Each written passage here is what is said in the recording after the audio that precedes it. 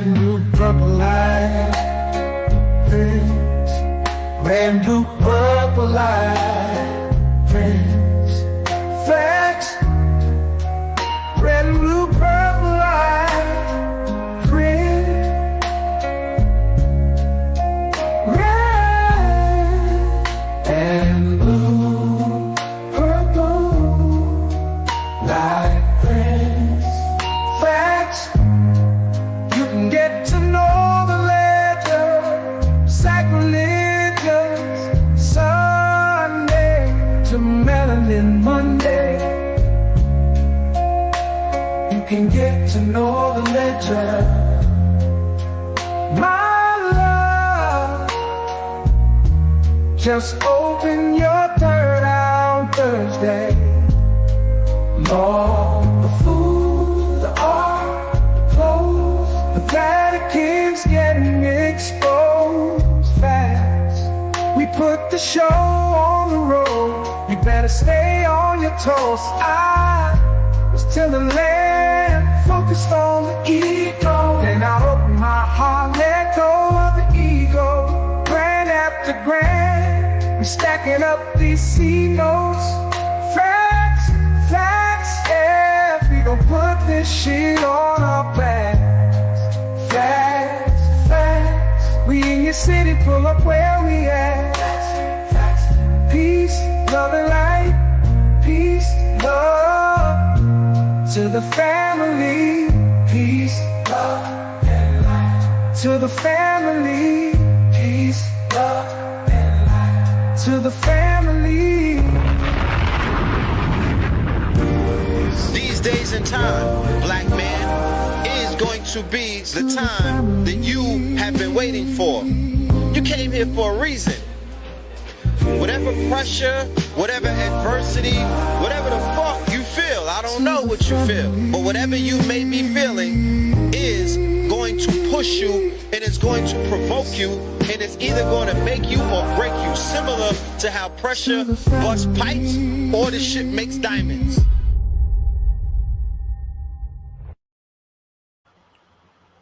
Peace, peace, peace, love, and light to the family. It's your brother Blue Pill Report live and direct. Yes, family, we are doing an impromptu pop-up stream-a-thon on this 9/11 day. So please tell a friend and tell a friend, get comfortable. All right, we're gonna be here for a minute, and we definitely have a heap full, a mountain full of value to bring your way. All right. So please, family, get comfortable. I'm gonna get my situation situated right here, get these screens together. And we're gonna go, we're gonna jump in and we're gonna jump in a time vessel and take a trip like a time capsule to the past before we speed up to the present to take a quantum leap to the future. All right. So give me 1 second to get this thing together.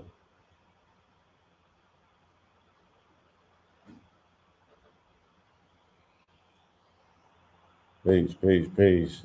Wicked days and times. Hey, as promised, the audience over here, you know, what we value most, and I can start my monologue by speaking about the significance of a day like today and having an opportunity to always use today as a marker as to when we bring ourselves full circle, like to audit and to see ourselves. You know, 9/11 was my red pill moment. You feel me? 9/11, 2001 was my actual red pill moment. Yeah, this when I had my smoke and stack moment, and I knew that I couldn't go back. There was no going back. There was no more Thomas Anderson. This is his name. It was only Neo. You feel me? It was no returning back to the Matrix. And one of the things that that we pride ourselves with is preparing our family, you guys, the audience, step by step along the way, even when we are overemphasizing certain things that seem like they don't hold the most amount of significance in the now moment, understanding the importance of these time capsules and these time cycles. You know what I'm saying?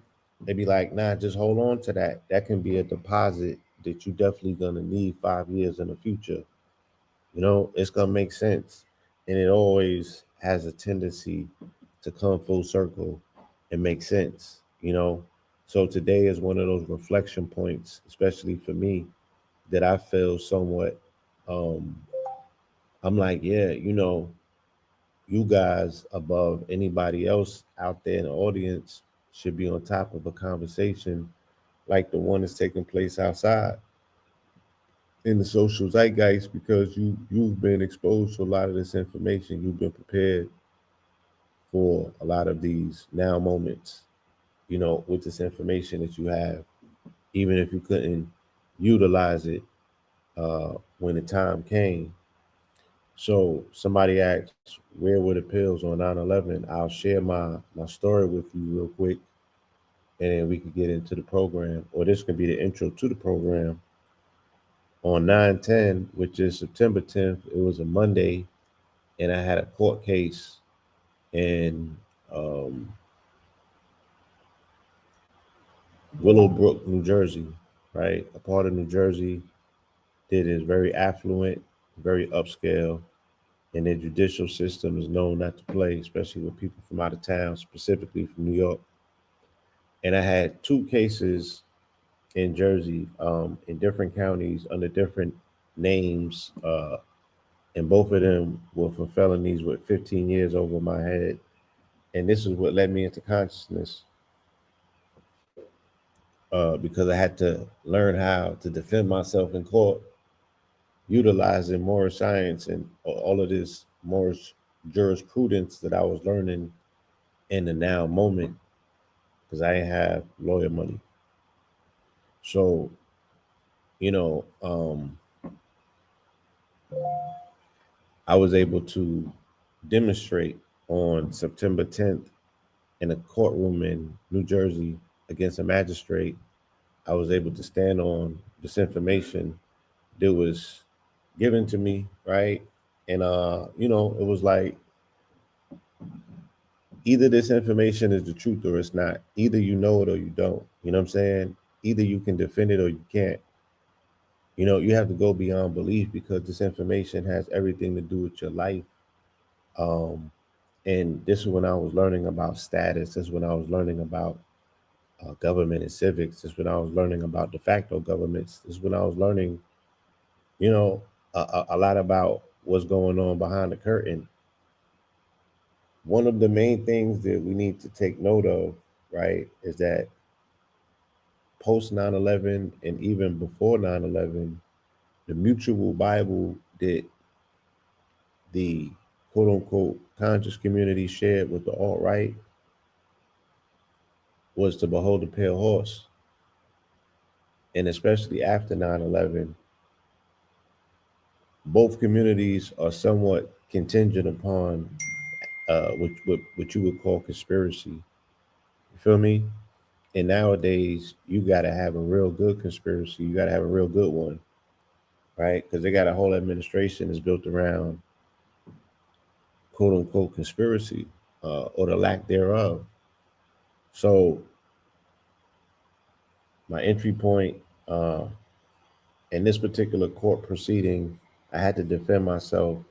And this was the court proceeding that I kind of, AKA, broke through the matrix, right? I figured out a glitch in the matrix and I used it in the courtroom, and it kind of upset the balance, you know, I feel, of, you know, not only that particular case, but it kind of threw a lot of things into flux, right? And they asked me to state my name for the record, and instead of stating it, I spelled it out.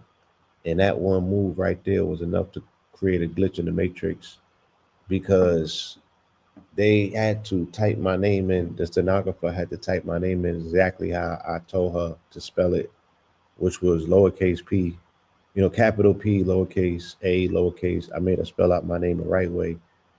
And she put me on record as a living, breathing human being and not a soulless entity in all caps.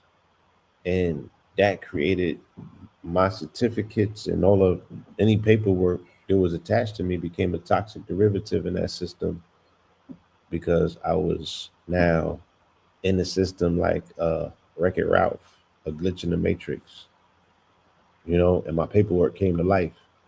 And then Red had just came home from a boot camp. They call it shock, right? Instead of getting locked up when you got a juvenile record or you catch your first quote unquote charge as a youth, they'll let you go to the shock treatment, the shock program, and it's like boot camp. You know what I'm saying? So he came back and he was like super straight laced, and they had him programmed. And he didn't want to hear about none of this information and you know going in court and representing yourself and none of that stuff. So I had an opportunity to show him in real time, in real life, that this information was something that had truth to it that we could stand on. And again, just that demonstration right there, it threw the entire balance of the court proceeding off. And the bailiffs jumped on me, locked me up, took me in the back and everything, because the quote unquote magistrate was telling me I had to stop reading my name and spelling my name like I was in grade school. But I never stopped.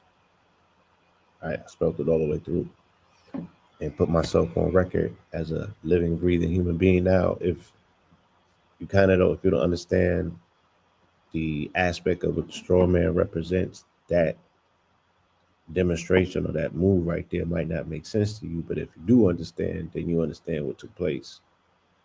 And, I remember later on that night, we had went back to Brooklyn. We was building outside of class where the Moors met, and we was just all chopping it up, sharing notes, and just expounding upon how deep the small things that we were doing in these courtrooms. We were just really expounding on the reverberations that some of these things might be having around the world. And I was like, yeah, man, I can hear bombs dropping, in other parts of the planet. You know what I'm saying? Like, we really be going in, you know?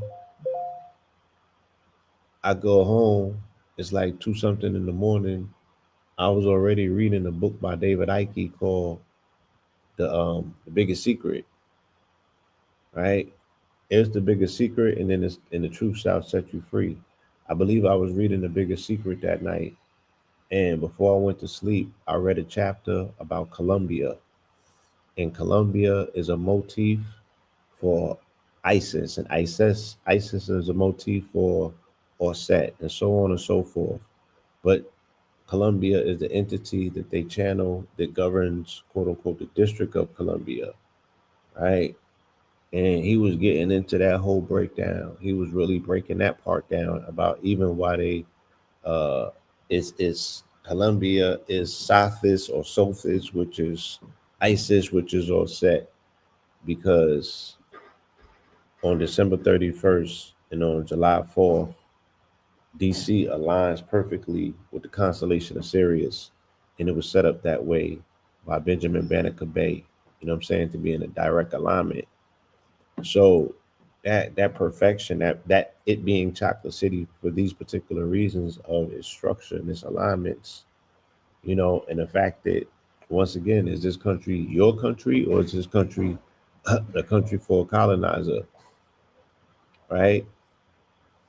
So that's kind of like where the metrics sit at, that the evidence is shown in the layout, and the evidence is shown in how we tap into these energetic grid systems, DC being one of them, right? Even the way that they have DC set up where it sits between Maryland, right, and Virginia, and that's Virgin Mary. You feel me? Maryland is Mary's land, and Virginia is the Virgin. It's the quote unquote. It's Mary, and sitting in the middle, in the midst of that, is the district, right? And it's sitting in the middle of the district is a 555-foot white phallus, a Tekken, right? Representing that masculine principle that deals with quote unquote projection, that deals with insemination of thoughts, insemination of energy, right? The masculine thrust forward, dominance. In the case of this administration, domination, right? Total hegemony. So I'm reading the book by David Icke. Now it's like 3 something in the morning. And before I put the book down, David Icke in the book says, yo, they're gonna hit the towers again.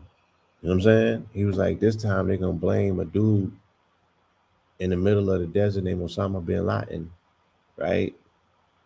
He was like, don't fall for it. He said, make sure that you observe what the first channel is, the first network is to break this news story and show this man's face on TV.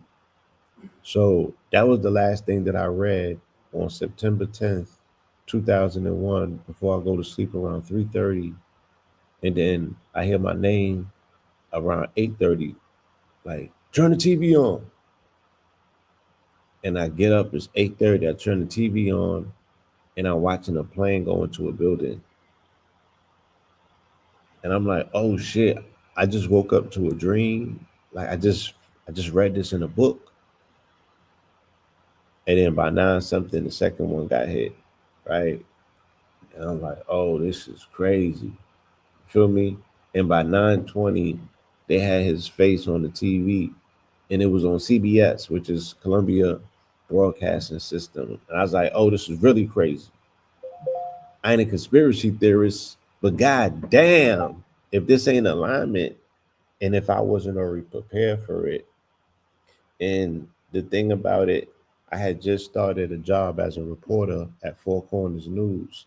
I've always been a skeptic, and I've always been into information, and I've always been a journalist. I know how to do my own research. And we just started doing the lecture circuit, so I had access to the master teachers. You feel me? And then not long after that, Phil Valentine came and did his monumental lecture about 9/11, and it really put all of the pieces together. And then we just became a frontline brigade for truth. We weren't truthers, but in alignment, when we stood on our truth, next to us, the white counterpart of that would be truthers. They were the entry level for conspiracy theorists, right? And their Bible was Behold a Pale Horse, just like for some of us, it was people's Bible in parts of the community. You feel me? Behold a Pale Horse. Hold on 1 second, y'all.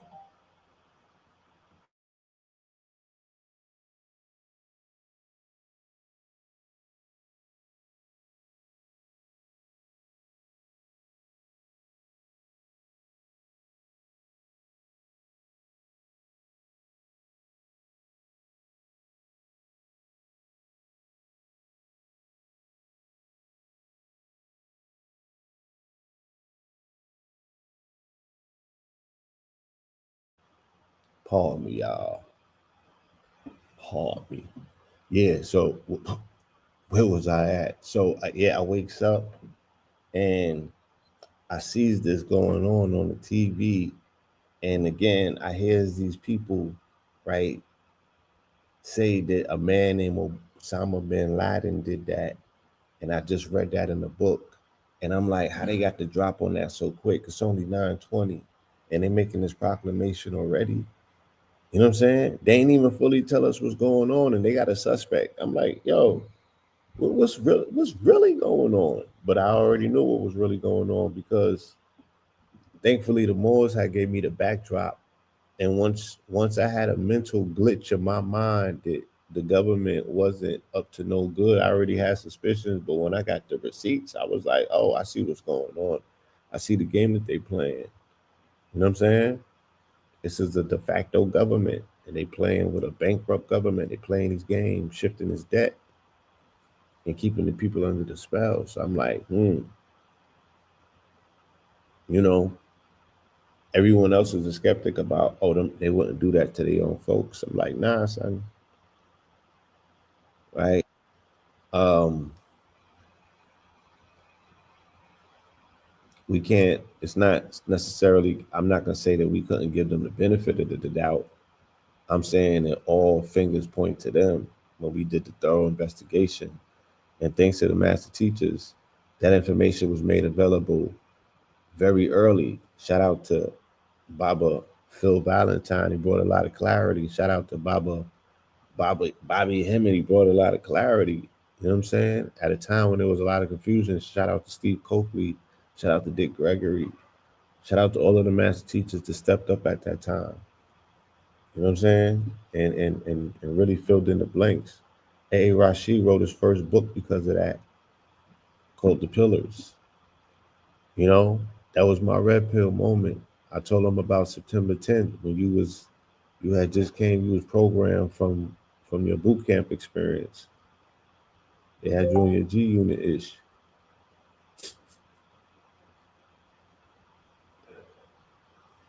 Can't hear you.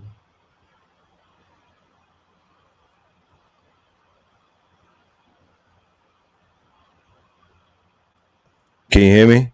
Yep. I spoke on the effectiveness of boot camp on the last show where I said that unfortunately for melanated men, we receive some of our best discipline when we're put underneath strenuous conditions like boot camp, like maximums and things of that nature. But I was campaigning for some type of boot camp in this community where men especially, no, men and women especially are given the same level of discipline that basic training, West Point, and boot camp, like Shock, has given people to straighten them up and to make them masters, with the threat and duress of penalties and, shame. We should bring that back because they help my me carrying logs, waking up at 4 a.m. to do PT, Mm. having to eat full meals in 10 minutes, squaring my corners, making my bed up, not lollygagging when I'm washing up, getting in there, getting out, like all of these quote unquote programs that they were levying upon us. Not having a phone, not having a TV, not having radio, no distractions, all signal, no noise. It shaped me into a better person. No doubt. No doubt. So you recommend that for the audience? How can they get some of that discipline? I recommend that my brothers and sisters who have a background in armed services, particularly West Point, get together and form some type of rites of passage, some type of retreat for us, and some type of formal training for the men to level up and become some type of rank and file. We need we need that right now. We are at war. We need our brothers and sisters who have a background in special training and in basic training to put together some type of curriculum, but we also need we kind of need like we need a boot camp. We need a boot camp. I think we need a God body boot camp, Blue. Mm-hmm. I think we need a God body boot camp, Blue. I don't want our brothers and sisters to be under threat and duress, to be their best selves, to be all they can be. I don't want them to be in the army, and I don't want them to be in the quote unquote penitentiary system. I want them to voluntarily sign up to something that is going to hold them to an account. I'm talking about a mixture of programming that involves what Napoleon Hill was speaking of, Blue, what Neville Goddard was speaking of, Blue, what Bruce Lipton speaks of. Waking up at 4 a.m. to affirm your greatness, looking at yourself in the mirror, right? Forcing yourself to stare within the, they say you have to look within your eyes, because the eyes are the seat of the soul. A lot of people are not even used to looking at themselves or seeing themselves, let alone speaking to themselves in the mirror, Blue. We've been so traumatized to not look within. We've been so programmed to look without of self that we don't even realize that it's always been us the whole time. It's always been about what we have not discovered about us by looking within us. And that boot camp will be breaking the egg and helping people to really go inside and completely reprogramming, completely rewire, and completely realign themselves to walk in their greatness. Because that is something that is not being. We don't have a regimen for that, Blue. We Well, don't have. We don't have a daily routine to go towards that. It's almost like get it how you live. Like I hope you. I hope you're on the right path, good man. I hope you figuring this shit out. I mean, again, that's what offering pieces of the puzzle that have been missing with consciousness has been a lot of um, left brain. Is that the brain in terms of Thinking. logical and right? Whereas the experiential aspect of being in the right brain, you know, and being able to experience, you know, a lot more of that is definitely needed to balance it out Yes. because just the over inundation of information is clogging up the circuits. You know what I mean? And people Yes. really got to demonstrate it. So character development, business development, you know what I'm saying? Vocational skills, learning how to build and do things. Again, shout out to the veterans that are in the building on the line that Shout will out hear to this all of in real y'all. time and that will hear this in the future. Today is uh, uh, a day that shifted the timeline and it shifted history and it forced me to look at veterans and look at the armed services and military and our people's role in military totally different. And I was very apprehensive. It's my Saul to Paul story, more so than I had a level of contempt for Christians in my life. I more so had them towards veterans, not understanding the nature of the sacrifice. Right. Because having or sitting on what you feel to be the truth can very, very much make you very pompous. And you have a disposition against other people that don't see the world as you do. And a lot of Right. our people, the ones on the line that are veterans now, they got pushed into the service around 9/11. Some of them compelled to get into that because of how they felt about what was taking place, about what Malcolm said. The master sneeze. You say, we got a cold boss. We's got a cold We got a boss. cold boss. We's got a cold boss. So, what does it take for people who take everything so personal for it to be like, fam, this ain't got nothing to do with you, fam, fall back. Not you, fam. Like, you could watch this one from the sidelines, and they tugged at a lot of our people's heartstrings, and they pulled them in. Some Mm-hmm. of them made it out, and some of them didn't. You know what I'm saying? Right. But it's a different situation now. It's a different situation. You feel me? It's a different atmosphere, and it's a different calling. It's a different dog that's whistling the whistle. You feel Mm. me? And the Different whistles that are dog. going out that can be heard at certain octaves that can't be heard at other octaves. These whistles that are going out are very sinister whistles. Feel me? Yeah. Very sinister whistles. And, ooh, we have some uncomfortable truths that we're forced to face. You know, Yes, and indeed. Stan said that Patriot marketing was crazy. The Patriot marketing. I remember when I knew that it was all over, and that whoever was trying to fight the programming was gonna lose. When I saw Wu-Tang Clan, right after the Triumphant video, my man's in the Wu-Tang Clan from Staten Island, Ghost and them, Ray and them, the chef. They Right. did they did a bit, bro.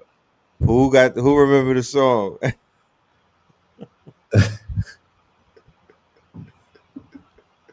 Got him. Got him. Straight checkmated my guy. Killed their whole legacy with that one move, bro. Mm.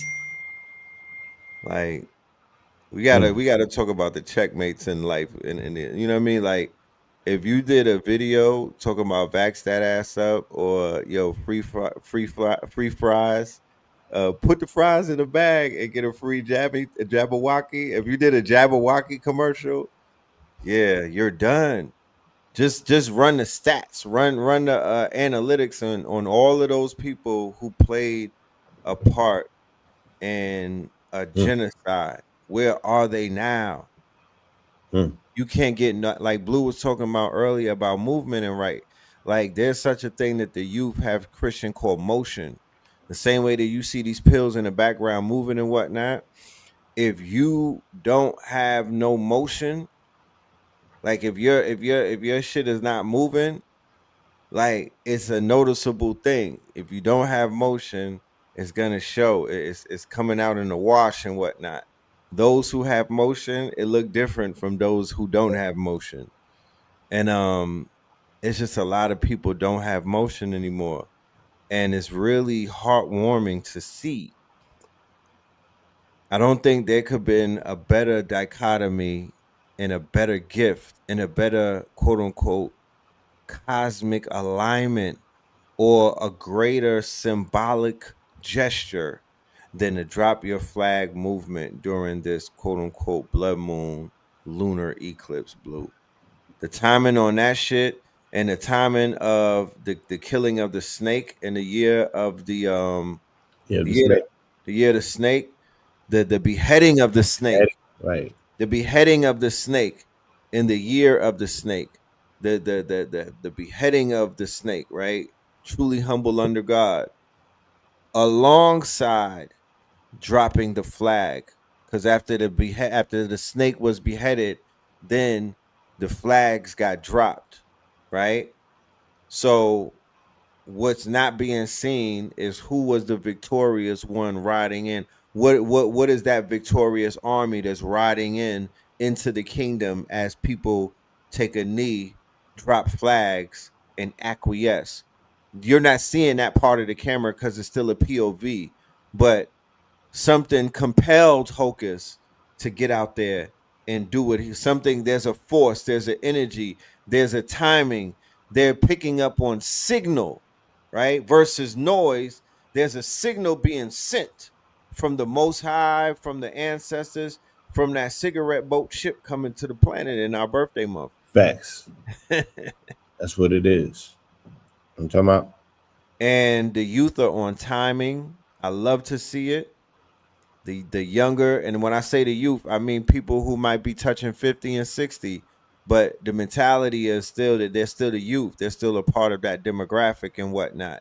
And the youth is beginning to man up, and they're beginning to elder up, and they're beginning to quote unquote OG up, because that is the prevailing conversation that is surrounding the drop your flag challenge. It's finally men saying, well, shit, really, to be honest with you guys, my gang is really my family. They're the ones that really mean the most. I don't mean to sound childish. I don't mean to sound like I'm growing up, but I have to just say it right now. I have to affirm it when we're in the lunar eclipse, when it has the power of 3 moon and it casts a shadow inside of this blood moon, and to coincide with it being an eclipse, it'll cast a shadow for many moons to come. You gotta love it, bro. Absolutely. Look at the scorecard of the underdogs, Blue. Look at the scorecards of the underdogs, Blue. This is an underdog season. But I want to point out the underdogs of Atlanta. You know, they got the housewives of Atlanta and they got the aunties of Atlanta. What about the underdogs of Atlanta? Little John. Talk about it. Who was clowned for his stature. Little John was he was part of the short king phenomenon. Right? Yeah. The minute Little John walked in the room, balloons would pop, right? Serial balloon popper. Not Big Papa, Balloon Popper, right? Balloon Popper. Then you had Jazzy Faye, who, as far as we know, Jazzy Faye, he's been a bigger guy. He's been on the other side of health, right? Then you have a brother by the name of Big Bank, who was also very overweight, and he's a street figure. He's been known for having, duct tape entertainment. That was one of the most negative, low vibrational movements that I can remember back in those days coming out. And Big Bank was a part of that. Now Big Bank is the face of health and wellness. Big Bank is the face of this workout phenomenon that is sweeping Atlanta with the underdogs. There's a health and wellness phenomenon. And when we got on that Stone Mountain, which happened to be 2 years ago, can I share some video, Blue? Yeah. To commemorate that date, that experience. Come on. Just to show y'all how magical things work, and also to reiterate that things work in cycles. Time works in cycles. It's centrifugal, right? So we always pay attention. The best feature Facebook ever came out with is memories. Facts. That's what I only use them for, to be honest with you, is memories. So here we are 2 years ago, September 11th. I ain't gonna talk to you. I know got it. Back on the mountain. I'm talking about. So, if you see somebody faltering behind, it's not a race to the top either. Yeah. So we can take our time with this, embrace the mountain. When we say make an offering, loudest one out here. Loudest one here. Cool. I got people in my face. I ain't gonna put nobody on blast, but we got 3 more days, don't we, buddy? Before we start on our journey. Yes. All right, family. It's a lot of us. We want to be responsible for one another. This is the real meaning of the tribe. So embrace the journey. But again, if you see somebody else, amongst the tribe that needs some help, feel free to help them. The twist, Blue. You know what I'm saying? We don't want to leave nobody behind. We want to move as a unit.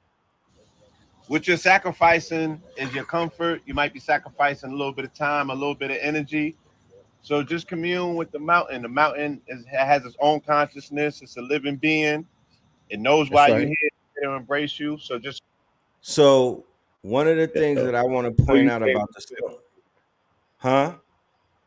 Make sure you say those clips for me. Right. What I want to point out about the initial Stone Mountain movement, it morphed into something greater. But what it initially started out was more of a leaning towards the health and the wellness thing. It was an open challenge to a pandemic that was beginning to affect a lot of people in the community, because this is post-Jabberwocky. This is when a lot of the artists were succumbing to healable illnesses. And this was also us coming to Atlanta to affirm that, I said right. To affirm that we were going to bring to not just the city of Atlanta, but to this whole community more outside touching grass, health and wellness type of events.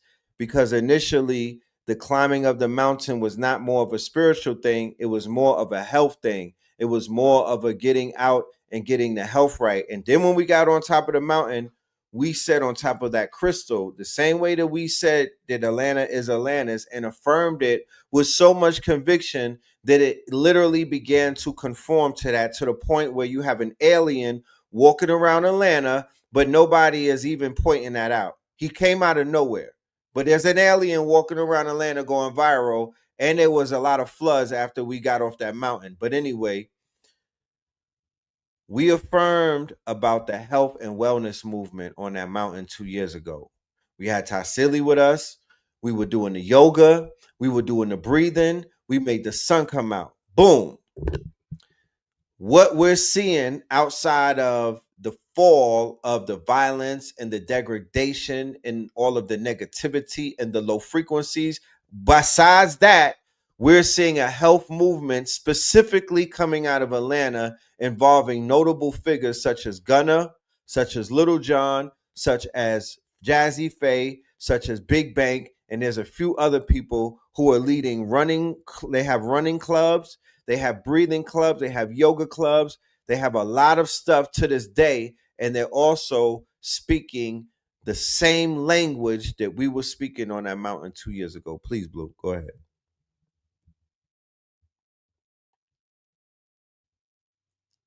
I can't hear you.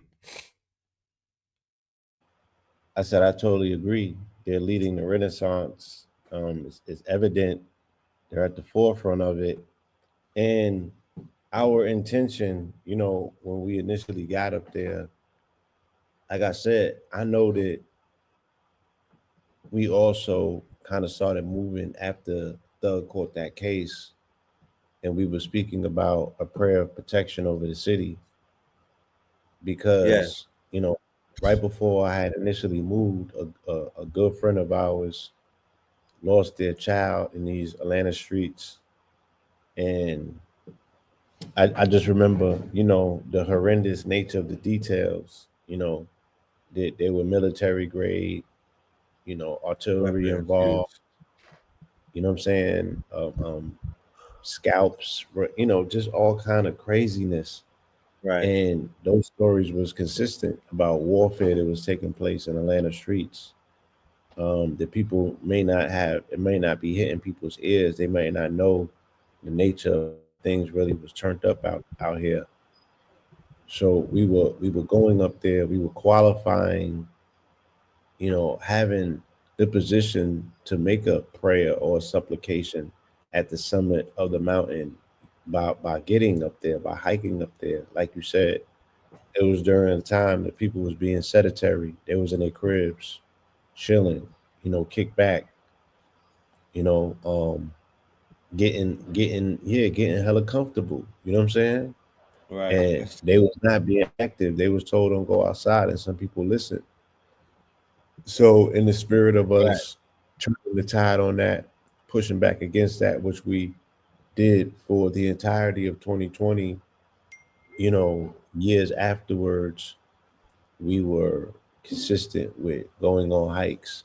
And to me, this is all in alignment with what I've been doing since 2016 with going on retreats to Mount Shasta, which not one of those trips we didn't go on a hike. You know, we hiked up one of the illest, biggest mountains in the world. On every one of those trips, we've been hiking.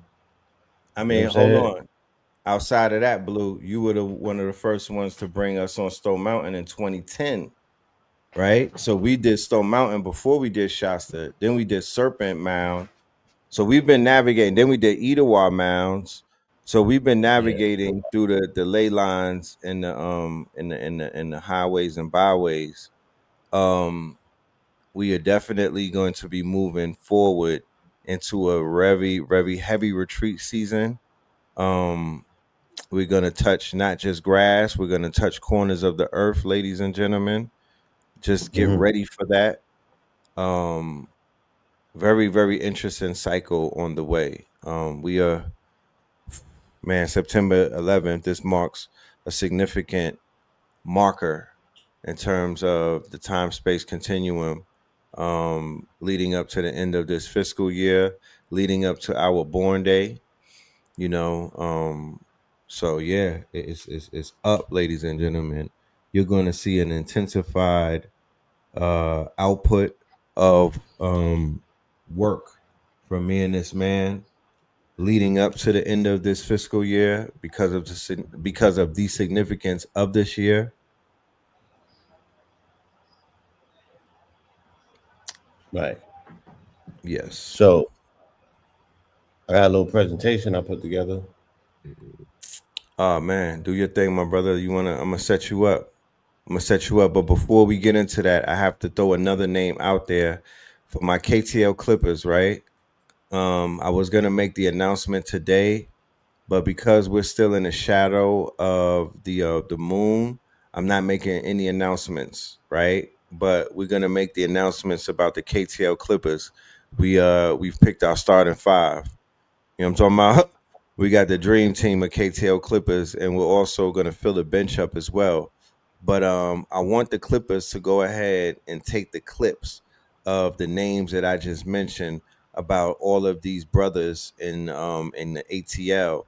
But one of the names that I have to throw out there that's actually leading this whole thing is Gucci Mane. Right. See, so much negative press could be created out of the negative things. You see what negative news does from, especially coming out of Atlanta. The virality of it is crazy. But the positive news reports, they don't have enough outlets that are even focusing on making these news stories grow wings. The YNN network is doing that. Blue's been doing that with multiple news outlets. You feel me? But we need about 10 or 12 other faceless channels and face channels to really tell, like why, like to tell the stories that are waiting to be told. There is a health and wellness revolution coming out of the earth from artists of all ages, demographics, and quote unquote genres and whatnot. These movements are life changing. The brother Heru got on this show and spoke, and that's another thing too. Shout out to everybody that's getting the tickets for the New Orleans venue. We may have a change of venue because the size of this event is growing at an exponential rate. We may have a change of venue, so I will let y'all know.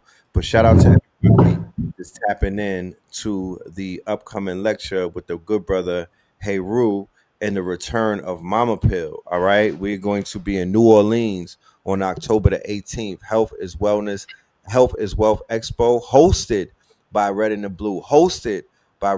We're gonna have an art show. We're gonna be premiering music. We're also going to be dealing with healing. We're going to have products. We're going to be dealing with all type of healing modalities. Please, if you don't do anything, I don't care where you are in America or in the United States, New Orleans is sacred land. You know what I'm talking about? It's where we travel to in order to get the spirituality. So we're mixing spirituality with health and healing. Please, family, if you don't do anything, be there. Health is Wealth Expo, and it's going to be live stream so you can see it anywhere in the world. All right, see it anywhere in the world. So before we get into Blue Pill's presentation, we got a word from our sponsor. Shout out to our sponsors keeping the lights on. All right, let's go to the sponsors and we'll be right back. What is infinite treasures? Like all things born out of the genius of necessity, infinite treasures in the spirit of the ancient earthkeeper tradition of Kephara, the scarab beetle.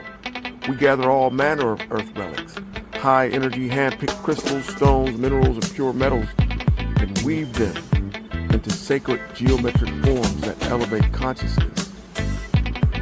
30 years of research and development have revealed secrets to creation. Sacred geometry is the structured form of mathematics that brings about manifestation. Laws that manifest on Earth can also transcend through space and time.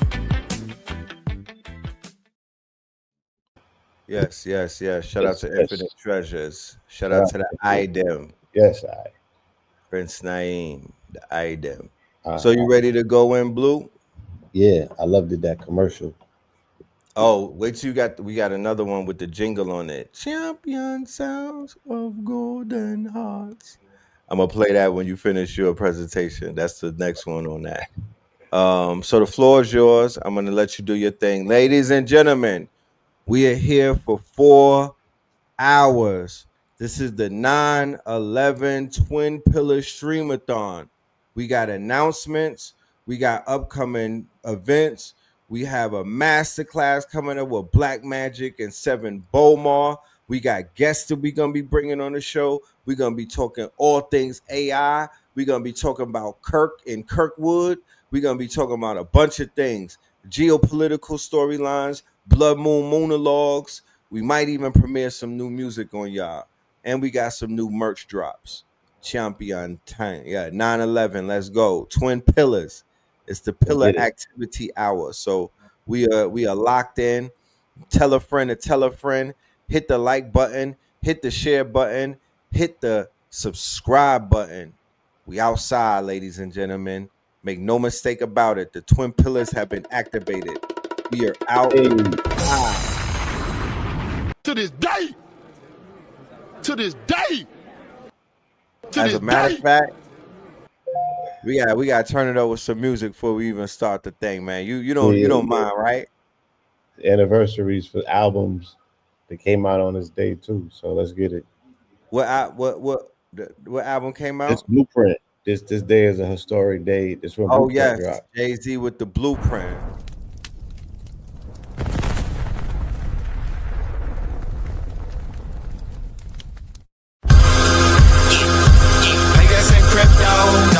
Diamonds is dancing like they up in disco. You niggas in fist smoke, you stay up and dip low. You niggas stay up and get low. Heard you way up in Frisco, and you stay with the Hicks. Every player gets snip nose, acting gay up in Cisco. Like take the day off and play up at pistols, causing chaos and play up Calypso. I pause in kitchens and caused addictions. I pause prescriptions and cause inflictions. Lil Bixby playing in stores and bricks and on the dark web. You gotta pause every doors, cause encryptions. Tesla engines, pause the pistons. I seen every floor I leave sore and listing. For that action, they sponsored the Bronson. They was hooked on that shit like Johnson and Johnson. That freeway, Ricky Ross, straight out of Compton, straight out of Bumpton. Red on blue, violence in the land. The projection of the will, the perfection of the kill, the reflection of the pills. I'm a frontline soldier, I'm no doja. These crystals not for focus and crypto. Diamonds is dancing like they up in disco. You niggas in fist smoke, you stay up and dip low. You niggas stay up and get low. Heard you way up in Frisco, and you stay with the Hicks. Every player gets snips now, acting gay up in Cisco. Man, take the day off and play up at pistols, causing chaos and play up Calypso. Hickory dickory down, hit a lick, put the sticky in the box. When the blicky get hot, lick off a shot. Heavy in the pedal, we slip off a knot. Heavy in the ghetto, they crib walk a lot. Crip walk the crypto, lift off the stocks. Drips off the crystal and pots. Disco rods in the blocks on my chain from the crystal shop. In the light air, lift off the rock. Toe from the right chain on my block. White paint on my socks. White paint on my socks. Hickory dickory dock. Hit the lick, put the sticky in the box. When the blicky get hot. Lick off a shot, we lick off a shot. Players in crypto. Diamonds is dancing like they up in disco. You niggas in fist smoke, you stay up and dip low. You niggas stay up and get low. Heard you way up in Frisco, and you stay with the Hicks. Every player gets snips now, acting gay up in Cisco. Might take the day off and play up at pistols, causing chaos and play up Calypso.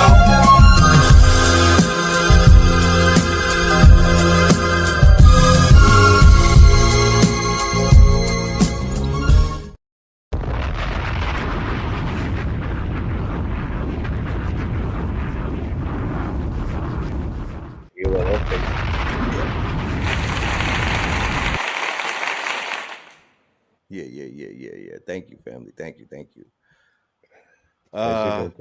The replay for Pay Us in Crypto, 8 hours. Me and the good brother Bitcoin Bully is available for replay. When you get the replay, you're going to get the ebook. We also have a workbook, Pay Us in Crypto, 100 plus pages. You get that along with the replay for free, 99. Make sure you take advantage of this opportunity. It will not be there tomorrow. All right. So you could get that either on Buy Me a Coffee, KTL University, or you could even get it on the Mart 125th. Pay Us in Crypto. And we got the t-shirts as well. Diamonds is dancing like they up in discos. All right. So let's get it in, Blue. All right. Let's get it in. We got the commercials out of the way. Shout out to all of our sponsors. We will be back with more commercials later on, but for now, let's get into the business. All right. The floor is all yours, my brother. Let's cook. All right, let's get this going.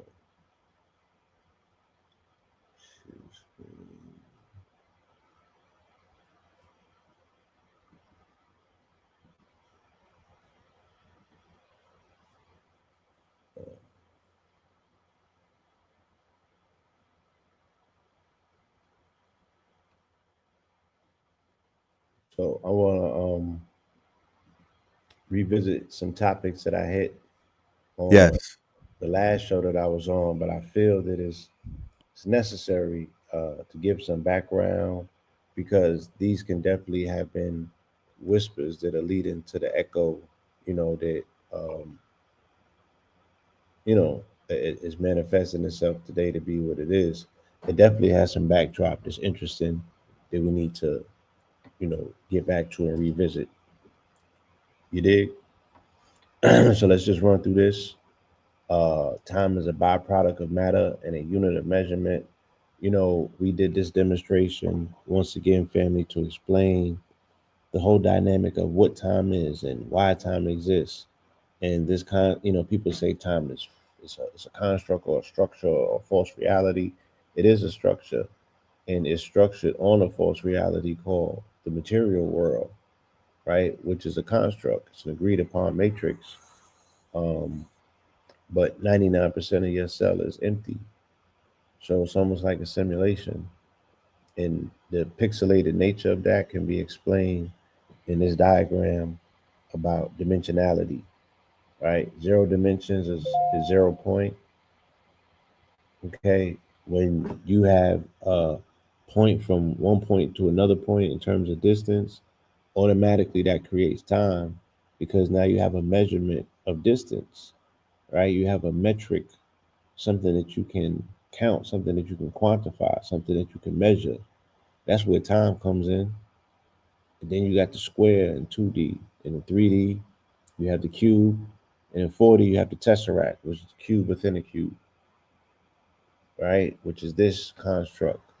But as you can see, when you unfold the cube within the cube construct, right? Or even when you would unfold the cube itself, you get a cross, right? The cube within the cube concept unfolding is a messianic figure on the cross, right? We'll get to that. This concept of, once again, time being a construct and it being artificial per se, no, it operates mathematically and accordingly, right, to the laws of the universe, right? These particular laws of math. To say time is circular, we can look at it such as that, right? But we might be looking at that circle in the wrong direction. We might be looking at that circle clockwise, whereas we should be looking at it counterclock. Okay. And I was doing this breakdown, this construct to show that, again, time within itself is a 12 by 12 matrix, right? And that 12 by 12 equals 24, or 12 plus 12, should I say, equals 24. And this is the 24th anniversary of 9/11. So the adequate question would be, on the 24th anniversary, what time is it? What time are we in?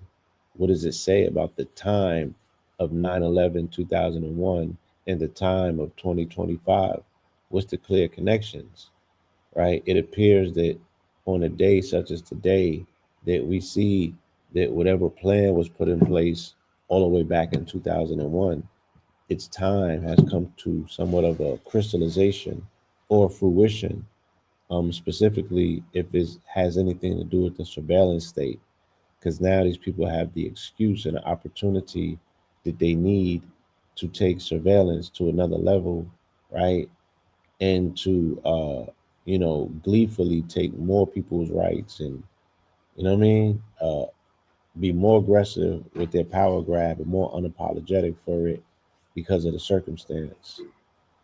So let's take a look at the clock. And again, we break this clock down into hours and minutes, and we see its connection, specifically pertaining to the 44 frequency, right? Time and space within itself, time being a concept of 44, or a resonator of that energy, and also space being it as well. All right. We walked through the whole concept of 144 hours is 6 days, right? Even God used 144 to build, and then he rests. Okay. Shout out to the good brother, Dimensional Tiger. We were on the 7th, on the day of the quote unquote blood moon, and his brother did an amazing demonstration about time cycles and moon cycles as well. And we were really just laying foundational information about this moon and the energy of the moon and the time cycles and how they intertwine with so many things pertaining to us specifically as a people, our narrative, our story, right? Um, and again, this concept of being multi-dimensional in your ability to process this information, you have the capacity to think multi-contextually or multi-dimensionally in 11 dimensions simultaneously. You exist in 11 dimensions already simultaneously. You're processing information, you're interfacing and interacting, right? You're already doing these things. So far from what they know, it might be way more than 11. So you have the ability to find a space to understand this information, and find your own importance and relevance for it.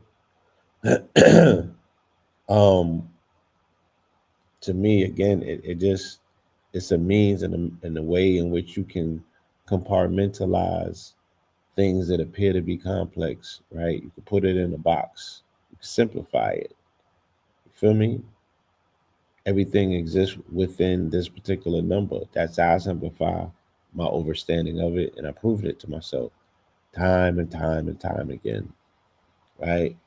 So even going through April 4th and 44, both of those words equal the number 144, the alphanumerics of the letters of the word April 4th and the word 44 equal the number 144, right?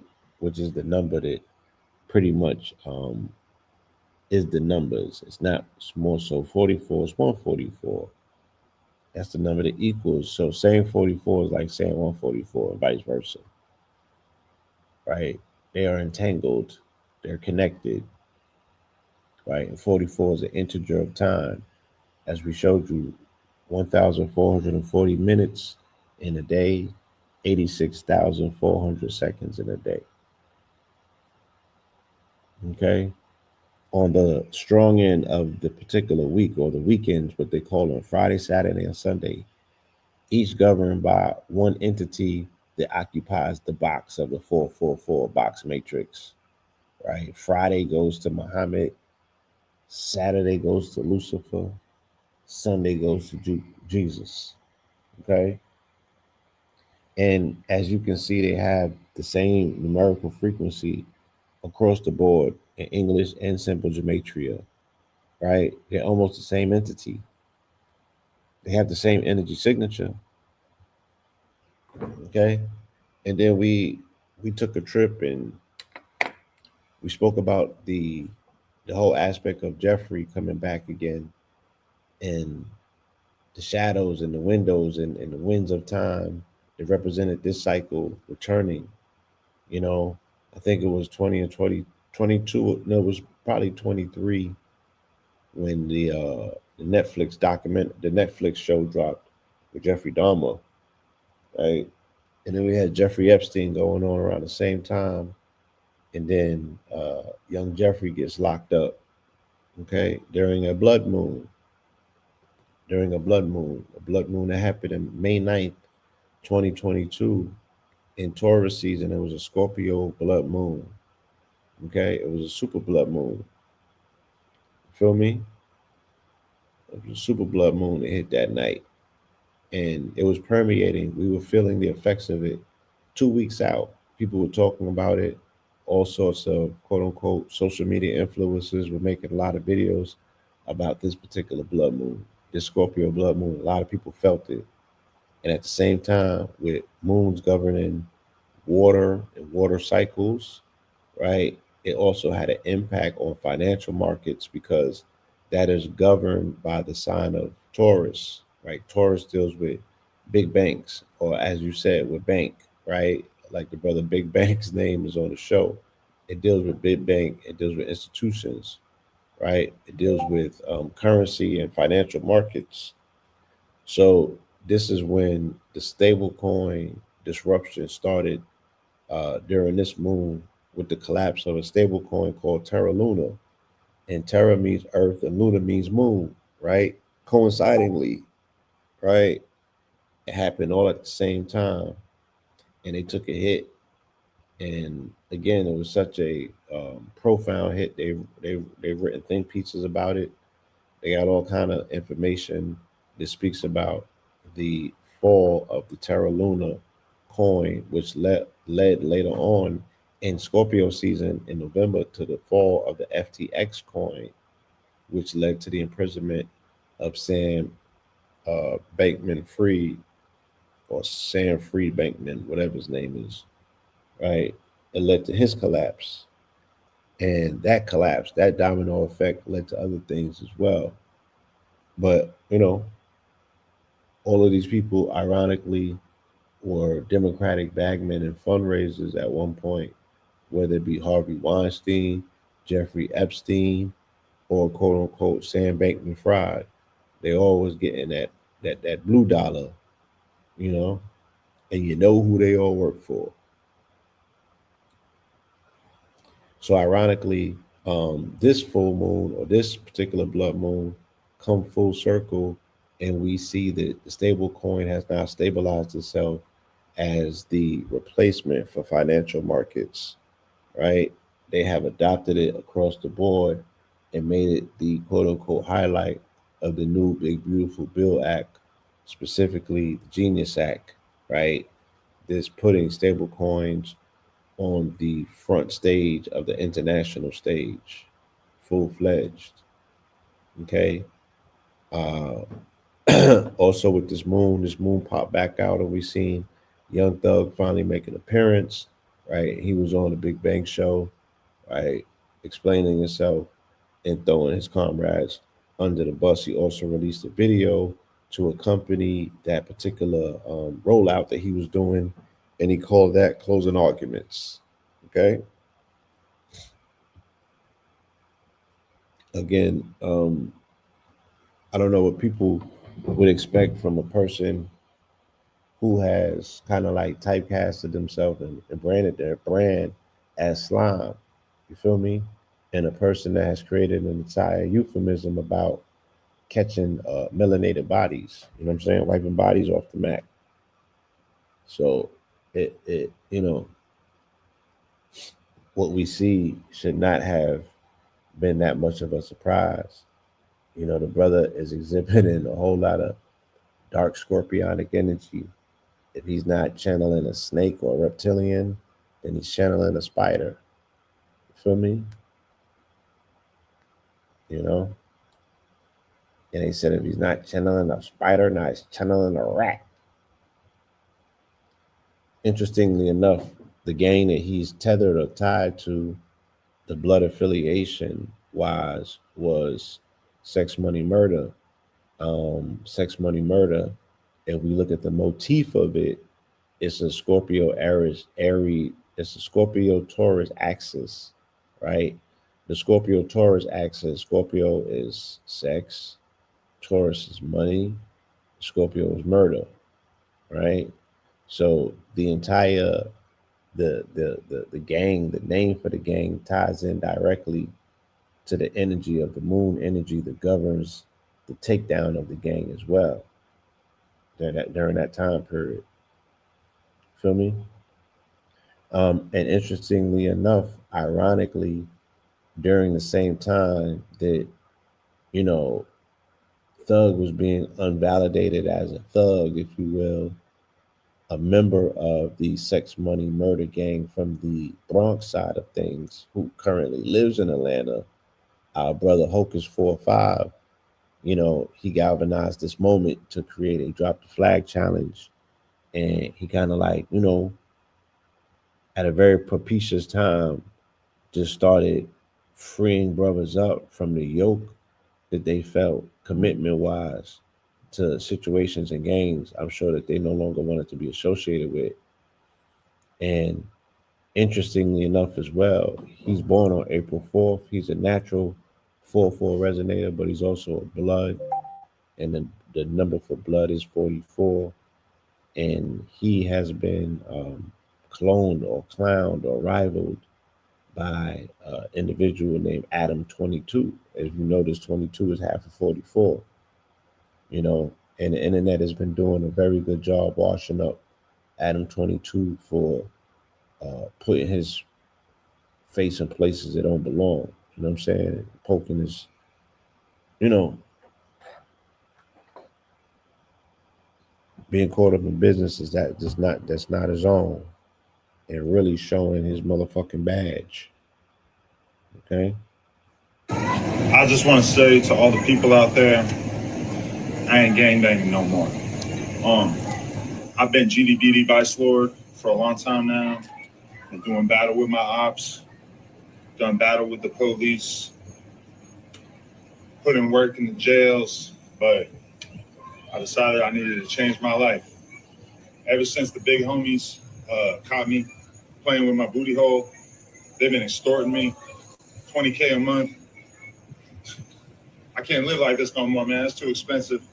And I'm ready to just be me. So I encourage everybody out there to do the Drop My Flag challenge and just and live your truth on the dead homies. So yeah, gangbanging is out. Carrot and myself is in. Peace. You know what's crazy is when you brought your bitch ass hunking Dorian ass to the Bronx, even though you fuck with Whack 100 and I don't, I supported it.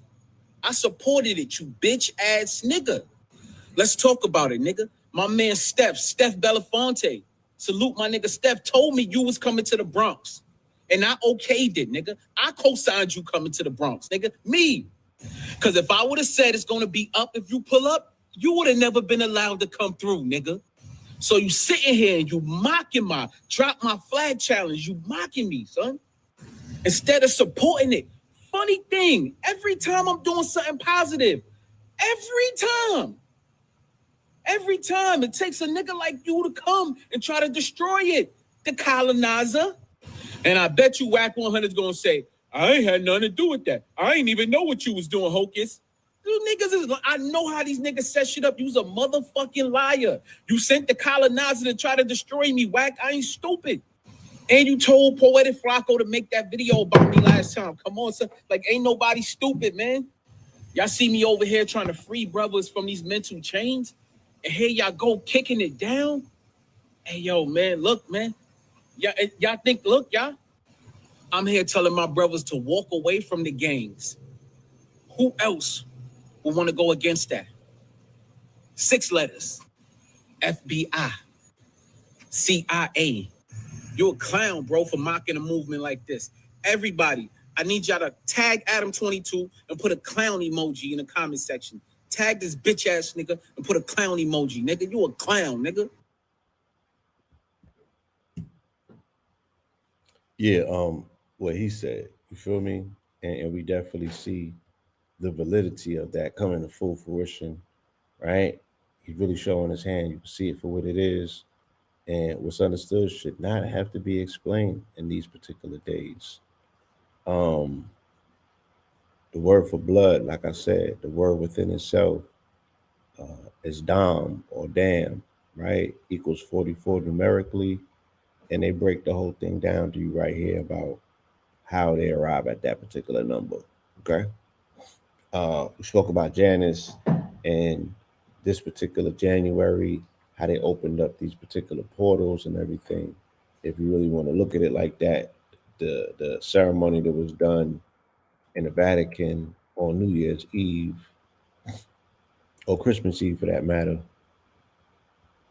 and even what they did in New Orleans on the first, right? The opening of these particular portals at the crossroads, right? Opening these doors, opening these portals, right? What's coming in, what's going out. And the fact that the Pope went out not too long after that and he brought a new one in, right? Very, very interesting times. But also the overlay of them having a jubilee in the Catholic Church during a time almost 5 years to the anniversary of when we had our own spiritual jubilee. Unfortunately, it was during the times of C-19, but nonetheless, that was marking our 400 years of being here in this country, allegedly under that captivity, and fulfilling the mandate or what they said that curse of Ham was, right? And any Jubilee year is inaugurated with the blowing of the trumpets. And we can see that this year is synonymous with the blowing of the trumpets, right? Blowing of the trumpets. So we spoke about Louis Armstrong in New Orleans and the Super Bowl that took place out there, and how these Super Bowls are also tied in and tethered to the inauguration of the bringing in of new popes. And I went down there in February and said that, the Pope is Francis is about to go out and transition, and there will be a new pope being brought in, more than likely from the Americas, and that's how it played out. You know what I mean? And we can see how it was tied to the game with Philadelphia winning, echoing, revelations in the Church of Philadelphia, right? But also the Pope, the 267th Pope, which is now Pope Leo, is also tied into Philadelphia as well. So we definitely bore witness to how these things have been playing out, utilizing teams as motifs, right? On Beyonce's 44th birthday, which was last Thursday, a week ago, um, right? A week ago, uh, September 4th, this young lady turned 44. Of course, her being a 44 resonator, along with her husband being married on April 4th, having the number 4 tattooed on their ring finger, right? But also her being the reason, allegedly, that he writes the album 444, his 13th solo studio album, okay? Um, in this particular game, which started with a 44-year-old athlete spitting on a quarterback whose jersey number was number 4, right? This game ended in the third quarter due to a rain delay, I believe it was, right? Storm or lightning. And the clock was at 4:44, and the score of the game also was total 44, 20-24. Okay. A lot of 44 energy. What does it all mean? It can mean a myriad of things. When we see a sequence of 44s that are coming at us like this, we often use the slogan, there will be blood, right? It almost speaks to a ritualistic warning, if you will, like take note or be aware, right? Blood is on the horizon. Feel me? That's one way to look at it. It's a few ways to look at it, but that's the way that has been consistent with my observation of it. And then we were coming into a blood moon. So the knowledge of that, we know, okay, there's all of these signs and these signals of blood on the horizon, and we're coming into a blood moon. And I know the people who utilize blood moons for ritualistic purposes to advance their agenda, right? They're very active right now, and they're super active around the blood moon time. So yeah, we look at all of these interesting indicators that are surrounding this particular game pertaining to the energy and the frequency around the number 44. Okay, a lot of stuff going on that speaks directly to that. Even the word spit itself equaling 44 in gematria. Okay, this concept of war, right? Another 44 motif connected to the planet Aries, of which Aries equals 44 in gematria. Just like I said, Aries is tied into Mars, which is tied into the concept of iron and blood, equaling 44. It all connects, right? And these themes, these echoes, these conversations on and are about war are extremely loud right now, and they're getting louder and louder by the moment as we see military escalations taking place in the quote unquote South American seas, right? Positioning taking place around Puerto Rico, around Venezuela, okay? Them being aggressive on the open seas, targeting quote unquote things that can very well much be refugees, people escaping in on boat. They're saying that they're smuggling the yay and they're shooting them in international waters, right? They're having military responses to them, right? This country has declared war on the drug dealers and the cartels and designated them as domestic terrorists.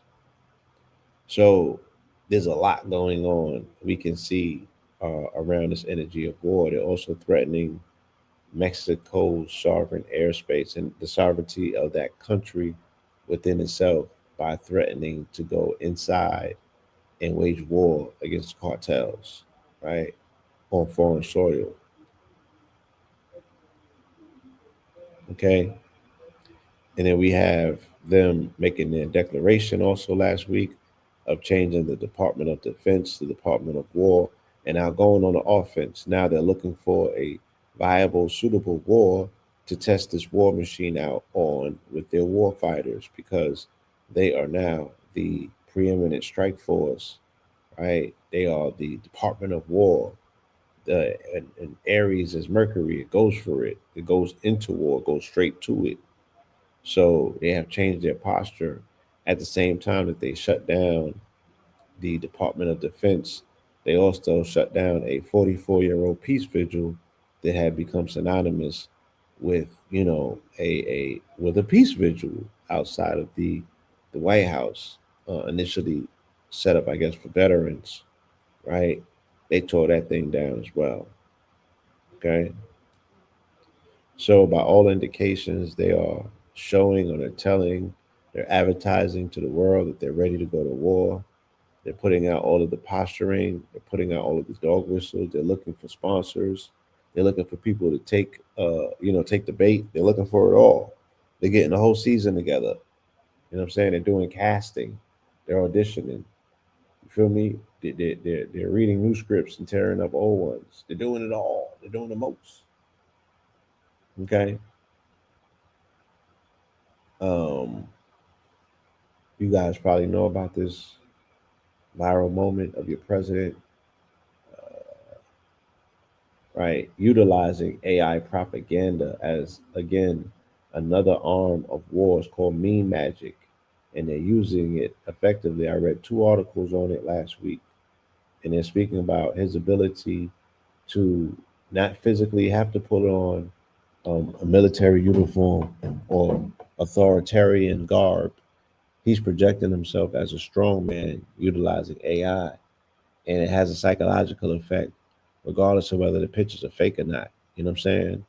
It's still prompting, it's still them telling the world what they have intentions to do and where their mind is at. They're still telling you, they're still showing their hand. And the more that you ignore it, and just think that it's colorful art or playthings, the more that they advance, right? So I just made note of my methodology that I utilize with my Sunday service. I utilize the Gregorian calendar date and align it with scripture. So the day that I did the presentation on the blood moon, I found a few passages in that book on that day that speak specifically to blood. Not necessarily the blood moon, but it spoke specifically to blood, right? In Genesis and in Hebrew 9:7. So interestingly as well, around the same time, a few days ago, the New York Times had a full spread on Nick Fuentes, right? And it was speaking about how white extremism is now mainstream. And Nick Fuentes is uncancelable. So they were saying that he's a thorn, a threat in the side of the quote unquote Christian right or the administration aspect of the rights movement, right? The overground as opposed to the underground, where he's an underground agitator who's gaining mainstream access based on his leverage and his reach, utilizing social media. And he's been banned off of the regular platforms. So he's once again, as they will compare, maybe I wouldn't say Charlie White is a Charleston White. I would say more so Nick Fuentes is. Feel me? So this is definitely somebody that you should familiarize yourself with if you're in the business of keeping an eye on adversarial rhetoric, people that have control of a large swath of the social zeitgeist that are influencing a lot of the teens that be in these chat rooms or shit like that. If you want to know who these folks is, this is somebody that you should keep your eyes on. You know what I'm saying? We made note that in the last 72 hours post blood moon, there has been the toppling of 3 different governments, right? Most notably on our social medias, we can see the collapse of Nepal. That was, they saying it was kind of like spawned as well by them attempting to shut down the internet and social media. People rose up, feel me? And they bounced the people up out of there. Okay. The most recent U.S. presidential election. So we see that Charlie Kirk was assassinated 44 weeks after the election. Right. We see that, and we know that Wednesday in Jamaica is 44. We know that shooting in Jamaica is 44. We know that kill in Jamaica is 44. So we definitely,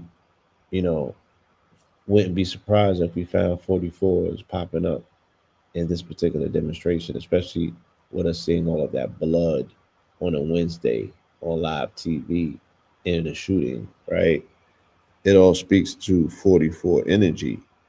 And it was given, right? At 4:40, Trump on his Truth Social made the announcement that Kirk had transcended or transitioned, should I say, from his injuries. Okay. Again, if you look at his Demetria, you can see some 44s popping up in there. All right. They up in there.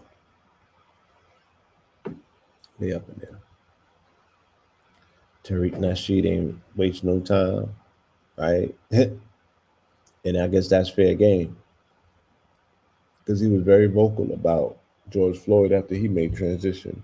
He kind of made somewhat of a name off of the back of George Floyd being one of the main skeptics and talking crazy about him. So it's almost right. It's almost poetic justice that picture would go viral. You feel me?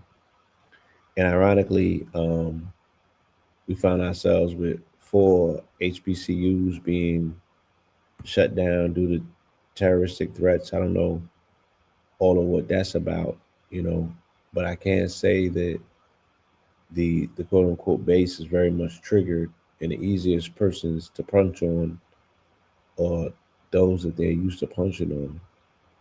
So yeah, expect there to be a lot of lashing out. Feel me? Expect it to be a lot of emoting. And especially the more that they get tore up on Black Twitter, their response and outburst towards melanated people is going to increase. All right. I wanted to make an observation, a 44 observation. Shout out to my brother Carlo. He shared this with me about the Patriot Acts connected to uh, Twin Towers that came down today, but they were opened up initially on April 4th, 1973.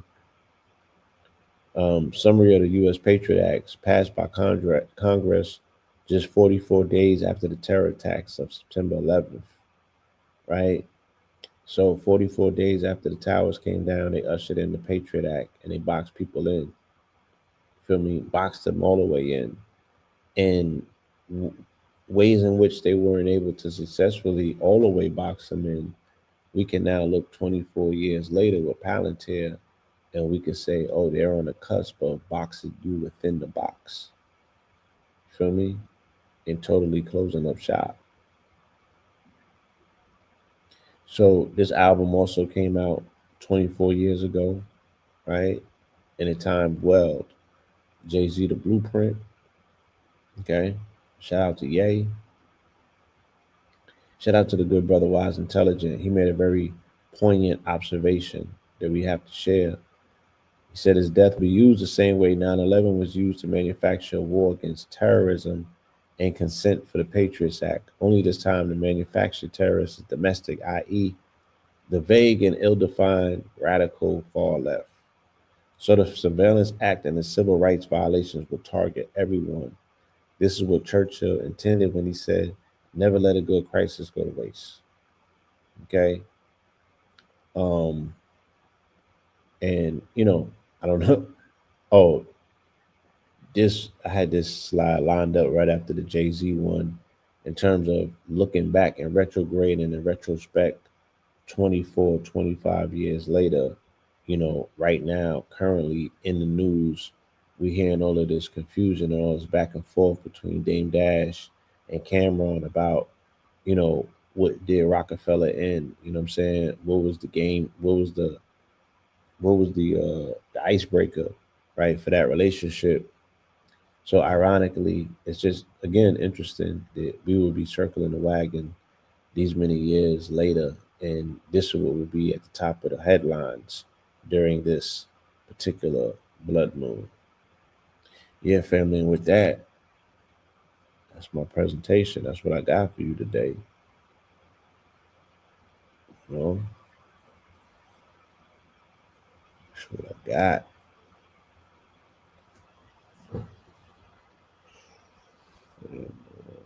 Mm. Y'all clap it up, man. Clap it up. Clap it up. Clap it up, family. Let's get some emoji love in here. Let's get some emoji love in here. Let's get some emoji love in the building. All right. Make sure y'all hit those like buttons. You know what I'm talking about? Where can they find you online, Blue? For the family that may just be getting into you. Where's a good place social media wise? IG. Okay. Let them know what the app. Put it in your thing. It's Blue Yeah. Pillar 44. Yeah, it's the same as I'll do it.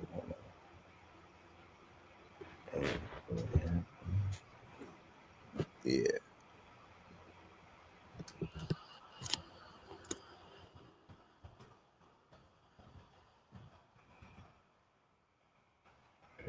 Here we go.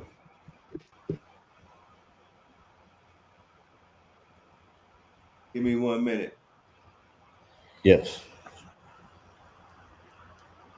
Let them know what you got coming up. All right. Yeah. So what we have coming up is I'm looking forward to October, right? The return of Mama Pill in New Orleans with Brother Red and Brother Heru. That's what I'm most excitement about. You know what I'm saying? That's what I'm most excited about. And I'm gonna definitely have something special put in place for the city of New Orleans. It's the 20th anniversary of Katrina, and we just not gonna brush by it or brush through it as if just just passing a day ain't good enough. There's still so many questions that need to be answered. There's so many Right. conversations that need to be had. There's so much suffering that needs to be atoned for. You Right. know, yeah, I want to go down there and heal as a family. Definitely a family affair. That's gonna be one for the record books. It's a celebration of Mama Pill. She has two brothers, two boys that are about to be 50 years old, and other children as well. But this is about celebrating Mama Pill for her strength, for her persistence and endurance, which happens to be the most honorable, not just honorable, but it's persistence that is the winning trait in all men and women who are successful. It is not wealth, it is not intellect, it's not even skills, it's persistence.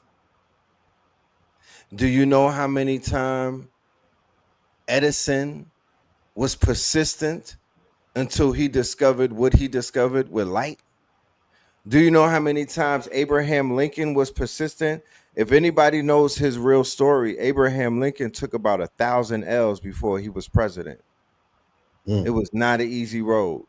Persistence is key. So Mama Pill and her persistence is what we will be celebrating in the spiritual center of New Orleans. It is going to be more like an installation, a demonstration, and a weekend expo. We're going to have music. We're going to have food. We're going to have healing. We're going to have vendors, small businesses. It's going to be fire, y'all. I promise you. And for those of y'all that got introduced to Brother Heru, you know what kind of treat that you're in for. And we have special guests on top of that, Brother Blue. Yeah. Peace to my brother Top Cat in the building. Hey, Top Cat, if you're available, I must put the link in the chat. I want you to pull up real quick and talk about Indigenous Day because we on a marathon right now. Yeah. Today we on a 9/11 marathon. We're talking about all of the things that are coming up for the next quarter. This is the last quarter of the fiscal year. This is time to lock in, y'all. I'm locking in all the way to 2026. I'm laser focused. I'm all the way locked in. And it's gonna be very busy. The quantum realm, the grid is gonna be turned up. So just look forward to us doing a lot of stuff leading up to the end of 2025. It's not how you start the race, it's how you finish it. That part. All right, yes, sir. We gonna be here for 4 hours, so you got time, King. Pull up though. Yes. This is gonna be a marathon, ladies and gentlemen. We got a lot of special guests that are gonna be pulling up, and we're gonna be building on the things that we have coming up in the next few months, which are going to be very pivotal, very powerful. Shout out to everybody who has been putting in the work for this calendar year, everybody that's been taking advantage of the magic power of 2025, everybody that's been failing forward, learning from their mistakes, missteps, and mishaps. Right? Because we're entering fall season, right, Blue? Yes. So they say in the fall is when certain people fall forward, and in the spring is when they spring forward. Okay. So for all of the people out here doing the work, handling the business, it's harvest season. It's harvest season. It's harvest season. Do not forget that. It is harvest season. So it's time for many of us to collect and to gather those acorns in the quote unquote cornucopia for the winter months. You dig? That's right. Winter is coming. I want to play some video clips, Blue. If you don't mind, I want to add on to some of the. Do your thing. Yeah. I'm gonna pick up where you left off. You know, salute to you for being able to put together. I put some things. It's an open conversation. I put some stuff on the board. We can stretch it out. We can talk about it. I mean, it's not end all. You feel me? Yes, indeed. Yes, indeed. Add on. So what I want to highlight first and foremost as we get into this thing and whatnot, I want to highlight the fall. And when I say the fall, I'm speaking about the falling that has been taking place with this culture, right? This culture stood on shaky grounds, right? Wobbly knees, you know, decalcified ankles, right? As it was already wobbling. But what we're seeing is the book ending of things, right? This lunar eclipse and this blood moon represented a closure, a purge. 9. A book. Huh? 9/9. We in the 9/9. 9 year. Right. I'm glad that I lived to see the downfall. So in the echo chamber that I'm in, and I'm sure many other echo chambers, they are beginning to see the breaking of the mirror, cracking of the egg. The same thing that took place on 9/11, 2001. Remember that? It took place in 2007 and has taken place many other 9/11 since then. Remember but that? it is a continuum. Right? That cracking of the egg. Yep. Some slow cracks. Check it out. I'm so glad that I lived to see the downfall of the street nigga. Everybody gets to see how lame street niggas are and always were. Street niggas are jealous of anybody who doesn't have to live by the code that they live by because that's the only thing that they have. Street niggas walk around and they're like, oh, I'm a real nigga. Not because I'm stronger than you, not because I'm faster than you, not because I'm in better shape than you, not because I eat better, not because I can cook, not because I can do whatever, not even because I'm a good lyricist, because these niggas don't even be able to rap. They be like, I'm a real nigga because I got money and I'll kill you. That's it. That's the only leverage they have. Being street is finally out of style. I'm finna throw something on the grill, nigga. This video made my day, man. Oh, we're so tired of it. It's over. I'm gonna tell you something right now, okay? Normal black people, okay? Normal, decent, nerdy black people that like anime and like video games and they don't bother nobody. We cannot stand street niggas. Street niggas make me sick. They're violent for no reason. They're threatening for no reason. They're loud. They're uncouth. They're unruly. They're indecent. They crash out at everything. They can't have a normal disagreement with somebody in public. They can't just be like, oh, it's not that serious. It is what it is. They can't just move on with shit. Everything is a big deal. And if they don't get their way, they act like a female. But they're not females. They're dudes with firearms. They think that just because they have nothing to lose and they will crash out on you, that they get their way. And then when they don't get their way, that's when people die. And I want to stress to other cultures, because I know that a lot of people are fully aware of this. Black people and niggas are in two completely different camps. And a huge reason why black people have such a disdain for niggas is because we look the same. So niggas ruin the public perception for other black people. And it makes me so upset because I'm like, the way that you niggas act scares me too. So how am I gonna be mad at another demographic of people for having the same sentiment? Got the National Guard pulling up to Chicago, DC. It's gonna be so great, bro. I'm so ready. I am so ready for these people to be put in cages because they're animals. They're animals. It's not because they're black. It's because they're black and choose to act like animals. I would rather live in authoritarianism than live in anarchy. I would feel so much safer with the National Guard walking around with AR-15s than I do with these crazy 21-year-old black crash outs with a switch. I just would. Now, a very interesting conversation is taking place in this quote unquote the dichotomy of where this conversation is headed. It deserves a very deep analysis, right? Or a deep dive. You are seeing people like academics, DJ Academics, Trap Law Ross, Poetic Flacco, Seti Nash, which attached them to Adam 22, Vlad and everything, Whack 100. There's a certain type of pedigree, demographics, a certain type of mind state, I would say, where they want to exploit the culture, but they really hate the culture. They want to almost set the culture up because it was always about taking the niggas out, right? It was always about setting niggas up into this sort of like this trap to basically crack, to backdoor and to see the nigga lose. Because they only play around in it, they're not comfortable in the nigga spaces. They love the spaces, but they hate the faces.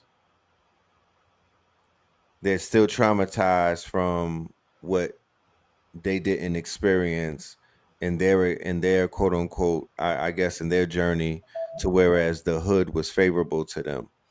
And then there's some, of course, that saw the very dark side of what you call the trenches, and they're traumatized like Young Thug because they lost family members and they felt the bite of the trenches or the hood when it becomes a predator and when it becomes heartless. I'm very wary of people like the young man in the video saying what he's saying because it's not coming from a place of it's a generalization, and it's really coming from a place of, it's almost like a borderline of a Captain Kirk, of a Kirkian, a Black MAGA or something. They're towing that line, and I think that it's very dangerous that they're going to utilize their pain, their fragility, and their disdain, right? Because they have a hatred for the hood the same way that they got a hatred for trans, the same way that they got a hatred for woke. They don't have a problem putting all of those people in a certain type of pot right now. And the timing is crazy because the dude in North Carolina who beheaded the Ukrainian is their catalyst. They're going to use him as their catalyst or their scrying mirror to weaponize or to radicalize their martyr, right? Because he's words are, it's almost like they're shooters and they're quote unquote hitters and their crash outs, they leave behind manifestos. The Kirkian left behind a pact. He left behind a website. He left behind debates. He left behind more than a manifesto. They created more Charlie Kirks yesterday than there was when he was alive by martyring him.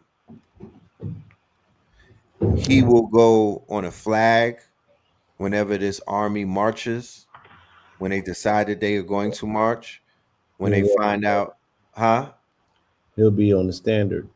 He'll be on the standard. He'll be their saint. Did you see that they sainted the young man at the Vatican? You talked about that? I didn't get around to it as of yet. Okay, that was very important. That's your guy too. You was pointing them out. Yeah, I've been pointing them out.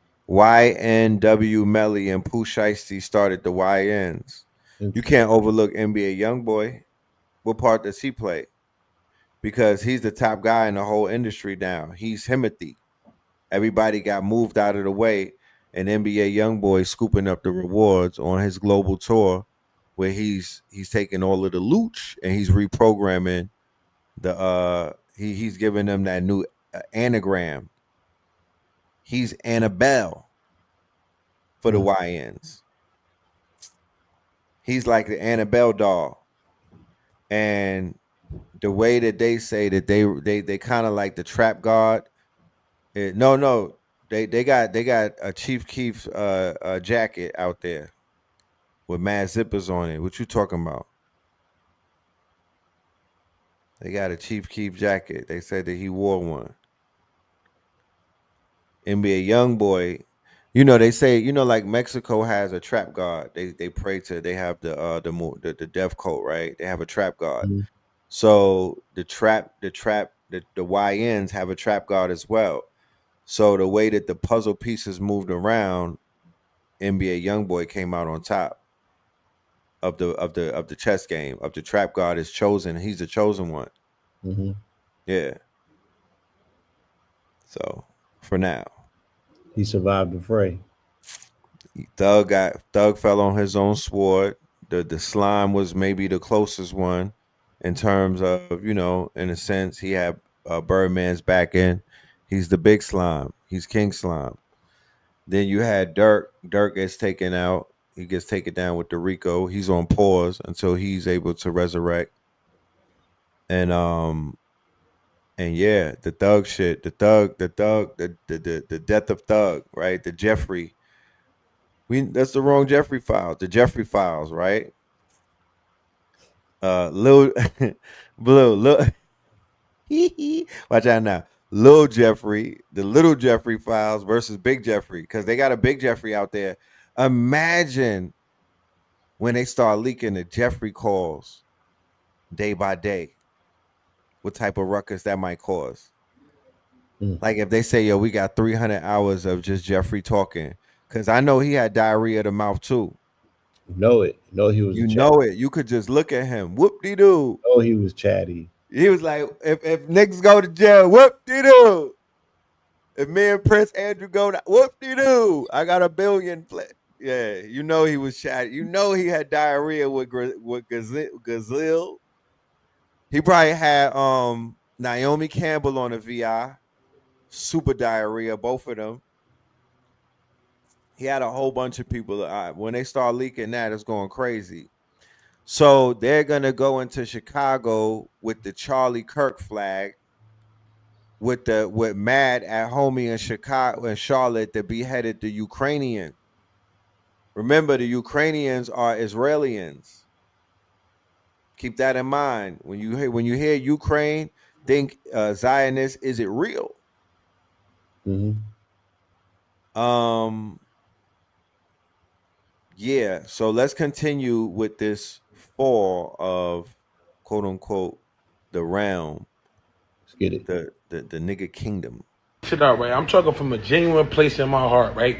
Fuck the streets, bro. That shit come with death, jail, rats, a whole bunch of complicated, difficult bullshit that niggas don't need to deal with, bro. I advise you to go get some money, build your family, take care of your family, and do something constructive with your life. The street shit is whack, bro. You feel what I'm saying? And salute to the niggas had to go through that shit and endure different shit that they never endured in their life. Go through things, go through jail, all types of shit, right? But the streets is fucking dead, my nigga. That shit is weak, bro. That shit is weak, my nigga. That shit is dead, bro, for sure, bro. And I know you hear it all the time, bro. That shit is bullshit, bro. It's filled with a bunch of crumbs. It is filled with a bunch of real niggas, too. But that shit is weak, my nigga. Leave that shit alone, bro. That shit is weak. Fuck the streets, my nigga. You know what I'm saying? We could do shit for the people in the streets. We could do shit for the streets, build the communities up and shit like that. But man, all that negative other shit, man, fuck the streets, bro. That shit come with death, jail, rats, a whole bunch of slime ball shit, and a whole bunch of shit that we don't want to deal with. We only get one life to live, my nigga. Niggas want to live it in despair and fucked up, and your mental, you got to watch it back. All this goofy shit. Fuck the streets, man. Get you some paper. Go far as you can, build your family, build your life, take care of your kids, take care of your family, and do what you gotta do. You feel what I'm saying? Fuck the streets.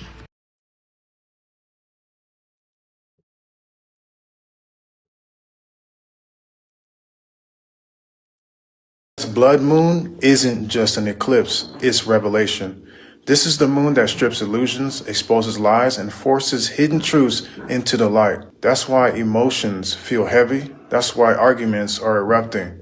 And that's why people you thought were loyal are showing their real face. The blood moon doesn't lie. For many, it feels like chaos. For the aligned, it's freedom. Every tear, every moment of anger, every illusion falling away is you being freed from what was never yours. This is not the time to numb it out. This is the time to align, to transmute, to command your reality as if it's already here. And if you don't want to go through this shift alone, I've opened up a private circle on Telegram where I share guidance, protection, and activation during these cosmic.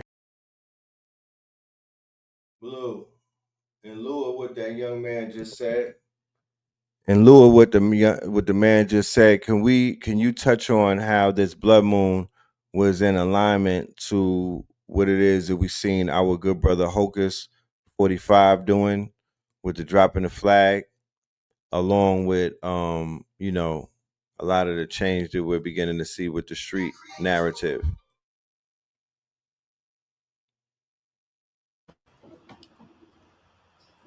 Yeah, I mean, what do you mean outside of the fact that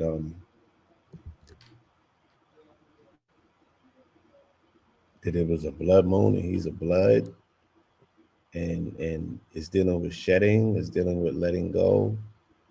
You know, it was a corn moon, it's a harvest moon, and you know, at a particular time like this, they said that they are sowing what they reaped, and what they're sowing is RICO charges, and or what they're reaping is they're reaping repo. They're reaping RICO, and Right. they didn't even sow it.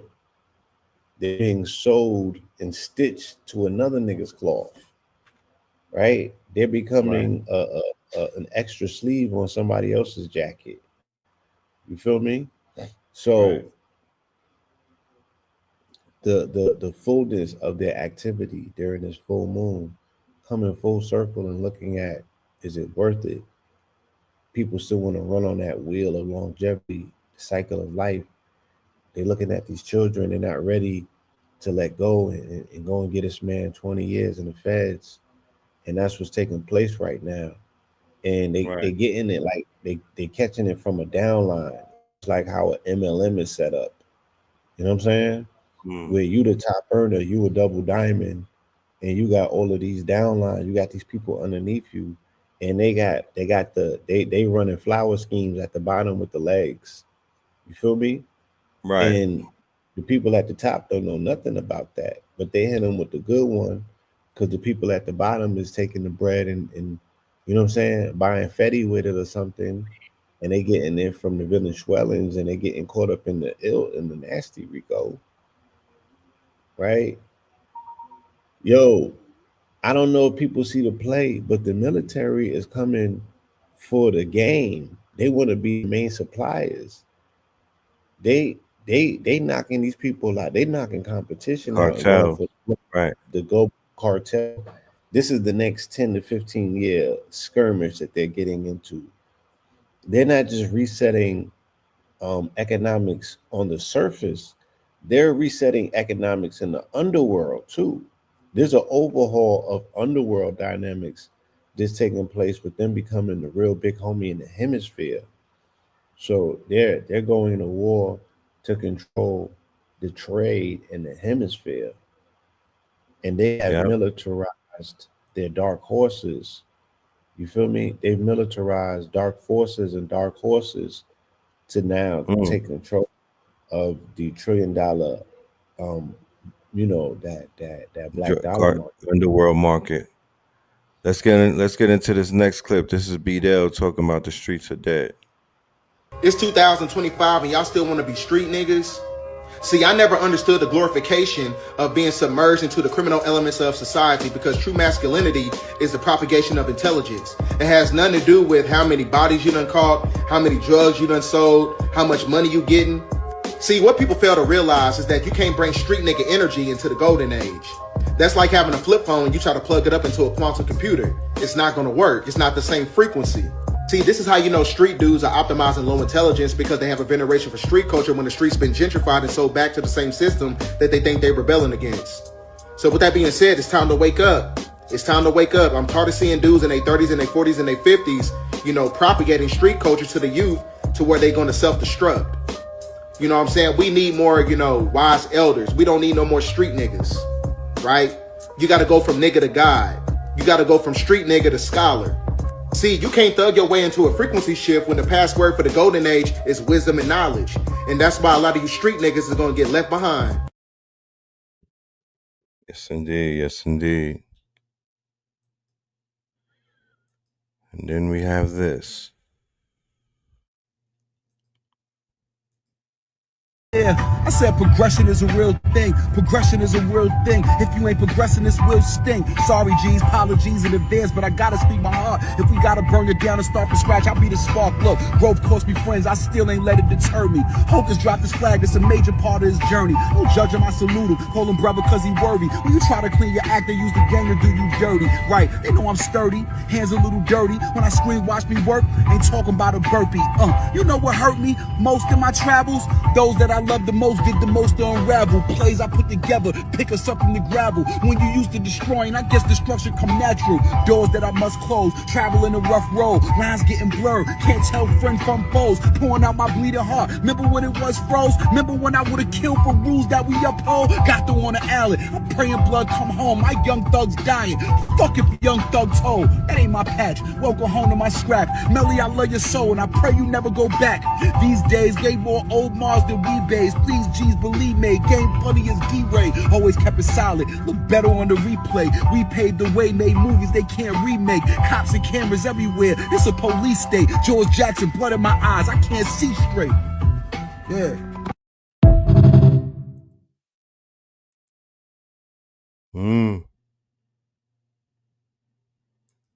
It's 2025 and y'all still want to be street niggas? See, I never understood.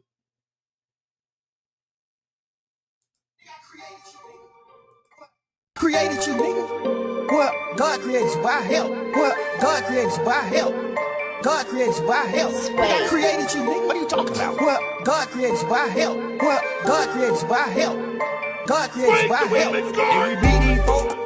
Whoop they do? Who they do? We beat them. If I didn't meet you and you gay, whoop they do? I don't got nothing against gay people. Chillin' when you hot pepper. Get the niggas up. Okay, this nigga chillin' when you hot pepper. Fuck that nigga. Get the niggas up. Damn, you 47? Yeah. I'm too old, bro. I'm 47. I ain't trying. Damn, you 47? Yeah.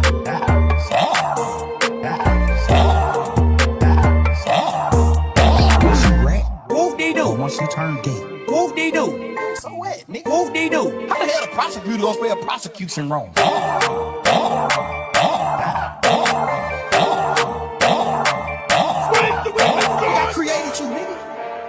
God created you by help. What? God created you by help. God created you by help. Nigga, I created you, nigga. What are you talking about? What? God created you by help. What? God created you by help. God created you by help. And we beat these folks. Whoop they do? Who they do? We beat them. If I meet you and you gay, whoop they do? I don't got nothing against gay people. Chillin' when you hot pepper. Get the niggas up. Okay, this nigga chillin' when you hot pepper. Fuck that nigga. Get the niggas up. Get the niggas up. Damn, you 47? Yeah. I'm too old, bro. I'm 47. I ain't trying. Damn, you 47? Yeah.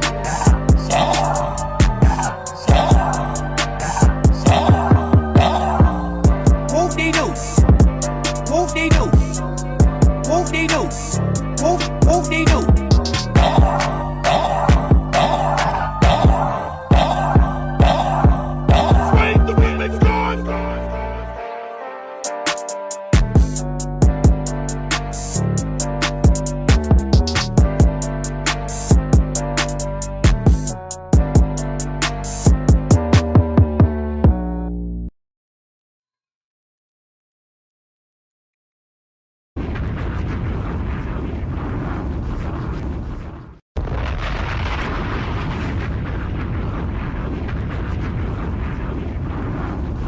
Whoop-de-doo.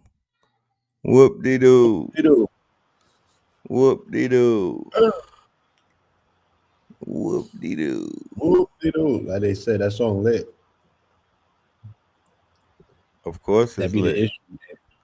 People be doing them knockoffs, they be clipping them up and them joints be lit. Be like, yeah, that.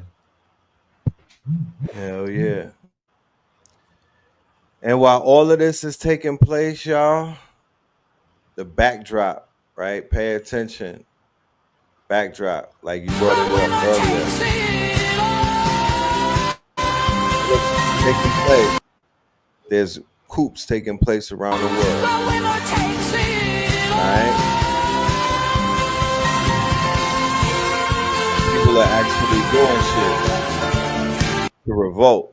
You know, they're taking advantage of this moon. They're taking advantage of the alignment, taking advantage of the energy on the planet. So everything is in alignment. Everything is in alignment. Everything is going according to plan. You know? Yeah. They are. That's that Pluto and Aquarius energy. Yeah. They riding the wave. You know what I'm saying? That revolution. It's in the air. Yeah, it's coops, man. It's shit going down. Yeah, these Jason months is lit. Oh, the Jason is Jasoning. This Jason is Jasoning, ladies and gentlemen. Let me get into another clip, if you don't mind. Let's talk about your exception, confusing your genetics with actual Reed and Michelle Obama. Could we go into Charlie? You can do whatever you feel. We cruising. All right, let me introduce you, ladies and gentlemen, to Charlie Kirk. But before we get into that, let me give you this word of announcement. Stop, y'all keep talking. Huh? You keep talking, man. You shut the fuck up.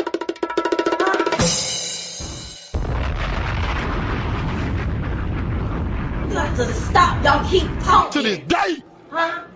You keep talking, man. To this day. You shut the fuck up. Huh? Just a little word from the sponsors. You know what I'm talking about? Just a little word from the sponsors. Yeah, check this out.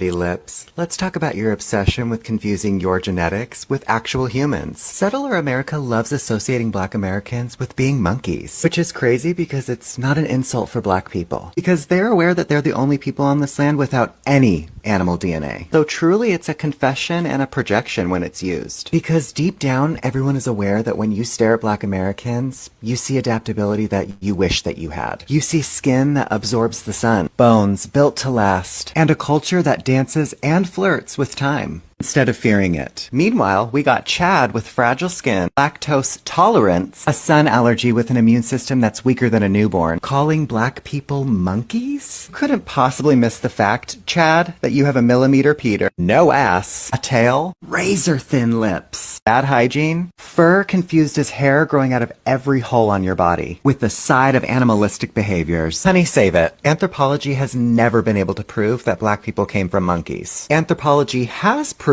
however, that colonizers have been obsessed with pretending that they aren't the actual evolutions of primates. If Black Americans are monkeys, then why is everyone chopping their bodies like bell peppers to look like them? You wouldn't knowingly try to surgically imitate a monkey now, would you? Yeah, I don't think so. Continuing to disrespect the original people is only going to make things worse for you. So next time you think about calling a Black person a monkey, flip the mirror. Let's look at the group who has a history of lice. And then let's look at the group that almost never gets right, Infinity Lips. Let's talk about your obsession with confusing your genetics with monkeys, which is crazy.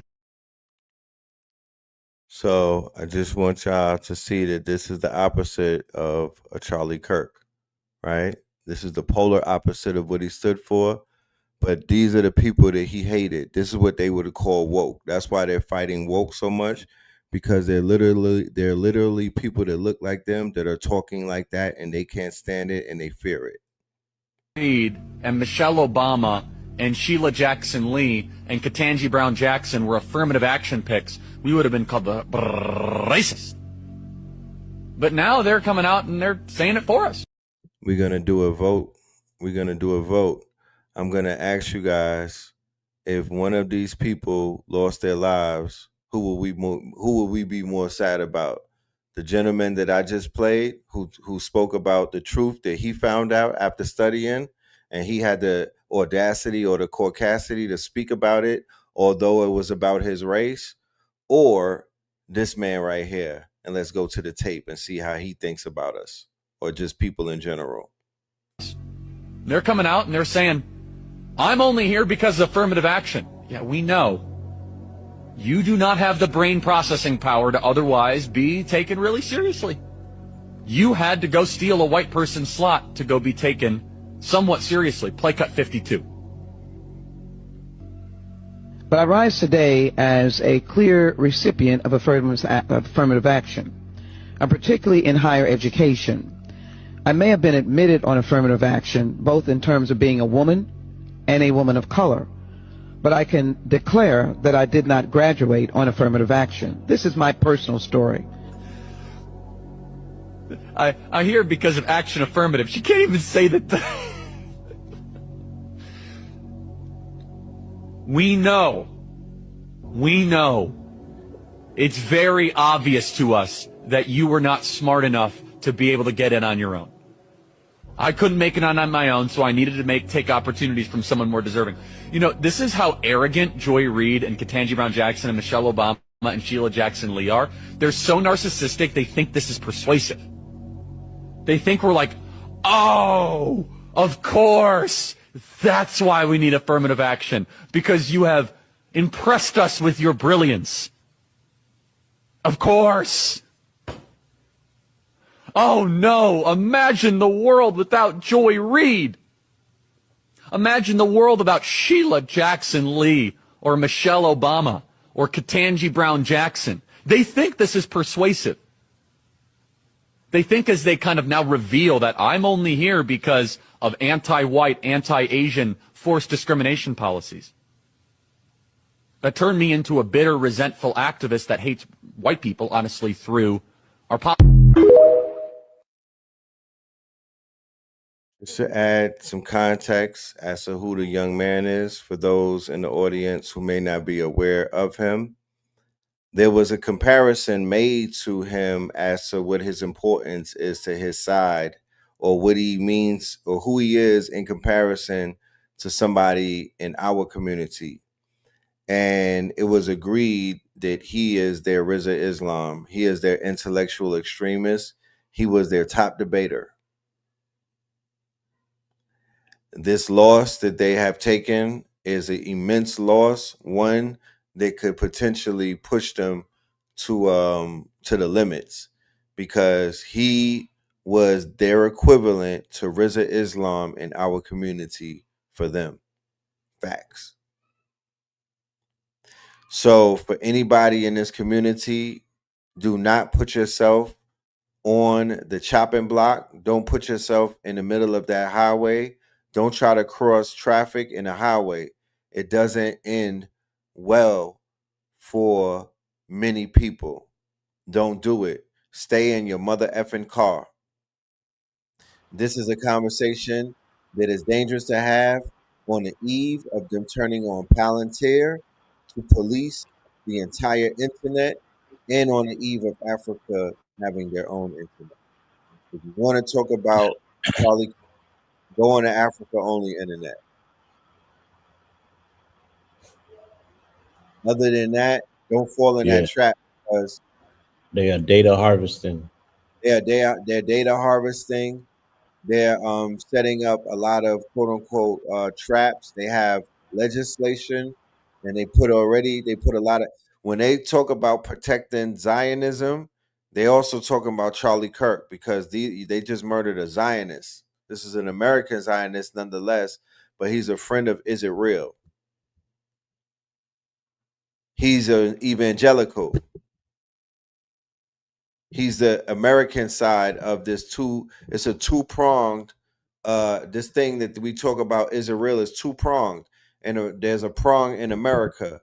And that prong in America doesn't come from the background of the Eastern European that's over there in the Middle East.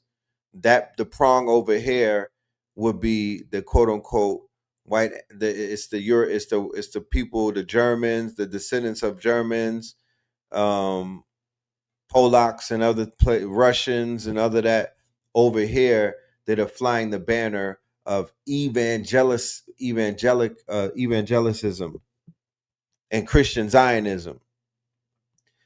And the fact that it happened in Mormon County is very interesting. Man. And it was said that it was a trans activist, which would be a continuum of the last mass shooting that took place inside of the children who were at mass about 2 weeks ago, right? They said yes, correct. Had, it would be an echo as well because he was speaking actively. His last words were about mass trans shooters. The mass trans shooters, right? That was right. Then it was a shot, and then it was also an attempt to say something about black on black. I believe there was something said about that.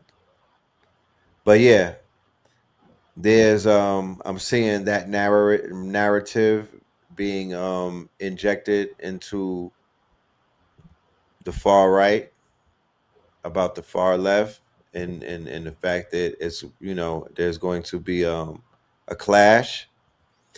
But Trump marching into Chicago in some strange way, ladies and gentlemen, it almost casts a web where all of that becomes one.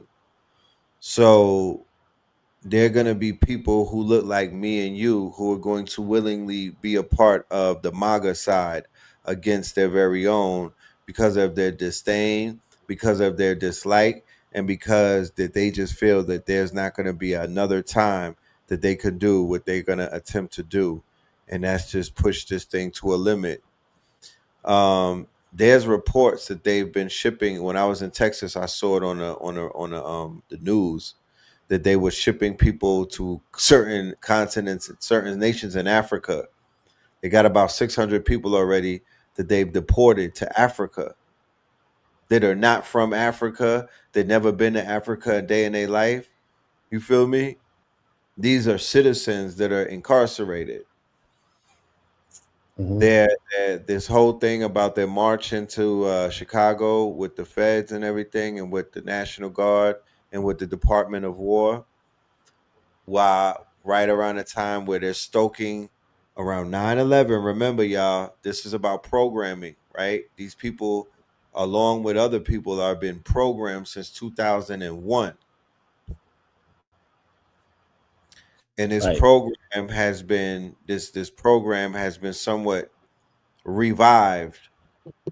So let's take an overview, right? Yes. We're 24 years in. What do you consider? What's the short term? What was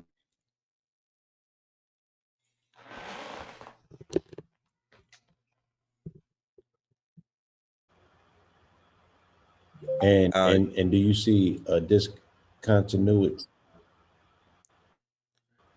You started to break up as you posed your question. So can you repeat that so I could fully understand it?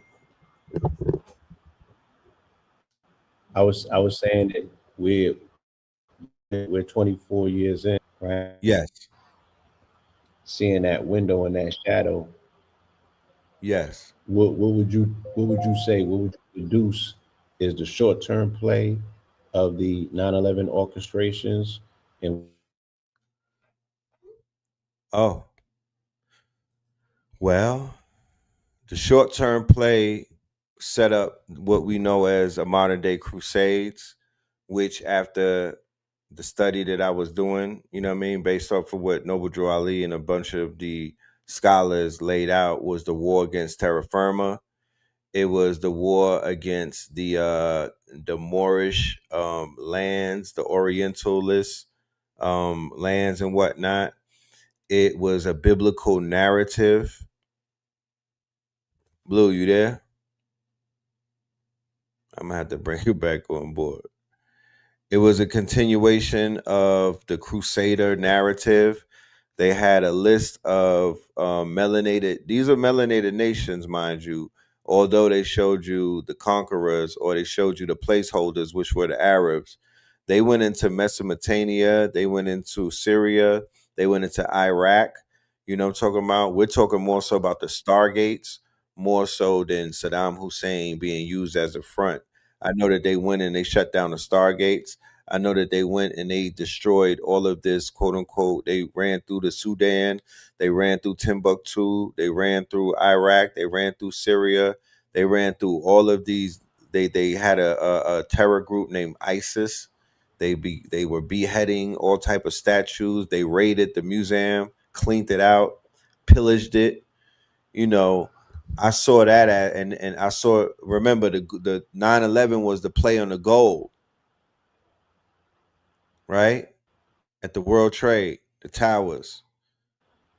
They took the gold. That's the movie with Ice Cube and all of them three kings. They took the gold. Yo, right. Die Hard listen. 3. They took the gold No. from under the Trade Center, Oh, yeah. and they took the gold in Iraq. Right.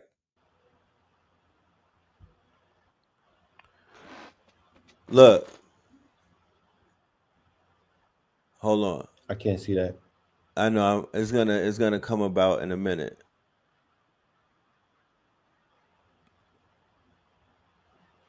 Let me see.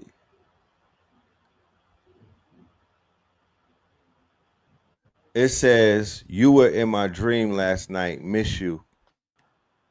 This is a text message in my phone. You were in my dreams last night. Miss you. Then boom. The sister right peace family. I had a dream about you last night. Red Pillar LOL. Right? This is on the eve of this moon, bro. Like the astro traveling. You know how Frontier they selling that pass where you can fly all year for $250? You know about that, right? Yeah. Yeah, I think I got the Spirit Airlines all year pass because I'm on, bro. I be on Astro Spirit Airlines like a motherfucker with no bags, and you know what I mean. Skip lagging it through the cosmos. Lagging it. I be skip lagging it through the Astro realm, bro. Just traveling. Real quick, ladies and gentlemen, I don't want to forget this. These are flyers to monumental shows that we did on 9/11. This is part of history, Moorish history, right? I'm also going to speak about the long play, Blue, because you asked about the short play. So the short play in 9/11, the short play in 9/11 was Sophia Stewart's Matrix. 9/11 created the Matrix from a movie to a reality. That's what 9/11 created. 9/11 helped to create the internet, social media, and the formation of what we know today as the Matrix. I believe 9/11 was the catalyst to that. That's the album cover, Blue. If they take a picture, that's a whole album cover. They could just put a title on it. 9/11 was the catalyst to the Matrix. It also brought in the Patriot Act. It also brought in surveillance. It also brought in propaganda. It brought in a few other things. But 9/11 was the beginning of the Matrix. Henceforth, in 1999, the movie The Matrix came out. In 2001, we didn't have shit like social media and the internet like that. We didn't have none of that stuff. But lo and behold, right? We turn around and you know, this is the world that we're living in. It's a whole new reality. It's a whole new reality. Something that just came out of nowhere. So I remember when the conversation about the planes being a hologram, right? They were posing the an observation and a hypothesis that the planes that hit the tower may have been a hologram. And I remember people saying it's impossible. There's no way that could be a hologram. There's no way that could be AI. There's no way that could not have been real. Come to find out, it is. They have the technology and they're selling it to the public right now. It's not even Project Bluebeam at this point. Right? It's not even Project Bluebeam. It's Oculus Rift. You know, it's other companies before Bluebeam.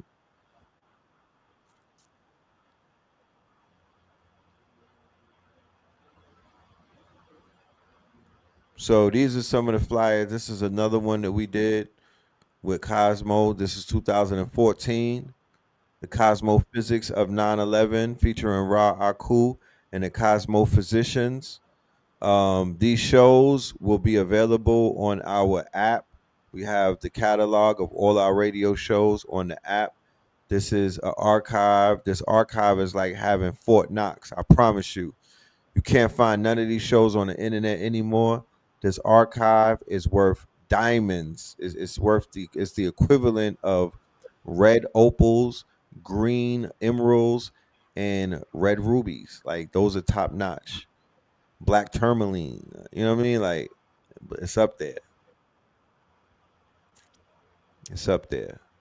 So 9/11 opened up a portal to information that wasn't necessarily available to the masses prior to that. H Factor, I see you in the building. Let me bring you on stage, King.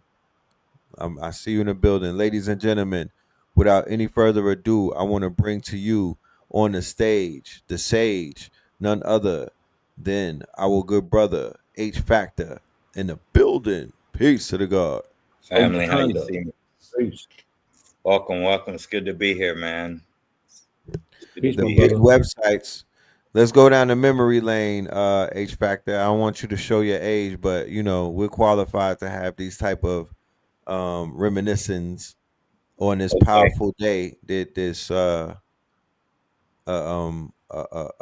repeating reference point, I would say. Yeah, no doubt. It's a loop. You know what I mean? Every time we hit that bell, every time we hit 9/11, it's a resetting. It's a loop. I remember clearly there was a rap battle that took place in 2007 between Kanye West and Curtis Jackson, aka 50 Cent. Back when those rap battles had a lot more weight than it does today. Like there's battles that are happening today, but back in those days, those battles were a little more the people took it a little more serious because media and the industry just was built differently, right? The access was different.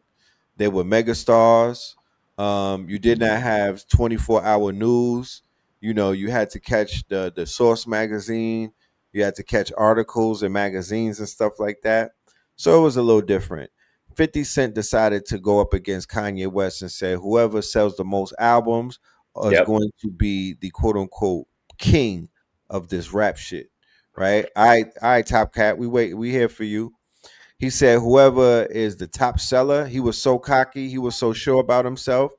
He said whoever sells the most album will dictate what the next quote unquote what the next era of music is gonna sound like. That's how far the stakes was. And 50 Cent was able to say that back then. Jay-Z was being conspicuously quiet. Mm-hmm. Kanye represented at that point because he was on MTV. He had a special on MTV where he was speaking about he was one of the artists that was willing to take up for the LBGTs and whatnot and what they call a marginalized community. This happens to be before the arrival of Obama and his agenda, right? Mm-hmm. Kanye West was the first one who was affirming that he was going to stand for that agenda. Although, albeit he said that that's not his community, he said that he did want to stand up for them and represent for them, right? They were marginalized. 50 Cent was like, there's no way that this nerd, there's no way that this one album wonder, there's no way that this quote unquote scary dude, there's no way that this Poindexter, this blurred, is going to best me because he figured that the people were not ready for change. Brother H Factor, do you remember those times? I remember that. It was on MTV was 106 in Park. I remember they brought out 50 Cent, Kanye at the same time. They were making a big to-do about it. And, you know, I wasn't as woke back then, so it was just purely consumerism for me at the time. It was purely like, you know how it was. We watching TRL and 106 in Park and Video Soul and all that kind of stuff. Right. And I was like, what are these guys doing, man? They just out here making up a reason to fight. But there were much bigger stakes, apparently, you know, than we realized. Way much bigger. It was the battle between the street nigga and the nerd at a time when the nerd did not have a platform, at a time when the nerd who rapped and the nerd who had skills, they were conspicuously very introverted because they didn't have platforms. They had even it was such a degree H Factor. It was so crazy that even amongst Dead Prez, who kind of was running conscious hip hop at that point, they were not even making it comfortable for the nerds because Dead Prez was bringing the streets around the nerds. They were bringing the streets around Talib Kweli's bookstore. Yeah. Well, let me say this. It's funny how those two characters have totally flipped on a spectrum, because I would call 50 Cent a nerd now, and I would call Kanye a wannabe street nigga. And I think you know, those avatars have totally flipped. Not only that, my good brother. this. Not only that, but his father or his big brother Jay-Z is walking around looking like Basquiat, right? He's speaking about crypto. He's speaking about tech. He has art collections. He drinks with his pinky up, right? He's in galleries and whatnot. He's the sophisticated savage. He's known to have intellectual conversations, although you might not see it on the internet. But the people who come across him say, nah, Jay is talking on levels where he's tapping into a higher type of frequency. Him and his wife are rumored to even be spiritualists. Right? Mr. Backpack, Mr. Conscious Backpacker, Mr. had the skeleton key to all conscious artists. They were rocking with him the long way. He had Common. He had Mos Def. Mos Def told him about the Moors and whatnot. Yeah. Common was teaching them things. He had Jay Electronica. Like, Ye was tapped all the way in to be something bigger than what he has ever become. And he forfeited that during the era of Watch the Throne, where they destiny swapped. Jay-Z became Kanye, and Kanye was giving him niggas in Paris. He became he was able to step not in his shoes, but in his world. Yeah. And then he let Jay-Z into that world where he's nestled right now comfortably as he, you know, as he moves the pieces around in this industry. Comfortably is the questionable. I consider him to be stressed the F out whenever I see him. You know, he just seems like somebody on the verge of suicide to me, you know? And if that's comfortable, then I'm, he's fighting with his baby moms. But there's a trait that they teach some of the best students in West Point that they also simultaneously teach some of the best street soldiers in the trenches, and that's how to operate at your highest capacity under fire and under pressure. Facts. So we actually know how to function.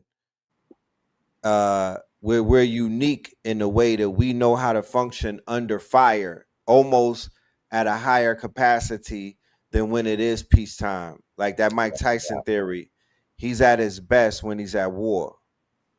And when he's not at war, he's destroying himself because he was somewhat programmed to kind of like be at war constantly. Like the Mike Tyson breed or the Mike Tyson DNA, it's a Brooklyn DNA, but it's not a lot of them left anymore because they really crashed out. People, they use the term crash out these days as if that's something new, not realizing every generation has kamikaze. So they call them crash outs, but they're kamikaze when they're in Japan. They're Unabombers and they're quote unquote they're like crash outs in Afghanistan, but they're the crash outs of Afghanistan. They're gonna walk in the spot with the suitcase. Yeah, no doubt. Out here, they're gonna be Young Woody and Kirkwood running up on people with Kirk in their names. Captain Kirk's sending them up. Beam me up, Scotty. Right?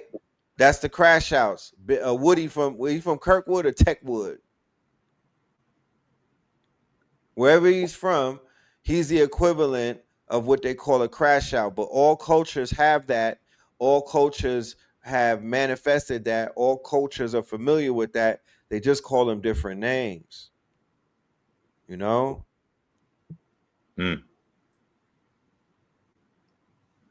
Main ingredient is drugs. That's right. You know, if you look at Mogadishu, if you look at the Houthis, again, it's all, you're right. These are crash outs, right? Who have been organized to a degree. But radicalized, organized, introduced to substances. Right. And substances is a critical part of the whole crash out, you know? But the tie back to 9/11, though, and back to, I guess, my experience, you know, I was in the military on 9/11. I was in the Army. And I was on my way into base. It was at like 8 a.m, you know, and I'm watching the news, watch that happen. So within an hour of that happening, it took 3 hours to get on base. Just the level of rapid security increase, response to chaos took 3 hours to get on base. And yeah, everything about us changed from that point. It was all about the response, and we ended up stuck in that response for 2 decades, you know? 2 decades. If we had thought going in that we were going to be coming out of that with our tails tucked between our legs, dragging people off of planes, boy, what a magnificent exit for a magnificent entry. It was, this is theater, right? And to have taken part in that theater, to be part of that, to have put your life on the line, and as an extra, as a NPC, if you will, you know, there's a lot of us who are still reeling from our participation and the after effect of all of that, you know, beyond just the politics of it. I'm talking about real niggas, boots on the ground, getting real bullets shot at their ass, coming home with real scars, real war wounds and shit to deal with, real issues that are still manifesting in their lives right now. And I think for me, I put my life to trying to help them, you know, trying to focus around fixing them and making sure that they get their just due for their role in this damn theater that was, to me, an insurance play more than it was about healing the world. We weren't trying to get mass destruction weapons. We were trying to come up with a reason to get rid of asbestos out of a big ass building. You know what I mean? So yeah, I think the more we memorialize it and think about it and process it, we can't forget to remember the truth about all of this. And they call it woke, but I call it, let's address, you know, the real shit, the evidence. How does a building fucking fall? That's the size of a damn university. You know what I mean? I don't know, man. I'm still so red pill about all of this. You know, I'm still very, because for me, the accountability is I had to take my ass up there.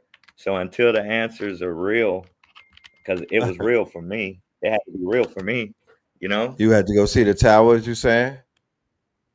No, I had to go see Saddam.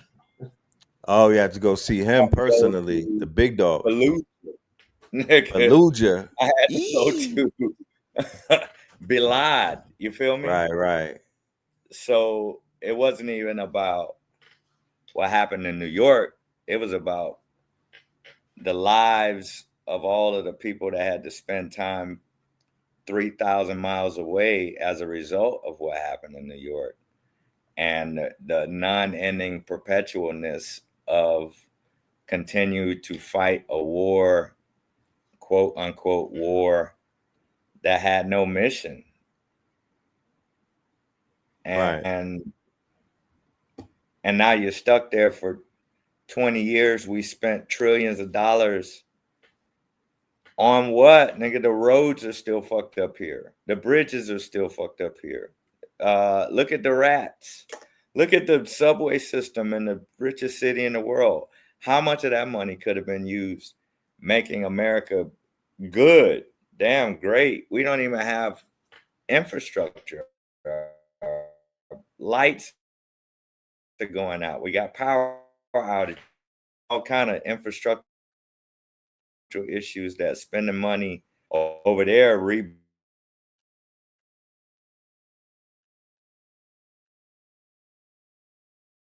Yo. Frozen Rasta. Yeah, they be freezing all my people like Han Solo and whatnot. I don't like that. YouTube, I don't like that. Y'all freezing the guards and whatnot. Like this is on like they Han Solo and shit. You know what I'm talking about? When they start cooking in the kitchen with Kaya. But give the family a minute. We're going to be moving forward with the bills. Today is a marathon, ladies and gentlemen. We have a Stream-A-Thon, the 9/11 4-hour Stream-A-Thon. I want y'all to sign up to this workshop that we got coming up on November 1st with Father Rich. I need y'all to sign up. We are building up a Discord community. Shout out to everybody in the Discord community. We are going to be building up the Discord community. It's going to be all things AI. We're going to be making bread as we move on to the November 1st. We're going to be making bread every day inside of the Discord, if that's what y'all want to do. We're going to be adding value. We're going to be teaching. We're going to be upgrading people's AI profiles and digital footprints. 13 years ago, 11 years ago,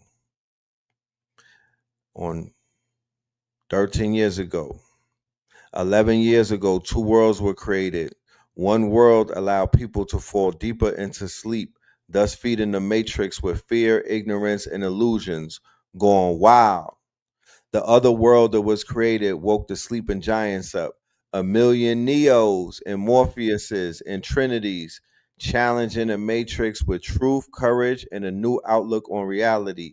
Salute to all those who took the red pill, right? That was on 2012, right? So many people since 9/11, 2001, right? So many people have used this as a catalyst. This was Taj Tariq on the show on 9/11, 2013. This was a classic right here with a special segment by Dorothy Muhammad breaking down the detailed name analysis of New York, New York, right? These are going to be available on our mobile app. We got a mobile app on the way. as soon as we vibe code it and put it on the app store, we'll make the announcement, and y'all are gonna have KTL Radio right on your phone, push button, like the iTunes store. I want to bring on the stage our next guest, ladies and gentlemen. We have a legend in the building. This brother has a historic event coming up in the city of Houston. He just laid out the red carpet for me out there. Matter of fact, I gotta grab them shades that he passed. I got the brother's industrious Indian. You know what I'm talking about? He got his own glasses line and all of that. I'm gonna bring it up in a minute. But without any further ado, ladies and gentlemen, I bring to you the legend, none other than our good brother, the legendary Top Cat in the building.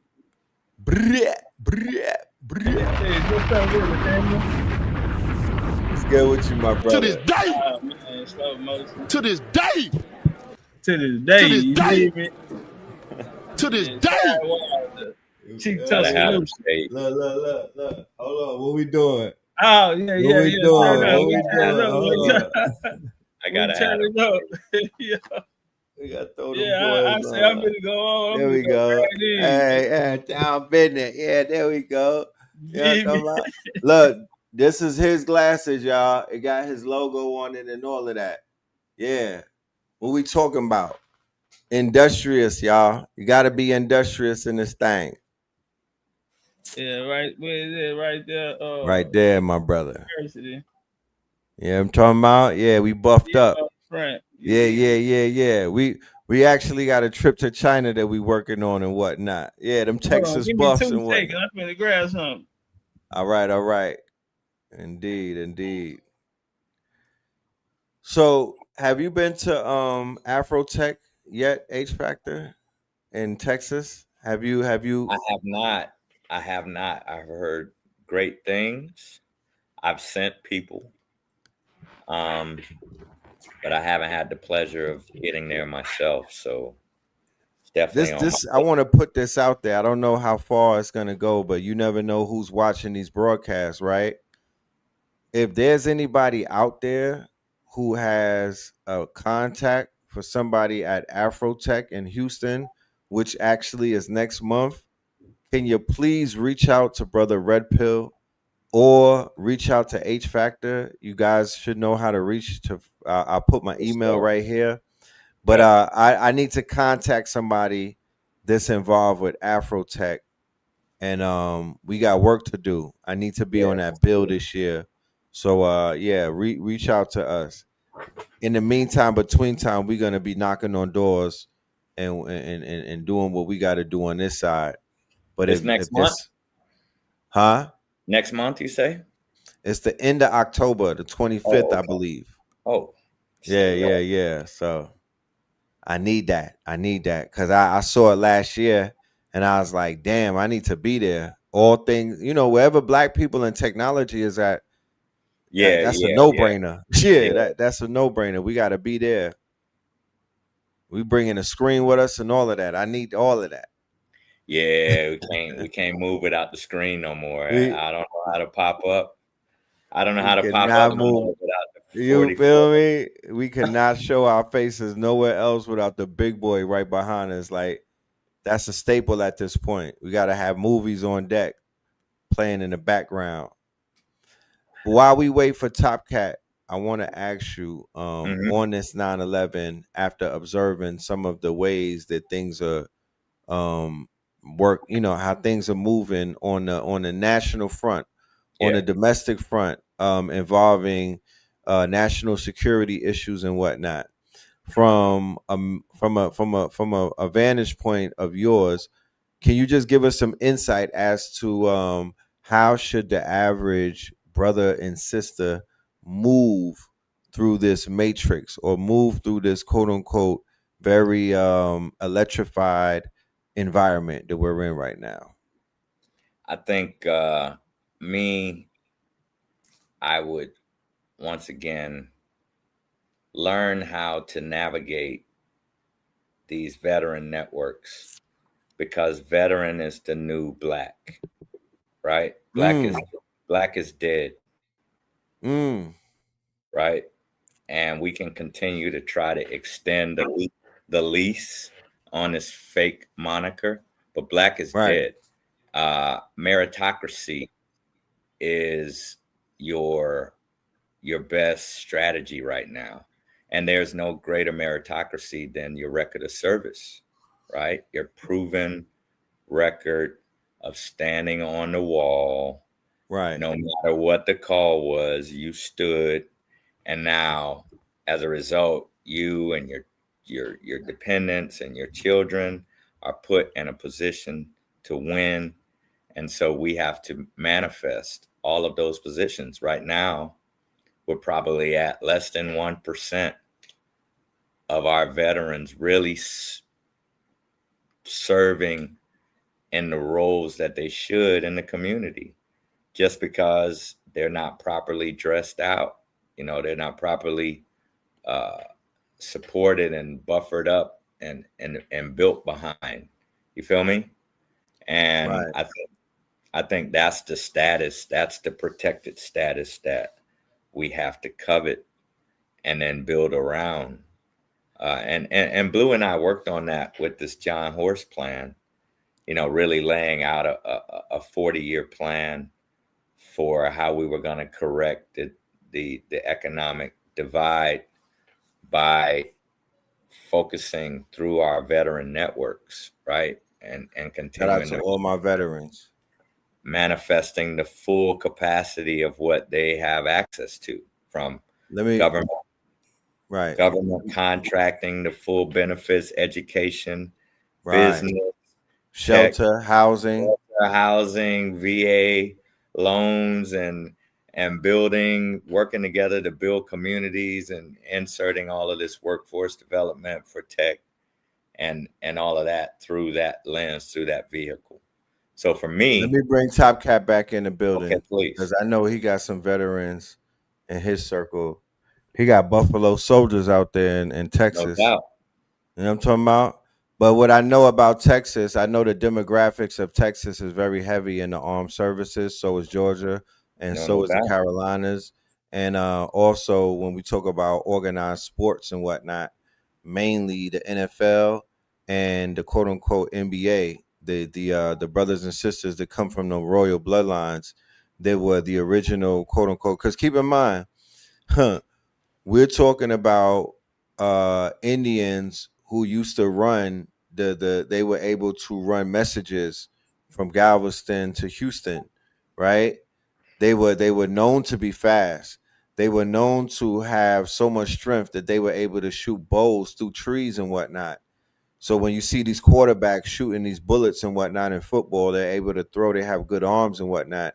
A lot of that comes from our natural abilities, our athletic prowessness that we already had, because there were generations that were at war, right? Those brothers coming out of Florida, just whooping them damn football teams and whatnot, FSU and all of that. Yeah, those are them Seminoles that was kicking ass. The SEC. The SEC. You feel me? All of them. They're like 2 generations, 3 generations away from the inhabitants of that land that was whooping on them white boys and them goddamn them conquistadors and those amalgamated Moors that were trying to run down on them. Nah, that's real talk. You know, Texas is a revolutionary state. Florida as well. In 1829, 1822 is the first time that slaves even got to Texas. 1822 through Moses Austin, Stephen F. Austin, dad, and they brought the Council of 300 in.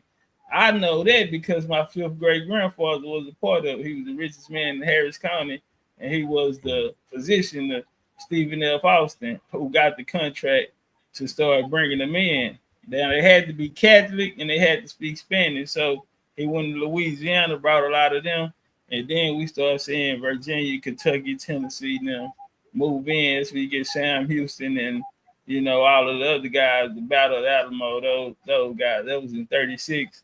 And then 40, they passed the Ashwork Act trying to remove all Indians that look like us out of Texas. Off the land. That started, And so it went to after the Civil War where it kind of calmed down. But the north part of Texas was always meant to be a free state, and they was going to enslave the South. Same for Louisiana. Right. Texas, yeah. East Texas. So, my I good wanna brother speak to- Top Cat. Go ahead.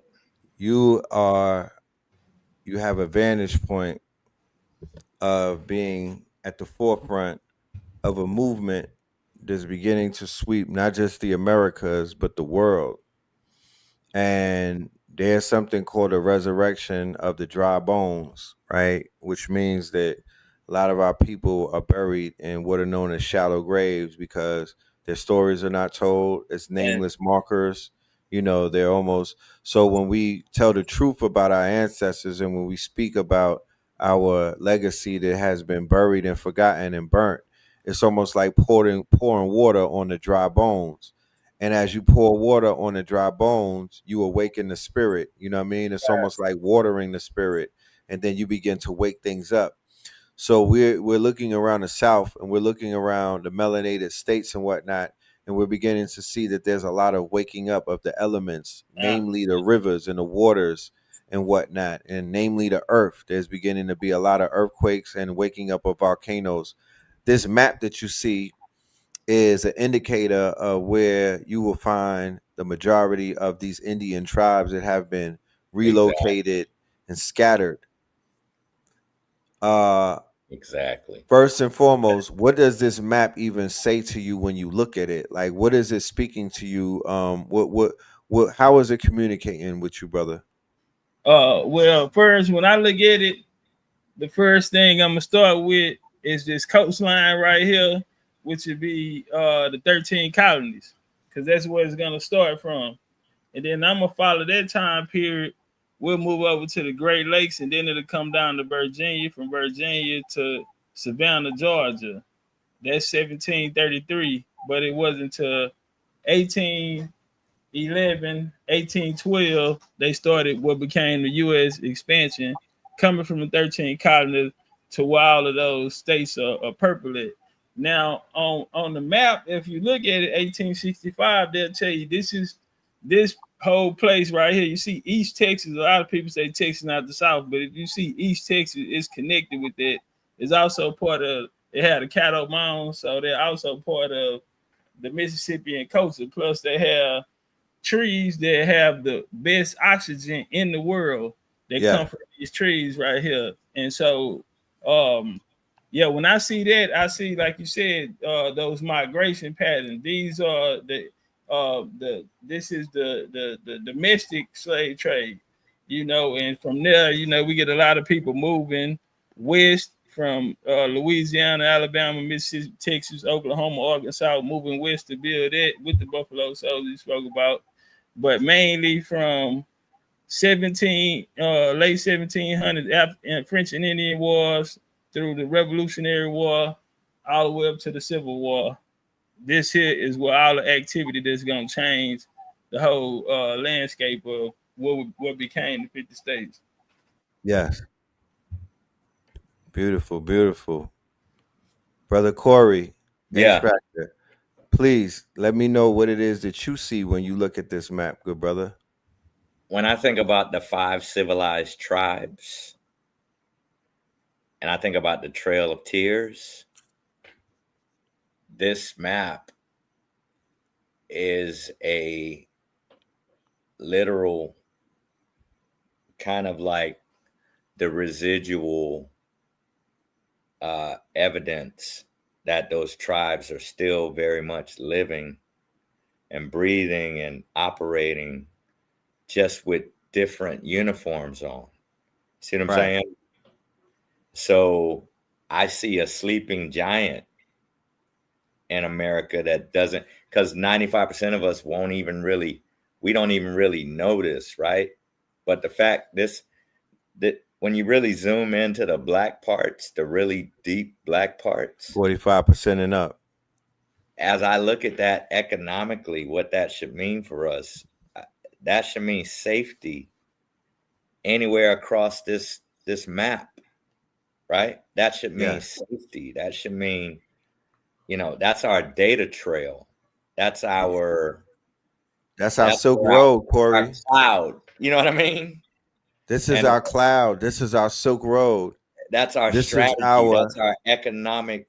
You know, that's our voter base. That's our spine. That's our our body spine. policy. that's our spine. Yeah. Yeah, That's So our they call mycelium network. every strategy for the next 5 years should be about the economic interconnection of these black dots, right? Right. And but this is me with a 20,000 foot view of our community, and the issue is that we're all 10 toes down individually, and we haven't really operated as an organization for over 5 decades. You know what I mean? I'm So glad that you brought that up, my brother, because I don't mean to cut your wisdom. Go ahead. I think, but we're now, the stakes are higher now than they were in the 50s. The stakes are higher now than they were, goddamn it, since Reconstruction. Yes, they are. When it comes to the climate of collective community self-determination, you know, the stakes are higher because they're snatching your children up and putting them in these Alcatrazes, or sending their ass to Alligator a whole Alcatraz. nother country. You know what I mean? Facts. So the stakes weren't as high like that in the 50s. Yeah, they were doing some. I will tell you, since I would say the early 20s, we haven't seen an environment like what we're in right now. And in the early 20s, black folk were not even allowed to live in North Carolina. They were literally strange fruit. You know what I mean? Right. But they're trying to bring a very strange fruit-like environment where it's not done in the streets. It's done in the prisons. It's done in and prison is not state. I'm talking county jail is prison. I'm talking local municipality is prison.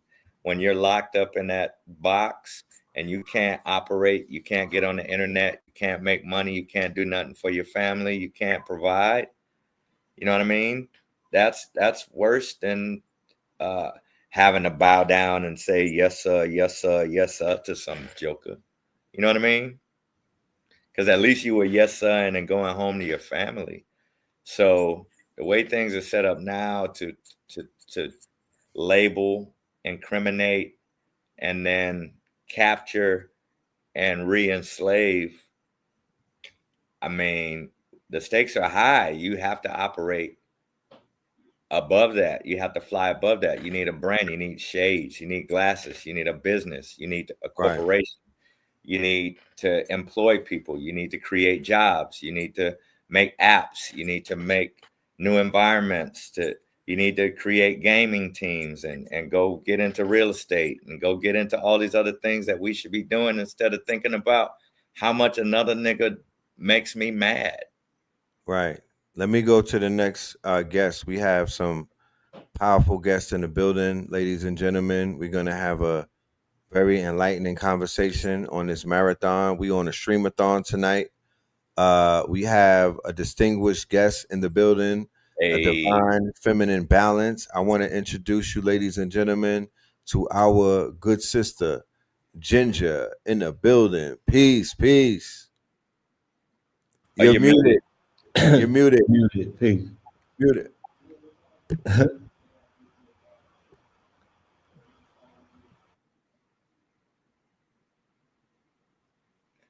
You're still muted. There you go. It should be a mic icon. Let me help you. You're unmuted, but we just can't hear you. You're not muted. We just can't hear you. Your mic might not be plugged in. Okay. All right. Yeah. Blue, let me know what you see in this map right here of the it's powerful, man. This map. I see the data center. Like I said, I see I see a micro brain. You know, I see a spine. I see potentiality. You know, I see a power network. Feel me? Yeah. I see a power nexus. I see nodes. I see a master board. I see a motherboard. Um, I see distribution, Yeah. right? And once we understand, you know, regional distribution, once we take control of our distro, you know, it's a lot of us with products. It's a lot of people even with services, but that distribution, you know, how to open up this corridor, especially when it comes to food. Feel me? The trade routes. It's the Black Silk Road. The Black Silk Road. Look, like with Top Cat, with the Indians, the trade routes, the trails, right? Mm-hmm. What they were in control of, that they turned into the highways. If right? the lights went out and you had to go by foot, you would want to know this map. Right. Yeah, and they built them in quilts. They also built them in songs. Down in New Orleans, they had a song called Hey Pop Away.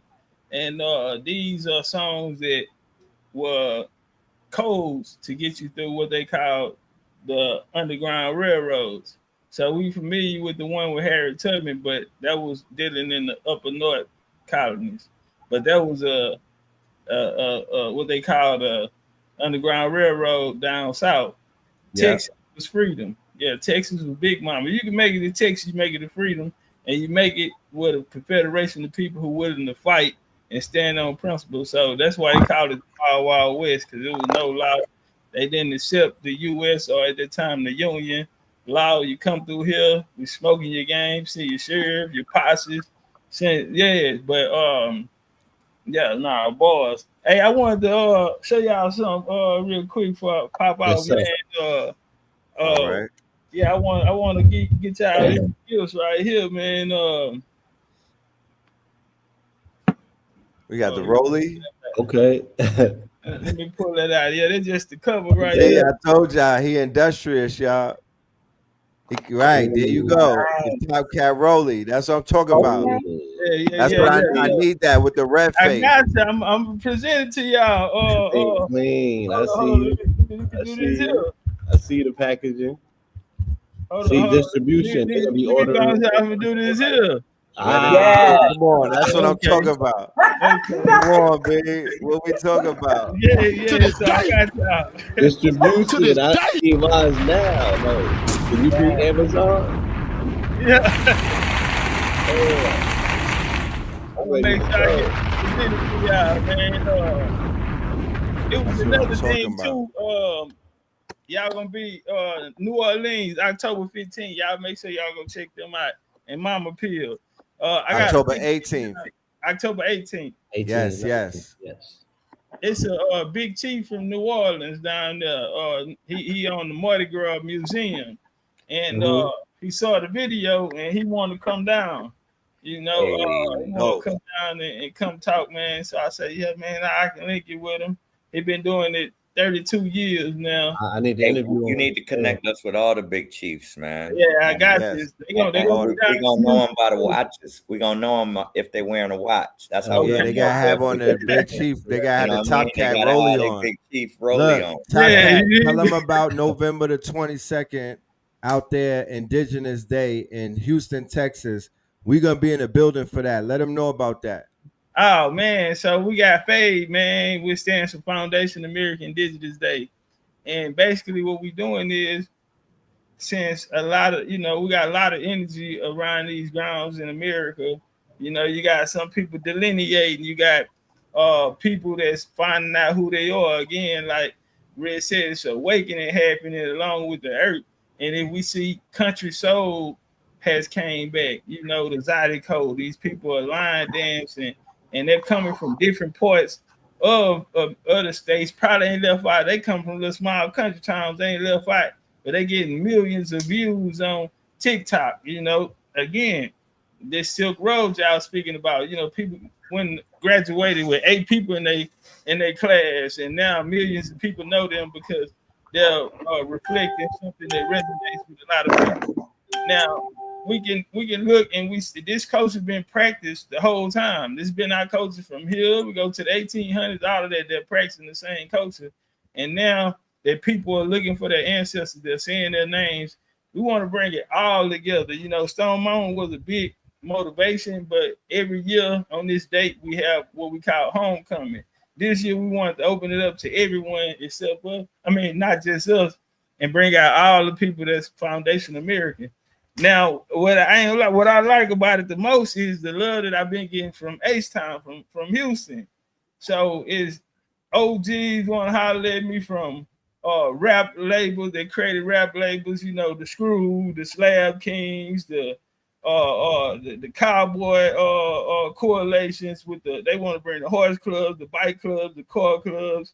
Artists has been hitting me up.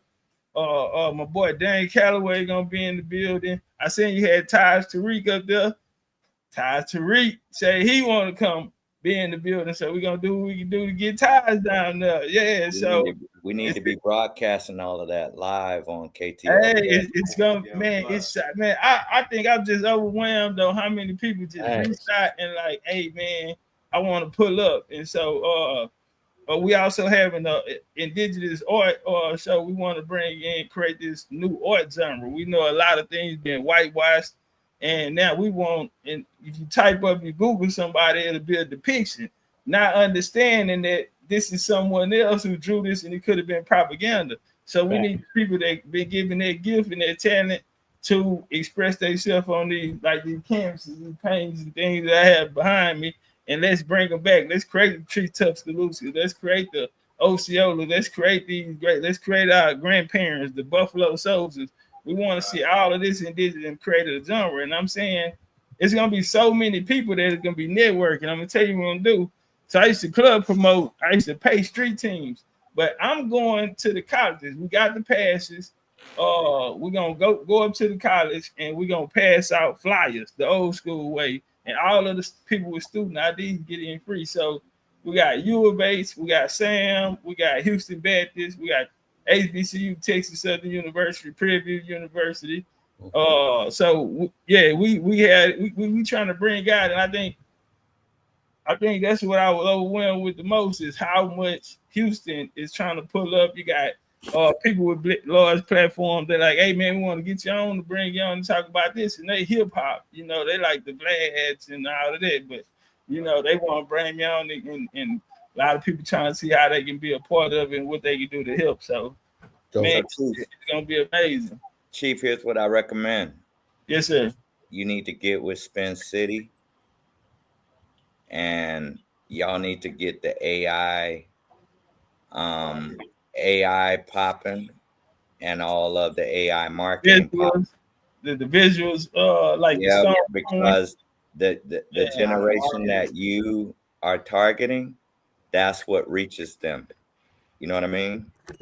And for what you're talking about with all the characters and the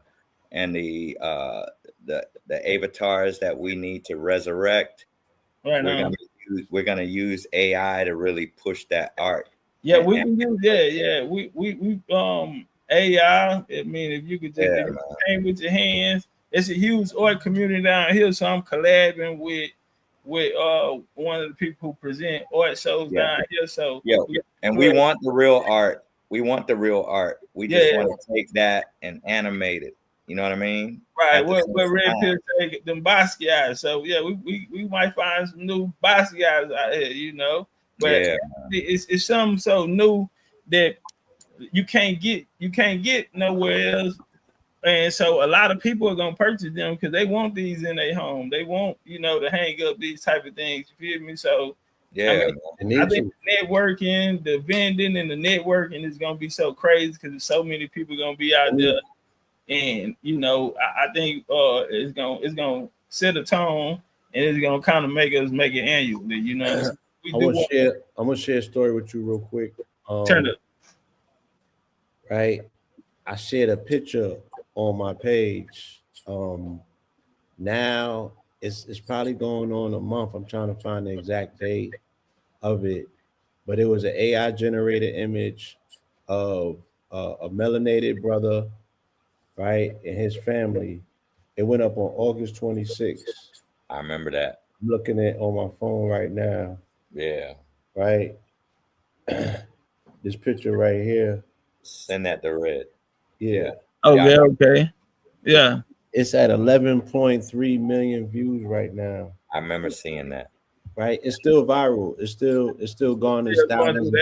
Yeah. And they're in the, the Christian zealots is in the comments. The same people right now telling us to be empathetic were in my comments making mockery of melanated people's claims to indigenous roots. They saying, oh, let me guess, you niggas was the first Eskimos too? Yeah. But see, it's not even people though. These are bots, man. Yeah.